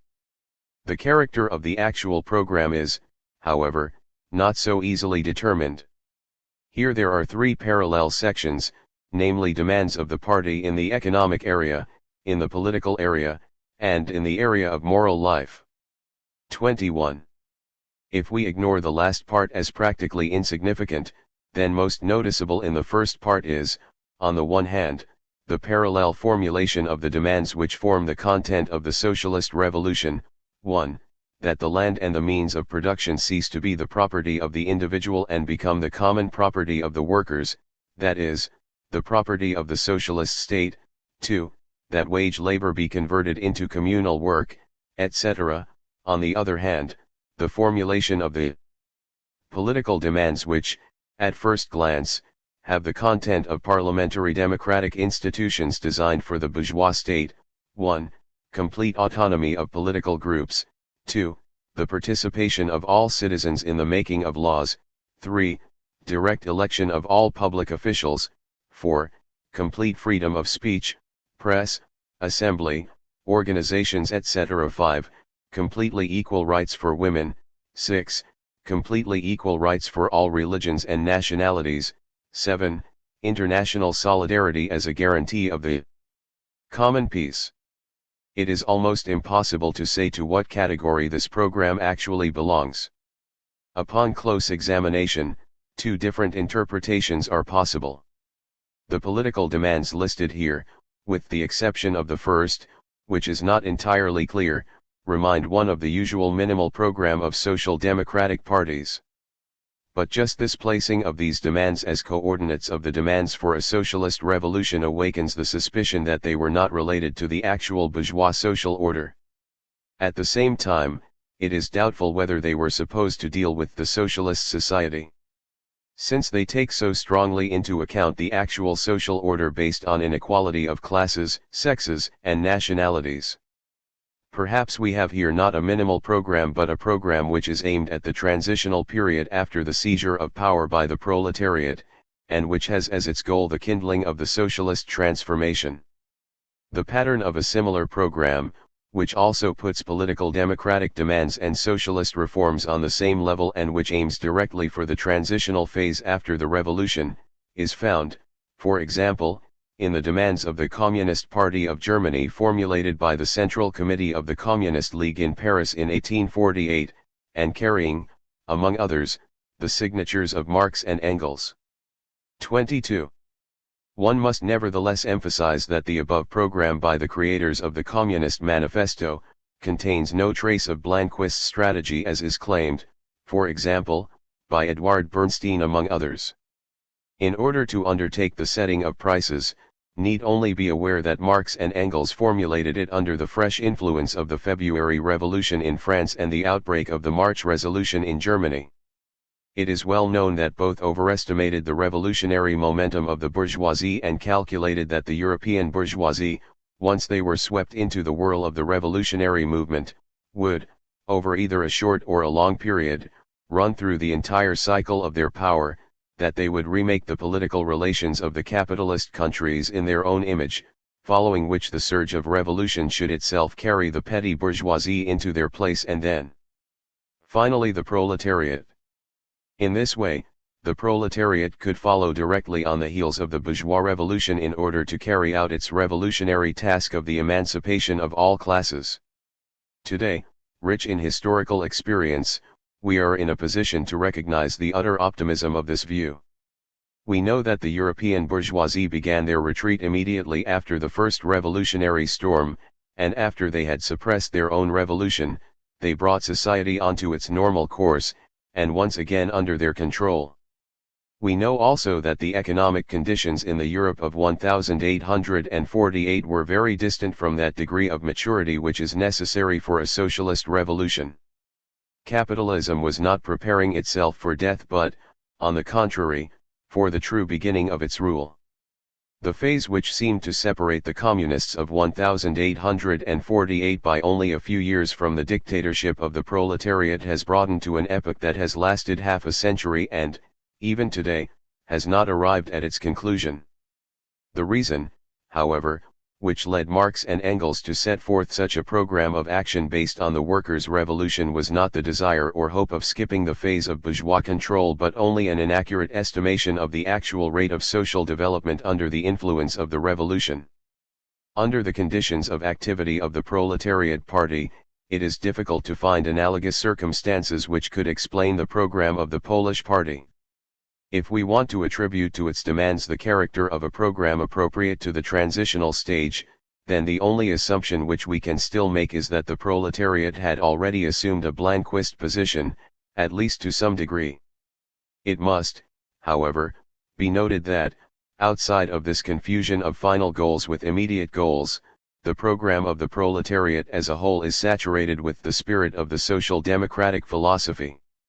This is proved by the influence of the idea that the socialist revolution can only be completed by the working class, that only the mass struggle, the organization of the proletariat and its enlightenment can bring about the conditions necessary for the future society.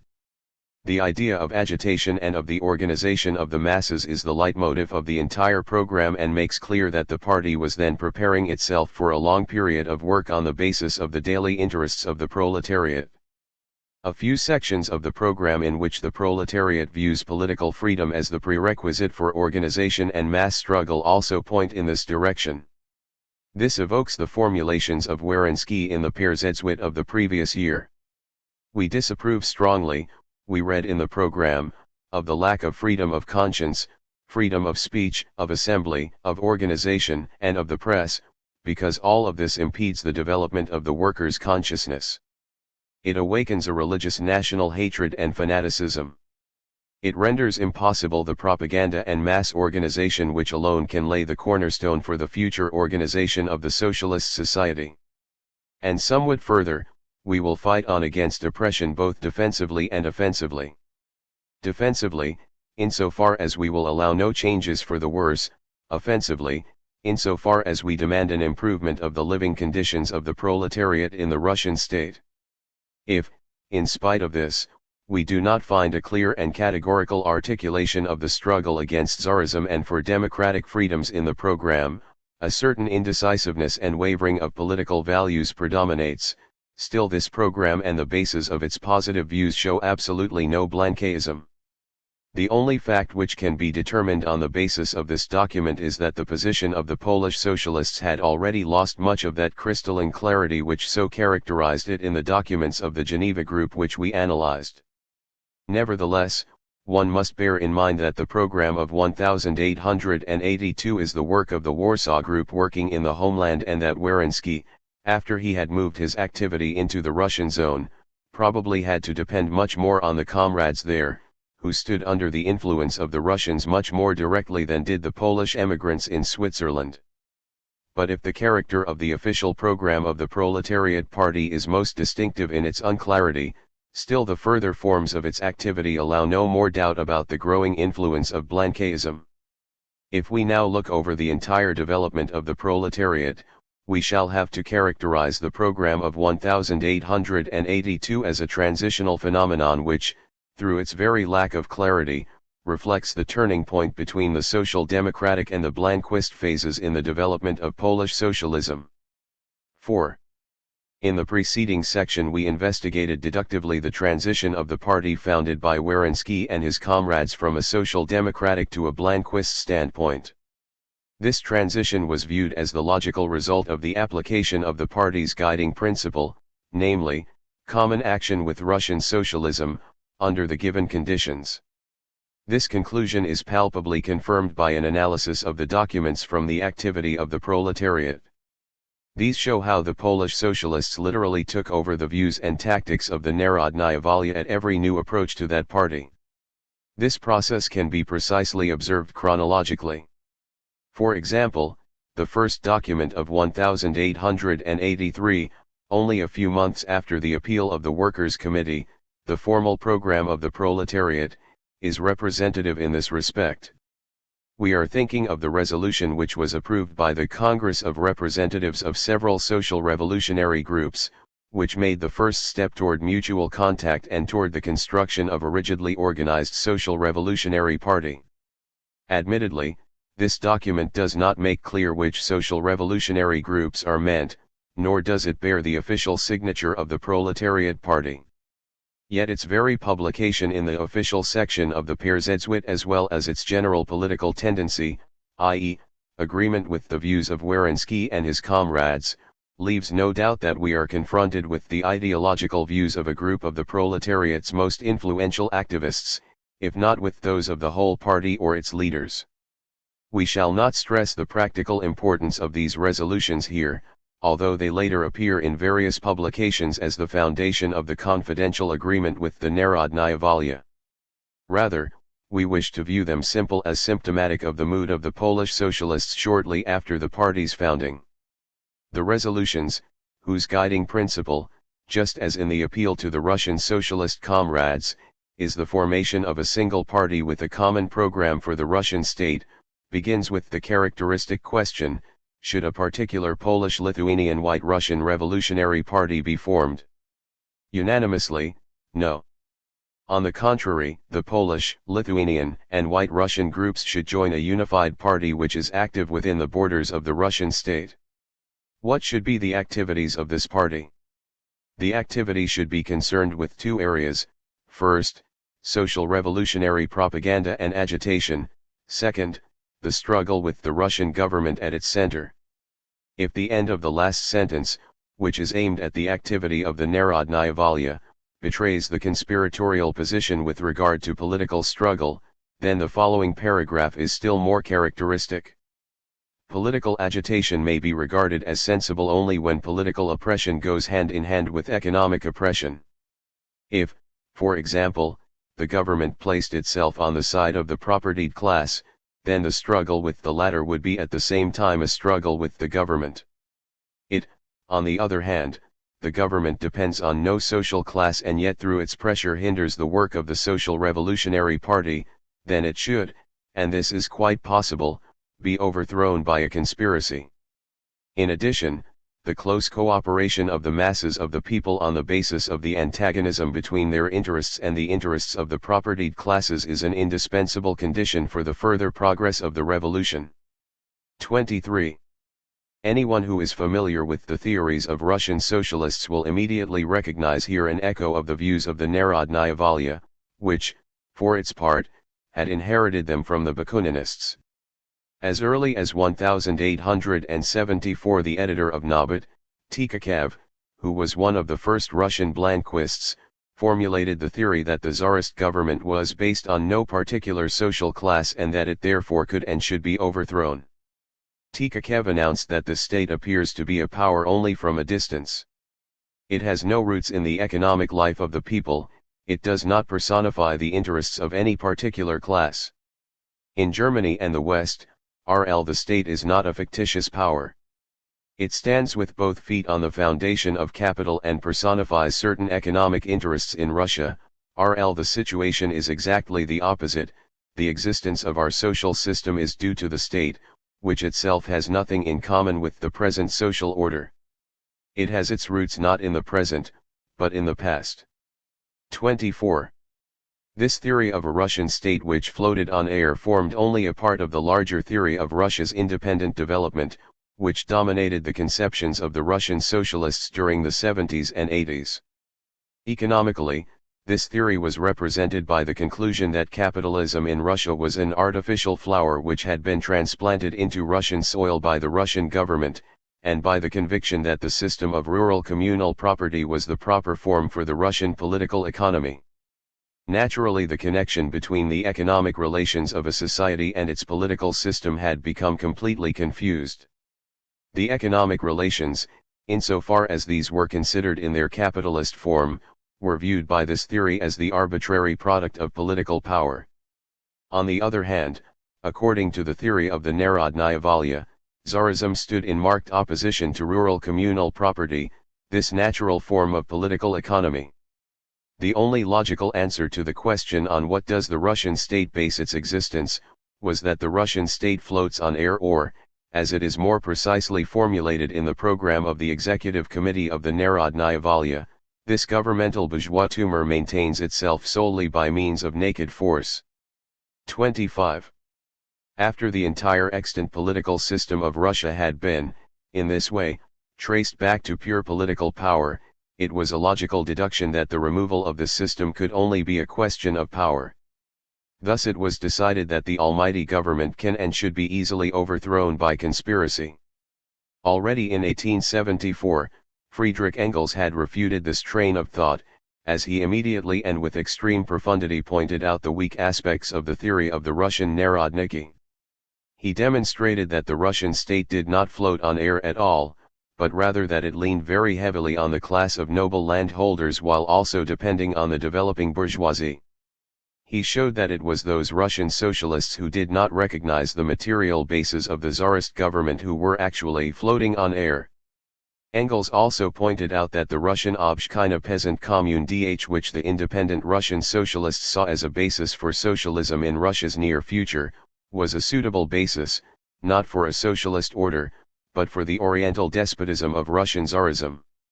He also noted the signs of decay within the Obshchina and prophesied its further dissolution, if left on its own, under the influence of the steadily growing bourgeoisie. In a word, although Engels did not point out the positive tasks of the Russian socialists and did not take into consideration the future actions of the industrial proletariat in Russia, he did destroy the fantastic concept of the floating on air, independent path to socialism in Russia. At the same time, he explained that people like Tikachev and other socialist narodniki who think that Russia is closer to socialism than the Western countries because since Russia has no proletariat, she also has no bourgeoisie, still have to learn the ABCs of socialism. 26. In effect, the ABCs of socialism, namely Marxian socialism, teach that the socialist order is not some sort of poetic ideal society, thought out in advance, which may be reached by various paths in various more or less imaginative ways. Rather, socialism is simply the historical tendency of the class struggle of the proletariat in the capitalist society against the class rule of the bourgeoisie.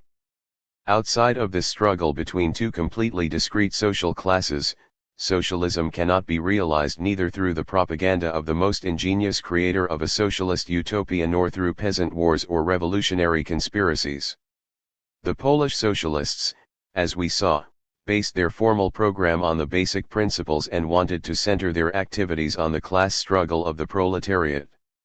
Essentially, however, they failed the ABCs of socialism in the above-cited document as badly as the Russian Narodniki. As soon as our revolutionaries took over the view of the Russian Narodniki that the Russian state was not tied to any social class, was floating on air, and that this state could therefore easily be overthrown by a conspiracy, they artificially separated their political struggle from the rest of their socialist activities. They separated the struggle with the government, which they viewed as the particular task of the conspirators' party, from socialist agitation and the class struggle, which they saw as the task of the working class in Poland. This conception conforms to the categorical division of the tasks of the party into 1, propaganda and social revolutionary agitation, and 2, struggle with the government at its center, as stated in the cited resolutions. We mentioned previously that it is a characteristic of Blanquism that it views political power as the means for a social transformation, independent of both social development and the class struggle. Although the Polish socialists did not accept this theory in its common form, indeed, as we have already seen, they worked consciously and with great conviction from the standpoint that the liberation of the working class can only be accomplished by the working class itself. They did, in fact, assume a Blanquist stance when they unconsciously but factually accepted the views of the Narodniki about the Russian state. The hope for the possibility of carrying out a socialist overthrow directly, without going through the bourgeois parliamentary phase, had to be the logical result of their position. Actually, the party publications show this development in their perspective very early. In the Polish magazine Proletariat, 5 numbers of which were published on a secret printing press between September 1883 and May 1881, characteristically, for conspiratorial socialism and anarchism, ironic sarcasm toward the bourgeois freedom of liberalism is apparent. While the second number of Proletariat contains the satirical poem A Liberal Hymn to the Year 1880 in expectation of a constitution, we find in the lead article of the same edition the following original viewpoint concerning the advantages of the new slogan which had just been adopted by the party. The struggle, which has already begun, has still a third advantage: it throws the bourgeoisie into the arms of the government with the hope that the government's almighty support can save them from the enemy who is trying to destroy their privileges. The struggle welds these two elements even tighter and makes them a single enemy of the working class, no longer hidden behind a mask of empty phrases. At first glance it is puzzling how, in the earliest stages of the socialist movement where even the most elementary democratic freedoms are non-existent, the growing reaction of the bourgeoisie can be viewed as a favorable development. When the bourgeoisie throws itself into the arms of the government, it prolongs the existence of Tsarism and at the same time fortifies all of those things which, in the words of the program of the proletariat, impede the development of the workers' consciousness, which make impossible the propaganda and mass organization necessary for laying a foundation for the future construction of a socialist order. But the standpoint of the program of 1882 was, as we have seen, no longer that of the party in 1883, and the position from which the party evaluated political phenomena was now completely different. The reaction of the bourgeoisie, RL does of course make the struggle more difficult at first in that it alienates large circles of neutrals and even many of those who are actually dissatisfied with the government. It does, however, create firmer foundations for the struggle. It gives the struggle a direction and thereby prevents that seduction of the masses by the ruling classes which was either possible or actually practiced until the outbreak of the struggle. At the same time it guards against an adulteration of the revolutionary movement. The standard for the evaluation of political conditions is here no longer the indispensability of gradual organization of the masses, i.e., the requirements of the daily struggle, but rather the regard for the moment of outbreak, the immediate preparation of the social revolution. This view of the situation of socialism in Poland coincides harmoniously with the proletariat's view of the situation in Russia and of the activity of the Narodnaya Volya. As a result of the terrorist attacks of the latter, a high opinion of the strength of the revolutionaries is formed by the people so that they must finally begin to ask themselves whether it might not be better to align themselves with the revolutionaries, whether these would not return the lands, forests, and pastures to the people. It is up to the revolutionaries to say yes to the people, and the fate of the revolution is decided. 27. Indeed, one must remark with Engels, an easier and more pleasant revolution could not be imagined. No longer is there discussion about the preparatory work of enlightenment and organization of the working class. On the contrary, one postulates that the mass of the people have an inherent inclination toward change in the social order. From this viewpoint, all the partial changes within the existing system of government, such as democratization of the state, naturally appear to be insignificant trivialities and a waste of time. In the third number of October 20, 1883, we see the following declaration in the article We and the Bourgeoisie. The masses of working people, RL recognize their inability to carry out a coup, they are looking for men whom they can trust, to whom they can entrust their leadership. Until then, they remain silent. Who if not us could and should win this trust? However, in order to win it, we must show by our deeds that we are the enemies of their tyrants, that we do not shrink from the battle which we are today carrying on in their behalf, that we are trying to give to the masses that which belongs to them, and that only therefore do we reject that game of the bourgeois parliaments in which an unenlightened majority gives the decision about the overthrow into the hands of its enemies. Thus, it seems to us that an energetic provisional government, made up solely of socialists, is the best guarantee of as complete a transfer of property to the working class as is possible. That is a classic statement of belief in the Blanquist spirit, the contrasting of a provisional government of socialists with the game of the bourgeois parliaments in which the political program in its actual significance is fully ignored. In the same vein, the manifesto of the French Blanquists, published in 1874 in London, announces, "We are communists because we want to arrive at our goals without having to stop at intermediate stages, at compromises, which only delay victory and prolong slavery." 28. In his critique of this manifesto, which bore the signatures of 33 Blanquists, Friedrich Engels stated, "The German communists are communists because they see and strive toward their final goal through all of those intermediate stages and compromises which are created not by themselves, but by historical development. That final goal is the abolition of classes and the construction of a society in which private ownership of land and the means of production no longer exist. These 33 are communists because they imagine that if they only have the goodwill to skip over all the intermediate stages and compromises, they can. And if, as is of course certain, things break loose tomorrow and they come to power, why then by the day after tomorrow communism will have been established. If that is not immediately possible, then they are not communists. Such childish naivete, citing impatience as a theoretically convincing argument. The fourth number of Proletariat shows certain variations with respect to a return to social democratic views. In the articles We and the Government, we read, however, until the final phase of struggle our movement will have to pass through various stages. One of the tasks of our preparatory work is the struggle against the attacks of governments which, representing the interests of the bourgeoisie, persecute us, i.e., we must defend political freedom from this base conspiracy against the desires of the people. Yet political freedom has not protected the people from oppression, we value it for another reason. In order to be successful, our activity needs daylight in which it can develop wide and free. Only when forced to does it become a secret conspiracy.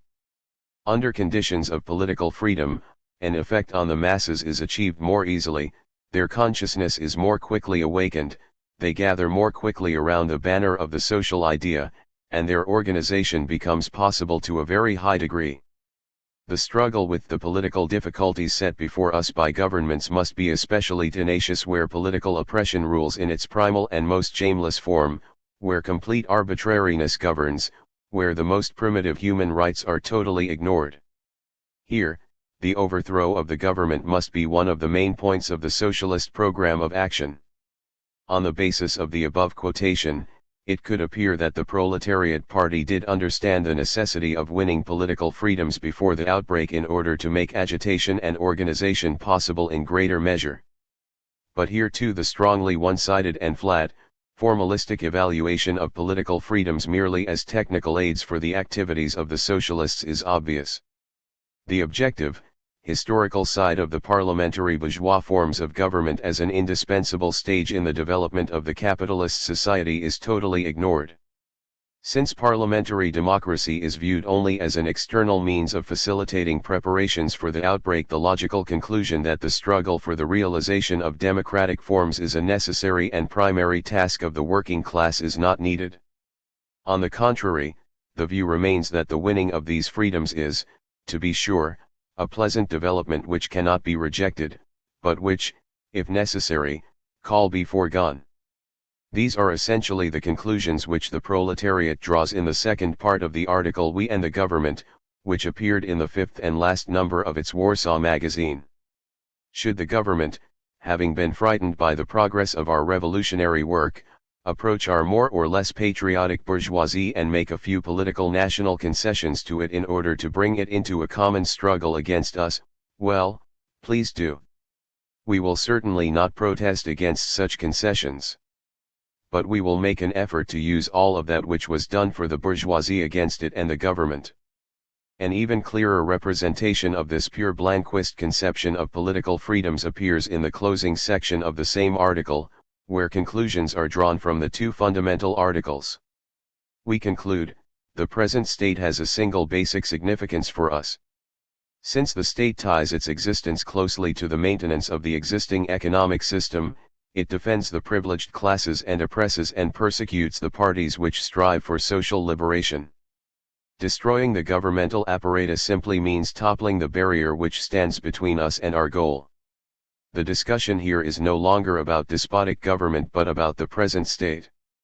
Thus, the peculiarly Russian form of government is identified with the institution of the class state as such.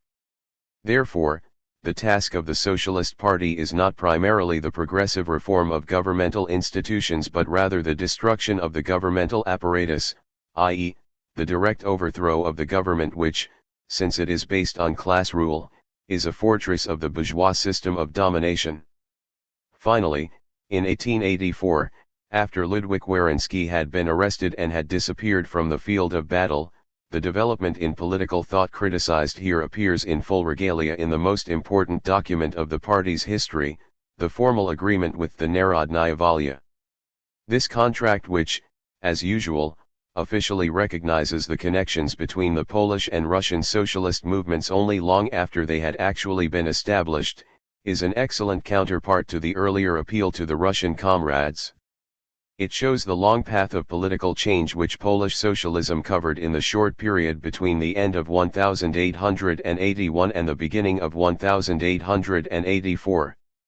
In the report of the Central Committee of the Proletariat to the Executive Committee of the Narodnaya Volya, we find the declaration that the fighting units of the Proletariat Party, RL, which have been trained and organized for battle, should be deployed at the proper moment as reinforcements to aid in the overthrow of the existing government and the seizure of power by the Central Committee.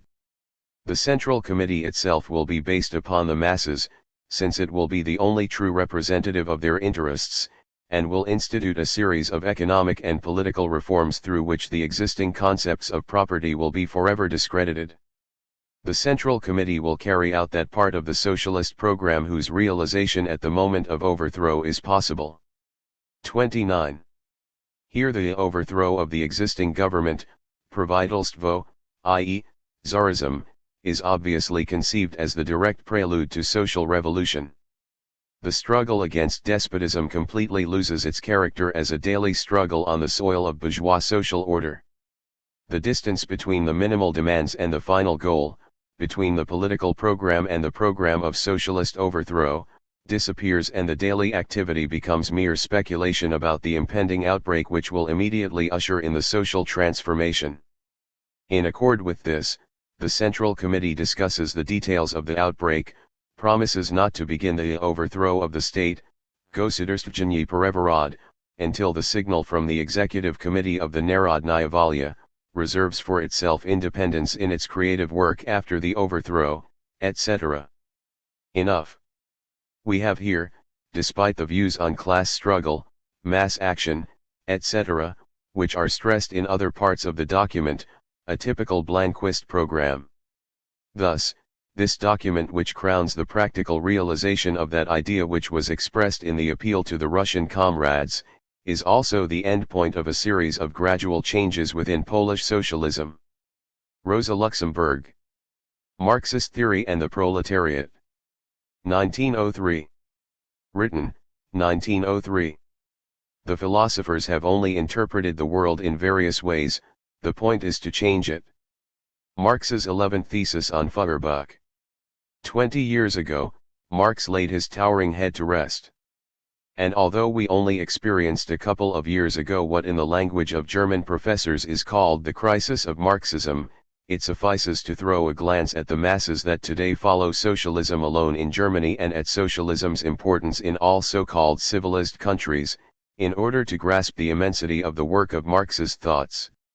If it mattered to express in few words what Marx did for the contemporary working class, then one could say, Marx has uncovered the modern working class as historical category, that is, as a class with particular historical conditions of existence and laws of motion. A mass of wage workers, who were led to solidarity by the similarity of their social existence in bourgeois society and looked for a way out of their condition and partly for a bridge to the promised land of socialism, arguably existed in capitalist countries before Marx. Marx was the first who elevated workers to the working class by linking them through the specific historical task of conquering political power in the socialist revolution. Class struggle for conquering political power was the bridge that Marx built between socialism and the proletarian movement that elementarily rises up from the ground of contemporary society.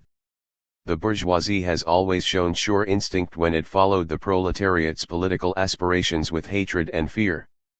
Already in November 1831, when reporting on the working class initial impulses on the continent to the French Chamber of Deputies, Casimir Perier once said, "Gentlemen, we can be relieved. Nothing politically has emerged from Lyon's labor movement." The dominant classes namely considered every political impulse of the proletariat as an early sign of the coming emancipation of the workers from the bourgeoisie's paternalism. It was only Marx who succeeded in putting working class politics on the foundation of conscious class struggle and to thereby forge it into a deadly weapon directed against existing society's order. The materialist conception of history in general and the Marxian theory of capitalist development in particular form the foundation of contemporary social democratic labor politics. Only someone to whom the essence of social democratic politics and the essence of Marxism are equally a mystery can think of class-conscious labor politics outside of Marxian theory. In his Feuerbach, Engels, 1886, formulated the essence of philosophy as the eternal question about the relationship between thought and being, the question of human consciousness in the objective, material world.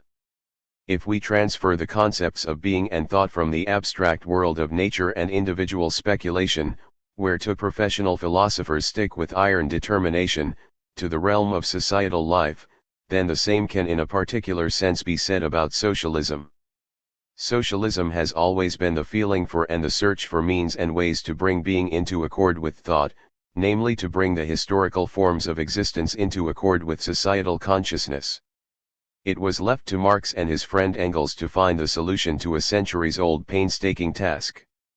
Marx has revealed history's most important driving force by discovering that the history of all hitherto existing societies is in the last instance the history of its relations of production and exchange, whose development manifests itself under the rule of private property in the political and social institutions as class struggle. Thereby we gained an explanation of the necessary disparity between consciousness and being in all hitherto existing forms of society, between human will and social action, and between intentions and results.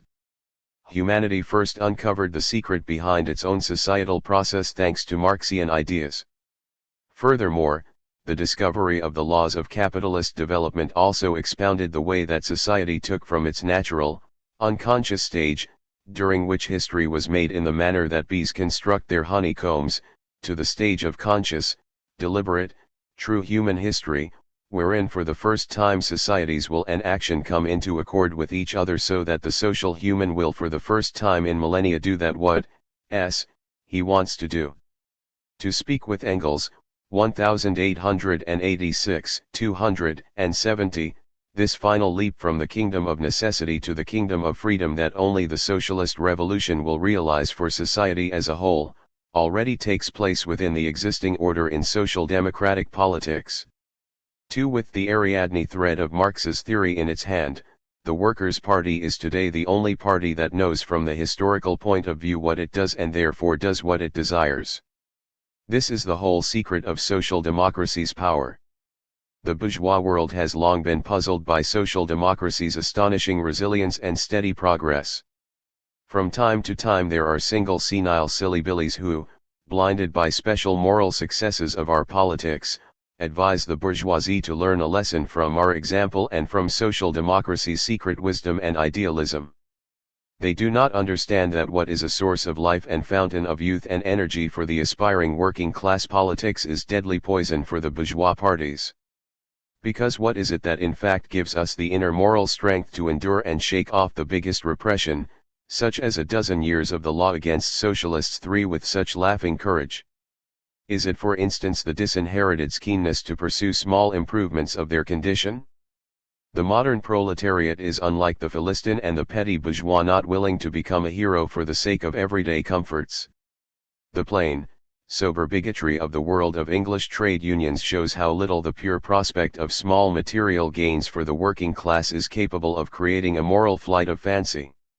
Is it the ascetic stoicism of a sect that as among the original Christians flickers up all the more brightly the more persecution there is? The modern proletarian is, as heir and pupil of bourgeois society, far too much a born materialist and a healthy sensual human of flesh and blood to alone draw love and strength for his ideas from torture in accordance with slave morality. Is it, finally, the justice of our cause that makes us so impregnable? The causes of the Chartists, the followers of Weitling 4 and the utopian socialist schools were no less just than our cause, but nonetheless they all soon succumb to modern society's resilience.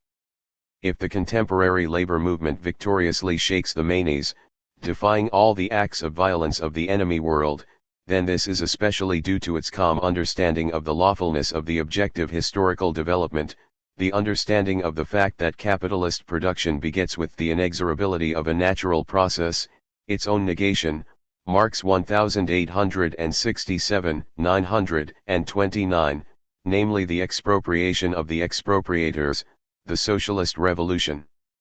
It is this insight, from which the labor movement draws the firm guarantee of its final victory, not just impetuosity, but also the patience, the power to action and the courage to endure.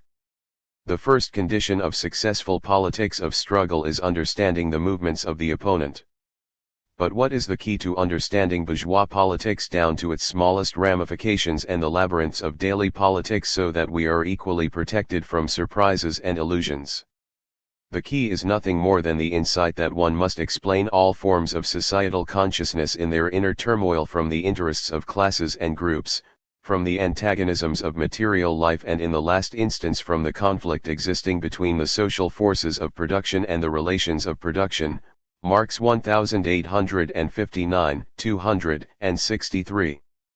And what gives us the capability to adapt our politics to new appearances of political life, such as for example world politics, and especially to assess it, also without special talent and profundity, with the depth of judgment that gets to the core of the appearance itself, while the most talented bourgeois critics only scratch on its surface or get caught up in hopeless antagonisms at every glance into the depth. Again, nothing else than the overview of historical development based on the law that the mode of production of material life conditions the general process of social, political, and intellectual life. Marx 1859, 263. What is it that provides us above all with a measure for avoiding in the selection of struggles ways and means aimless experiments and utopian escapades that are a waste of energy? Once the direction of the economic and political process of contemporary society has been understood, this understanding can act as a measure not just of the overall direction of our campaign plan, but also of every detail of our political efforts. Thanks to this guideline, the working class has managed for the first time to transform the idea of socialism as the ultimate aim into daily politics divisional coins and to elevate the everyday political detail work to the big ideas executive tool. There was bourgeois politics led by workers and there was revolutionary socialism before Marx. But only since Marx and through Marx has a socialist working class politics existed that is at the same time and in the fullest meaning of both words revolutionary realpolitik. If we understand by realpolitik a politics that only sets itself achievable goals that it pursues to obtain by the most effective means in the shortest time, then the difference between proletarian class politics that stands in the Marxian spirit and bourgeois politics is that bourgeois politics is real from the standpoint of material daily politics, whereas socialist politics is real from the standpoint of the historical tendency of development.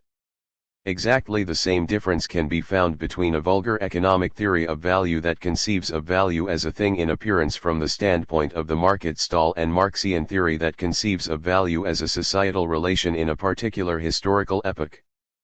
But proletarian realpolitik is also revolutionary in that it goes in all the parts of its endeavors beyond the bounds of the existing order in which it operates, by consciously regarding itself only as the preliminary stage of the act that turns proletarian realpolitik into the politics of the ruling, revolutionary proletariat. In this manner, Marx's theory penetrates and enlightens everything: the moral power, by which we overcome perils, our tactics of struggle, even its last details, our critique of opponents, our everyday agitation, by which we win the masses, our entire work down to the tips of the fingers. And if we here and there indulge in the illusion that our politics is today with all its inner power independent from Marx's theory, then this only shows that our praxis speaks in Marx's terms although we do not know it, just like Molière's bourgeois spoke in prose. It suffices that we visualize Marx's achievements in order to understand that bourgeois society made him its deadly enemy because of his concept of the working class's socialist revolution. It became evident to the dominant classes that overcoming the modern labor movement meant overcoming Marx. In the 20 years since Marx's death, we have seen a constant series of attempts to destroy Marx's spirit in the labor movement's theory and praxis. The labor movement has from the start of its history navigated between the two poles of revolutionary socialist utopianism and bourgeois realpolitik. Wholly absolutist or semi-absolutist pre-bourgeois society formed the historical soil of the first. The revolutionary utopian stage of socialism in Western Europe is by and large concluded by the development of bourgeois class rule, although we can observe single relapses into it until today. The other danger getting lost in bourgeois realpolitik's patchwork has only emerged in the course of the labor movement's strengthening on the floor of parliamentarism. The idea was that bourgeois parliamentarism would provide weapons for practically overcoming the proletariat's revolutionary politics, and that the democratic union of the classes and social peace brought about by reforms should replace class struggle. And what has been achieved?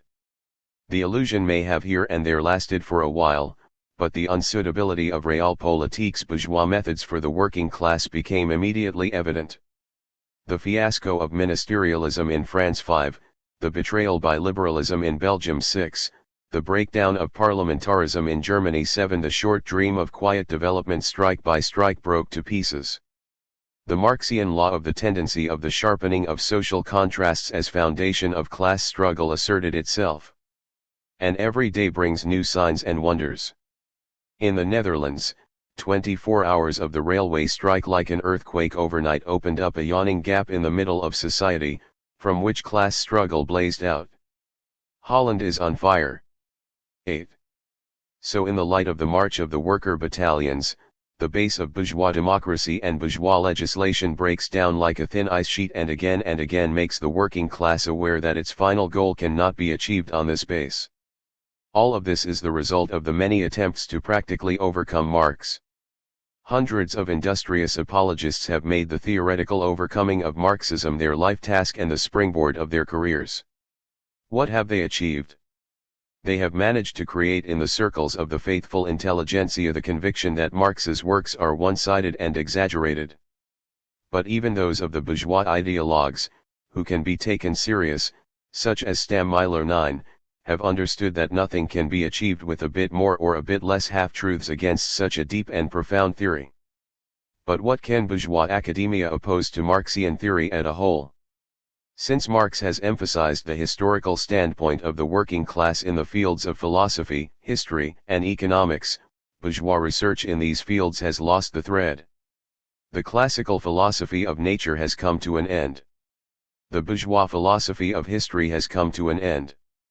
Scientific political economy has come to an end. In historical research, as far as there is not the dominance of an unconscious and inconsequent materialism, an eclecticism shimmering in all colors has taken the place of any unified theory. So there is the relinquishment of the unified explanation of the process of history, i.e. of the philosophy of history as such. Economics oscillates between two schools, the historical one and the subjective one. The one is a protest against the other. And both are a protest against Marx. The first one negates economic theory, i.e. the knowledge in this field, in principle in order to negate Marx, whereas the other one negates the only objective research method that first turned political economy into a science. Certainly the social science book fair every month brings whole mountains of products that result from bourgeois industriousness to the market. And the thickest volumes written by ambitious, modern professors are put out at large-scale capitalist, machine-like speed. But in such diligent monographs either research buries its head like an ostrich into the sand of small, fragmented phenomena so that it does not have to see broader connections and only works for daily needs. Or research only simulates thoughts and social theories that are in the last instance just reflexes of Marx's thoughts that are hidden under overloaded tinsel ornaments that appeal to the taste associated with commodities of the modern bazaar. Autonomous flights of thought, a daring glance into the distance or an invigorating deduction are nowhere to be found. And if social progress has again created a new series of scientific problems, then again only the Marxian method offers ways for solving them. So it is everywhere just theorylessness, epistemological skepticism, that bourgeois social science is able to oppose to Marxian knowledge. Marxian theory is a child of bourgeois science, but the birth of this child has cost the mother her life. Therefore, the upturn of the working class has knocked the weapons out of bourgeois society's hands that the latter wanted to use on the battlefield against Marxian socialism. And today, 20 years after Marx's death, bourgeois society is all the more powerless against him, but Marx more alive than ever. Of course, contemporary society has one comfort left. While society struggles in vain to find a means to overcome Marx's theory, it does not notice that the only real means of doing so are hidden in this theory itself. Because it is through and through historical, Marxian theory only claims temporally limited validity. Because it is through and through dialectical, it carries in itself the definite seeds of its own dissolution. If we abstract from its unchanging part, namely from the historical method of research, then Marxian theory in its most general outlines consists of insights into the historical way that leads from the last antagonistic form of society, i.e. societies that are based on class conflicts, to the communist society that is built on all members' solidarity of interests. Marxian theory is especially, just like earlier classical theories of political economy, the mental reflex of a particular period of economic and political development, namely the transition from the capitalist to the socialist phase of history. But it is more than just a reflex. The historical transition that Marx identified can namely not take place without Marxian knowledge having become the knowledge of a particular class in society, the modern proletariat.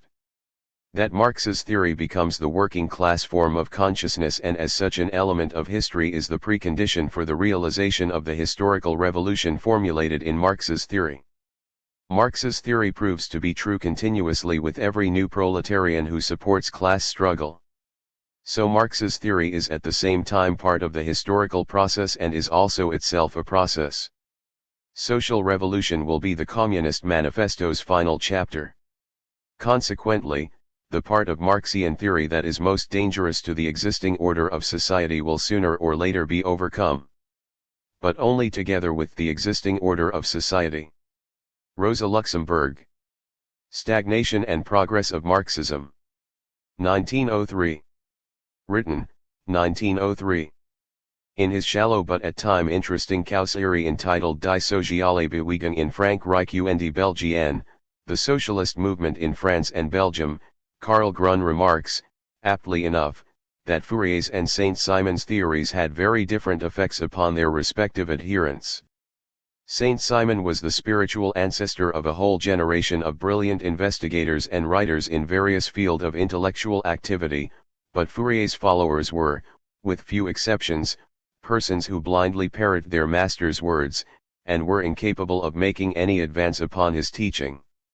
Grun's explanation of this difference is that Fourier presented the world with a finished system, elaborated in all its details, whereas Saint-Simon merely tossed his disciples a loose bundle of great thoughts. Although it seems to me that Grun pays too little attention to the inner, the essential, difference between the theories of these two classical authorities in the domain of utopian socialism, I feel that on the whole his observation is sound. Beyond question, a system of ideas which is merely sketched in broad outline proves far more stimulating than a finished and symmetrical structure which leaves nothing to be added and offers no scope for the independent effort of an active mind. Does this account for the stagnation in Marxism doctrine which has been noticeable for a good many years? The actual fact is that, apart from one or two independent contributions which mark a theoretician advance, since the publication of the last volume of Capital and of the last of Engels's writings there have appeared nothing more than a few excellent popularizations and expositions of Marxist theory. The substance of that theory remains just where the two founders of scientific socialism left it. Is this because the Marxist system has imposed too rigid a framework upon the independent activities of the mind? It is undeniable that Marx has had a somewhat restrictive influence upon the free development of theory in the case of many of his pupils. Both Marx and Engels found it necessary to disclaim responsibility for the utterances of many who chose to call themselves Marxists. The scrupulous endeavor to keep within the bounds of Marxism may at times have been just as disastrous to the integrity of the thought process as has been the other extreme, the complete repudiation of the Marxist outlook, and the determination to manifest independence of thought at all hazards. Still, it is only where economic matters are concerned that we are entitled to speak of a more or less completely elaborated body of doctrines bequeathed us by Marx. The most valuable of all his teachings, the materialist dialectical conception of history, presents itself to us as nothing more than a method of investigation, as a few inspired leading thoughts, which offer us glimpses into the entirely new world, which open us to endless perspectives of independent activity, which wing our spirit for bold flights into unexplored regions. Nevertheless, even in this domain, with few exceptions, the Marxist heritage lies shallow. The splendid new weapon rusts unused, and the theory of historical materialism remains as unelaborated and sketchy as was when first formulated by its creators. It cannot be said, then, that the rigidity and completeness of the Marxist edifice are the explanation of the failure of Marx's successors to go on with the building. We are often told that our movement lacks the persons of talent who might be capable of further elaborating Marx's theories. Such a lack is, indeed, of long standing, but the lack itself demands an explanation, and cannot be put forward to answer the primary question.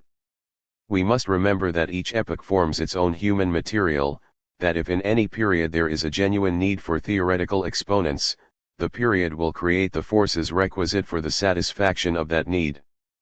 But is there a genuine need, an effective demand, for the further development of Marxist theory? In an article upon the controversy between the Marxist and the Gieventian schools in England, Bernard Shaw, the talented exponent of Fabian semi-socialism, derides Hyndman for having said that the first volume of Capital had given him a complete understanding of Marx, and that there were no gaps in Marxist theory, although Friedrich Engels, in the preface of the second volume of Capital, subsequently declared that the first volume with its theory of value, had left unsolved a fundamental economic problem, whose solution would not be furnished until the third volume was published. Shaw certainly succeeded here in making Hyndman's position seem a trifle ridiculous, though Hyndman might well derive consolation from the fact that practically the whole socialist world was in the same boat. The third volume of Capital, with its solution of the problem of the rate of profit, the basic problem of Marxist economics, did not appear till 1894.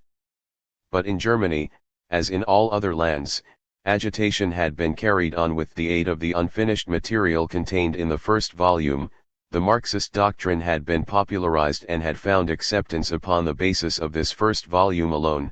The success of the incomplete Marxist theory had been phenomenal, and no one had been aware that there was any gap in the teaching. Furthermore, when the third volume finally saw the light, whilst to begin with it attracted some attention in the restricted circles of the experts, and aroused here a certain amount of comment, as far as the socialist movement as a whole was concerned, the new volume made practically no impression in the wide regions where the ideas expounded in the original book had become dominant. The theoretical conclusion of Volume 3 have not hitherto evoked any attempt at popularization, nor have they secured wide diffusion. On the contrary, even among the Social Democrats we sometimes hear, nowadays, re-echoes of the disappointment with the third volume of Capital which is so frequently voiced by bourgeois economists, and thus the Social Democrats merely show how fully they had accepted the incomplete exposition of the theory of value presented in the first volume. How can we account for so remarkable a phenomenon? Shaw, who, to quote his own expression, is fond of sniggering at others, may have good reasons here, for making fun of the whole socialist movement, insofar as it is grounded upon Marx. But if he were to do this, he would be sniggering at a very serious manifestation of our social life. The strange fate of the second and third volumes of Capital is conclusive evidence as to the general destiny of theoretical research in our movement. From the scientific standpoint, the third volume of Capital must, no doubt, be primarily regarded as the completion of Marx's critique of capitalism. Without this third volume, we cannot understand, either the actually dominant law of the rate of profit, or the splitting up of surplus value into profit, interest, and rent, or the working of the law of value within the field of competition.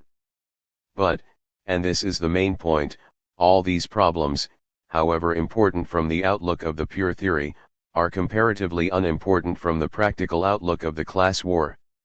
As far as the class war is concerned, the fundamental theoretical problem is the origin of surplus value, that is, the scientific explanation of exploitation, together with the elucidation of the tendencies toward the socialization of the process of production, that is, the scientific explanation of the objective groundwork of the socialist revolution.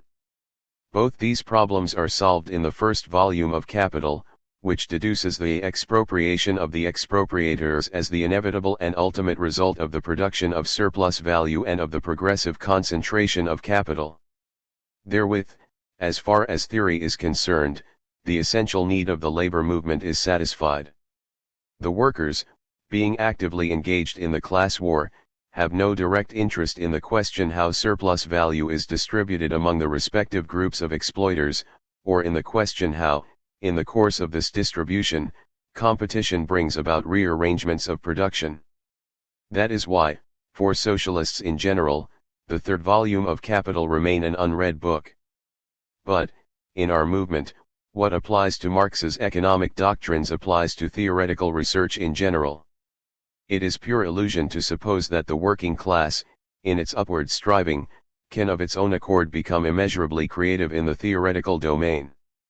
True that, as Engels said, the working class alone has today preserved an understanding of and interest in theory. The workers' craving for knowledge is one of the most noteworthy cultural manifestation of our day. Morally, too, the working class struggle denotes the cultural renovation of society. But active participation of the workers in the march of science is subject to fulfillment of very definite social conditions. In every class society, intellectual culture, science and art, is created by the ruling class, and the aim of this culture is in part to ensure the direct satisfaction of the needs of the social process, and in part to satisfy the mental needs of the members of the governing class. In the history of earlier class struggles, aspiring classes, like the Third Estate in recent days, could anticipate political dominion by establishing an intellectual dominance, inasmuch as, while they were still subjugated classes, they could set up a new science and a new art against obsolete culture of the decadent period. The proletariat is in a very different position.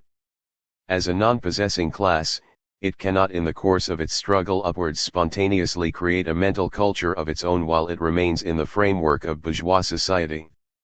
Within that society, and so long as its economic foundations persist, there can be no other culture than a bourgeois culture. Although certain socialist professors may acclaim the wearing of neckties, the use of visiting cards, and the riding of bicycles by proletarians as notable instances of participation in cultural progress, the working class as such remains outside contemporary culture.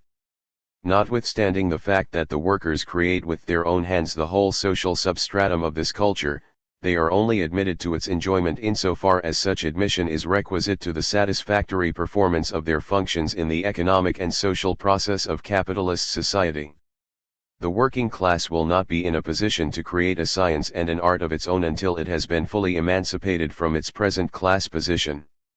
The utmost it can do today is to safeguard bourgeois culture from the vandalism of the bourgeois reaction, and create the social conditions requisite for a free cultural development. Even along these lines, the workers, within the extant form of society, can only advance insofar as they can create for themselves the intellectual weapons needed in their struggle for liberation. But this reservation imposes upon the working class, that is to say, upon the workers' intellectual leaders, very narrow limits in the field of intellectual activities. The domain of their creative energy is confined to one specific department of science, namely social science. For, inasmuch as thanks to the peculiar connection of the idea of the Fourth Estate with our historical epoch, enlightenment concerning the laws of social development has become essential to the workers in the class struggle, this connection has borne good fruit in social science, and the monument of the proletarian culture of our days is Marxist doctrine. But Marx's creation, which as a scientific achievement is a titanic whole, transcends the plain demands of the proletarian class struggle for whose purposes it was created. Both in his detailed and comprehensive analysis of capitalist economy, and in his method of historical research with its immeasurable field of application, Marx has offered much more than was directly essential for the practical conduct of the class war. Only in proportion as our movement progresses, and demands the solution of new practical problems do we dip once more into the treasury of Marx's thought, in order to extract therefrom and to utilize new fragments of his doctrine. But since our movement, like all the campaigns of practical life, inclines to go on working in old ruts of thought, and to cling to principles after they have ceased to be valid, the theoretical utilization of the Marxist system proceed very slowly. If, then, today we detect a stagnation in our movement as far as these theoretical matters are concerned, this is not because the Marxist theory upon which we are nourished is incapable of development or has become out of date. On the contrary, it is because we have not yet learned how to make an adequate use of the most important mental weapons which we had taken out of the Marxist arsenal on account of our urgent need for them in the early stages of our struggle. It is not true that, as far as practical struggle is concerned, Marx is out of date, that we had superseded Marx. On the contrary, Marx, in his scientific creation, has outstripped us as a party of practical fighters. It is not true that Marx no longer suffices for our needs.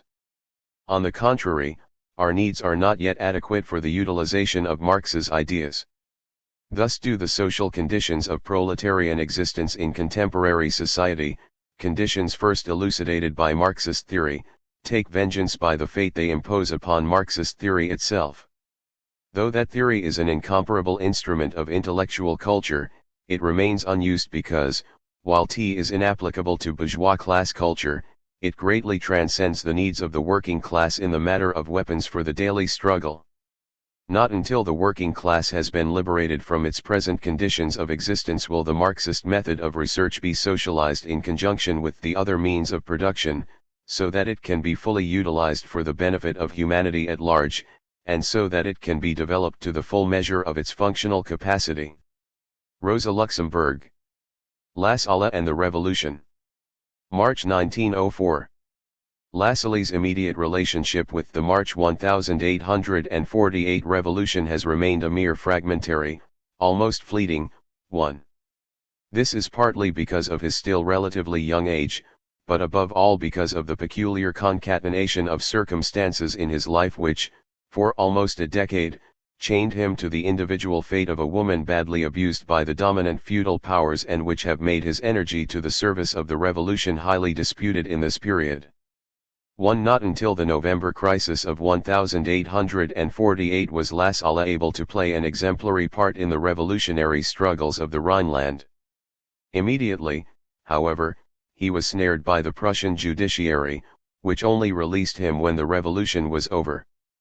But Lassalle's historical connection with the March Revolution does not end with his direct agitation during the Great Year. It was not even the main thing about it. Rather, it was the fact that Lassalle put into practice the most important historical consequence of the March Revolution by finally releasing the German working class from the political conscription of the bourgeoisie and organizing it into an independent class party. As is well known, the specific manner in which Lassalle carried out this immortal task has been met with sharp and often well-deserved criticism from Marx. He made big mistakes, wrote Marx to Schweitzer in 1868. He allowed himself to be influenced too much by the immediate circumstances of the time. He made the minor starting point, his opposition to the dwarf-like Schultz-Delitzsch, the central point of his agitation, state aid versus self-help. The state was, therefore, transformed into the Prussian state. He was thus forced to make concessions to the Prussian monarchy, to Prussian reaction, the feudal party, and even to the clerics. 2. Yet Lassalle's great deed, accomplished both in spite of and through these mistakes, is not reduced, but actually grows in significance with the historical perspective from which we observe it. That Lassalle understood how to see through the inner misery of bourgeois liberalism and to expose this ruthlessly and almost brutally in front of the working class, especially at a time when this liberalism was still, after all, daring to engage in something akin to a struggle with the Crown and the Junker reaction, this service will in this sense be ever greater in the eyes of the historians and the politicians, for since then the bourgeoisie has achieved the miracle of sliding, year on year, further down beyond the depths where it stood even back then. And if still today, until quite recently, if only sporadically and fleetingly, illusions in a new upswing, an Indian summer of bourgeois liberalism, the cooperation and common struggle of the proletariat were conceivable, the more groundbreaking Lassalle's noble deed will become, as he did not hesitate for a second in showing the German proletariat the way to independent class politics through the rubble of liberalism stemming from the time of conflict, a liberalism that, of course, towers above the liberalism of today. In his tactics of struggle, Lassalle certainly did make mistakes. Yet emphasizing mistakes in a great life's work is the tried pleasure of petty peddlers of historical research. Far more important in judging someone's personality and the impact of their work is to ascertain the actual cause or the specific source from which both their errors and virtues resulted. In many cases, Lassalle transgressed in his tendency to diplomacy or ploys, such as in his deals with Bismarck on the introduction from above of general suffrage or in his plans for cooperatives funded with state credit. In his political struggles with bourgeois society, as well as in his judicial struggles with the Prussian judiciary, he happily fought on the enemy's territory, appearing to make concessions in his point of view. A sassy, noble acrobat, as Johann Philipp Becker wrote, he often dared to jump right to the edge of the abyss that separates a revolutionary tactic from collaboration with reaction. But the cause that led him to these audacious leaps was not inner insecurity, an inner doubt of the strength and practicability of the revolutionary cause that he represented, but on the contrary an excess of confident belief in the unconquerable power of this cause. Lassalle sometimes went over to the ground of the opponent in the fight, not in order to relinquish something of his revolutionary goals, but, on the contrary, in the deluded belief that his strong personality would suffice to wrest away so much from his opponent for those revolutionary goals, that the ground beneath his opponent's feet would cave in.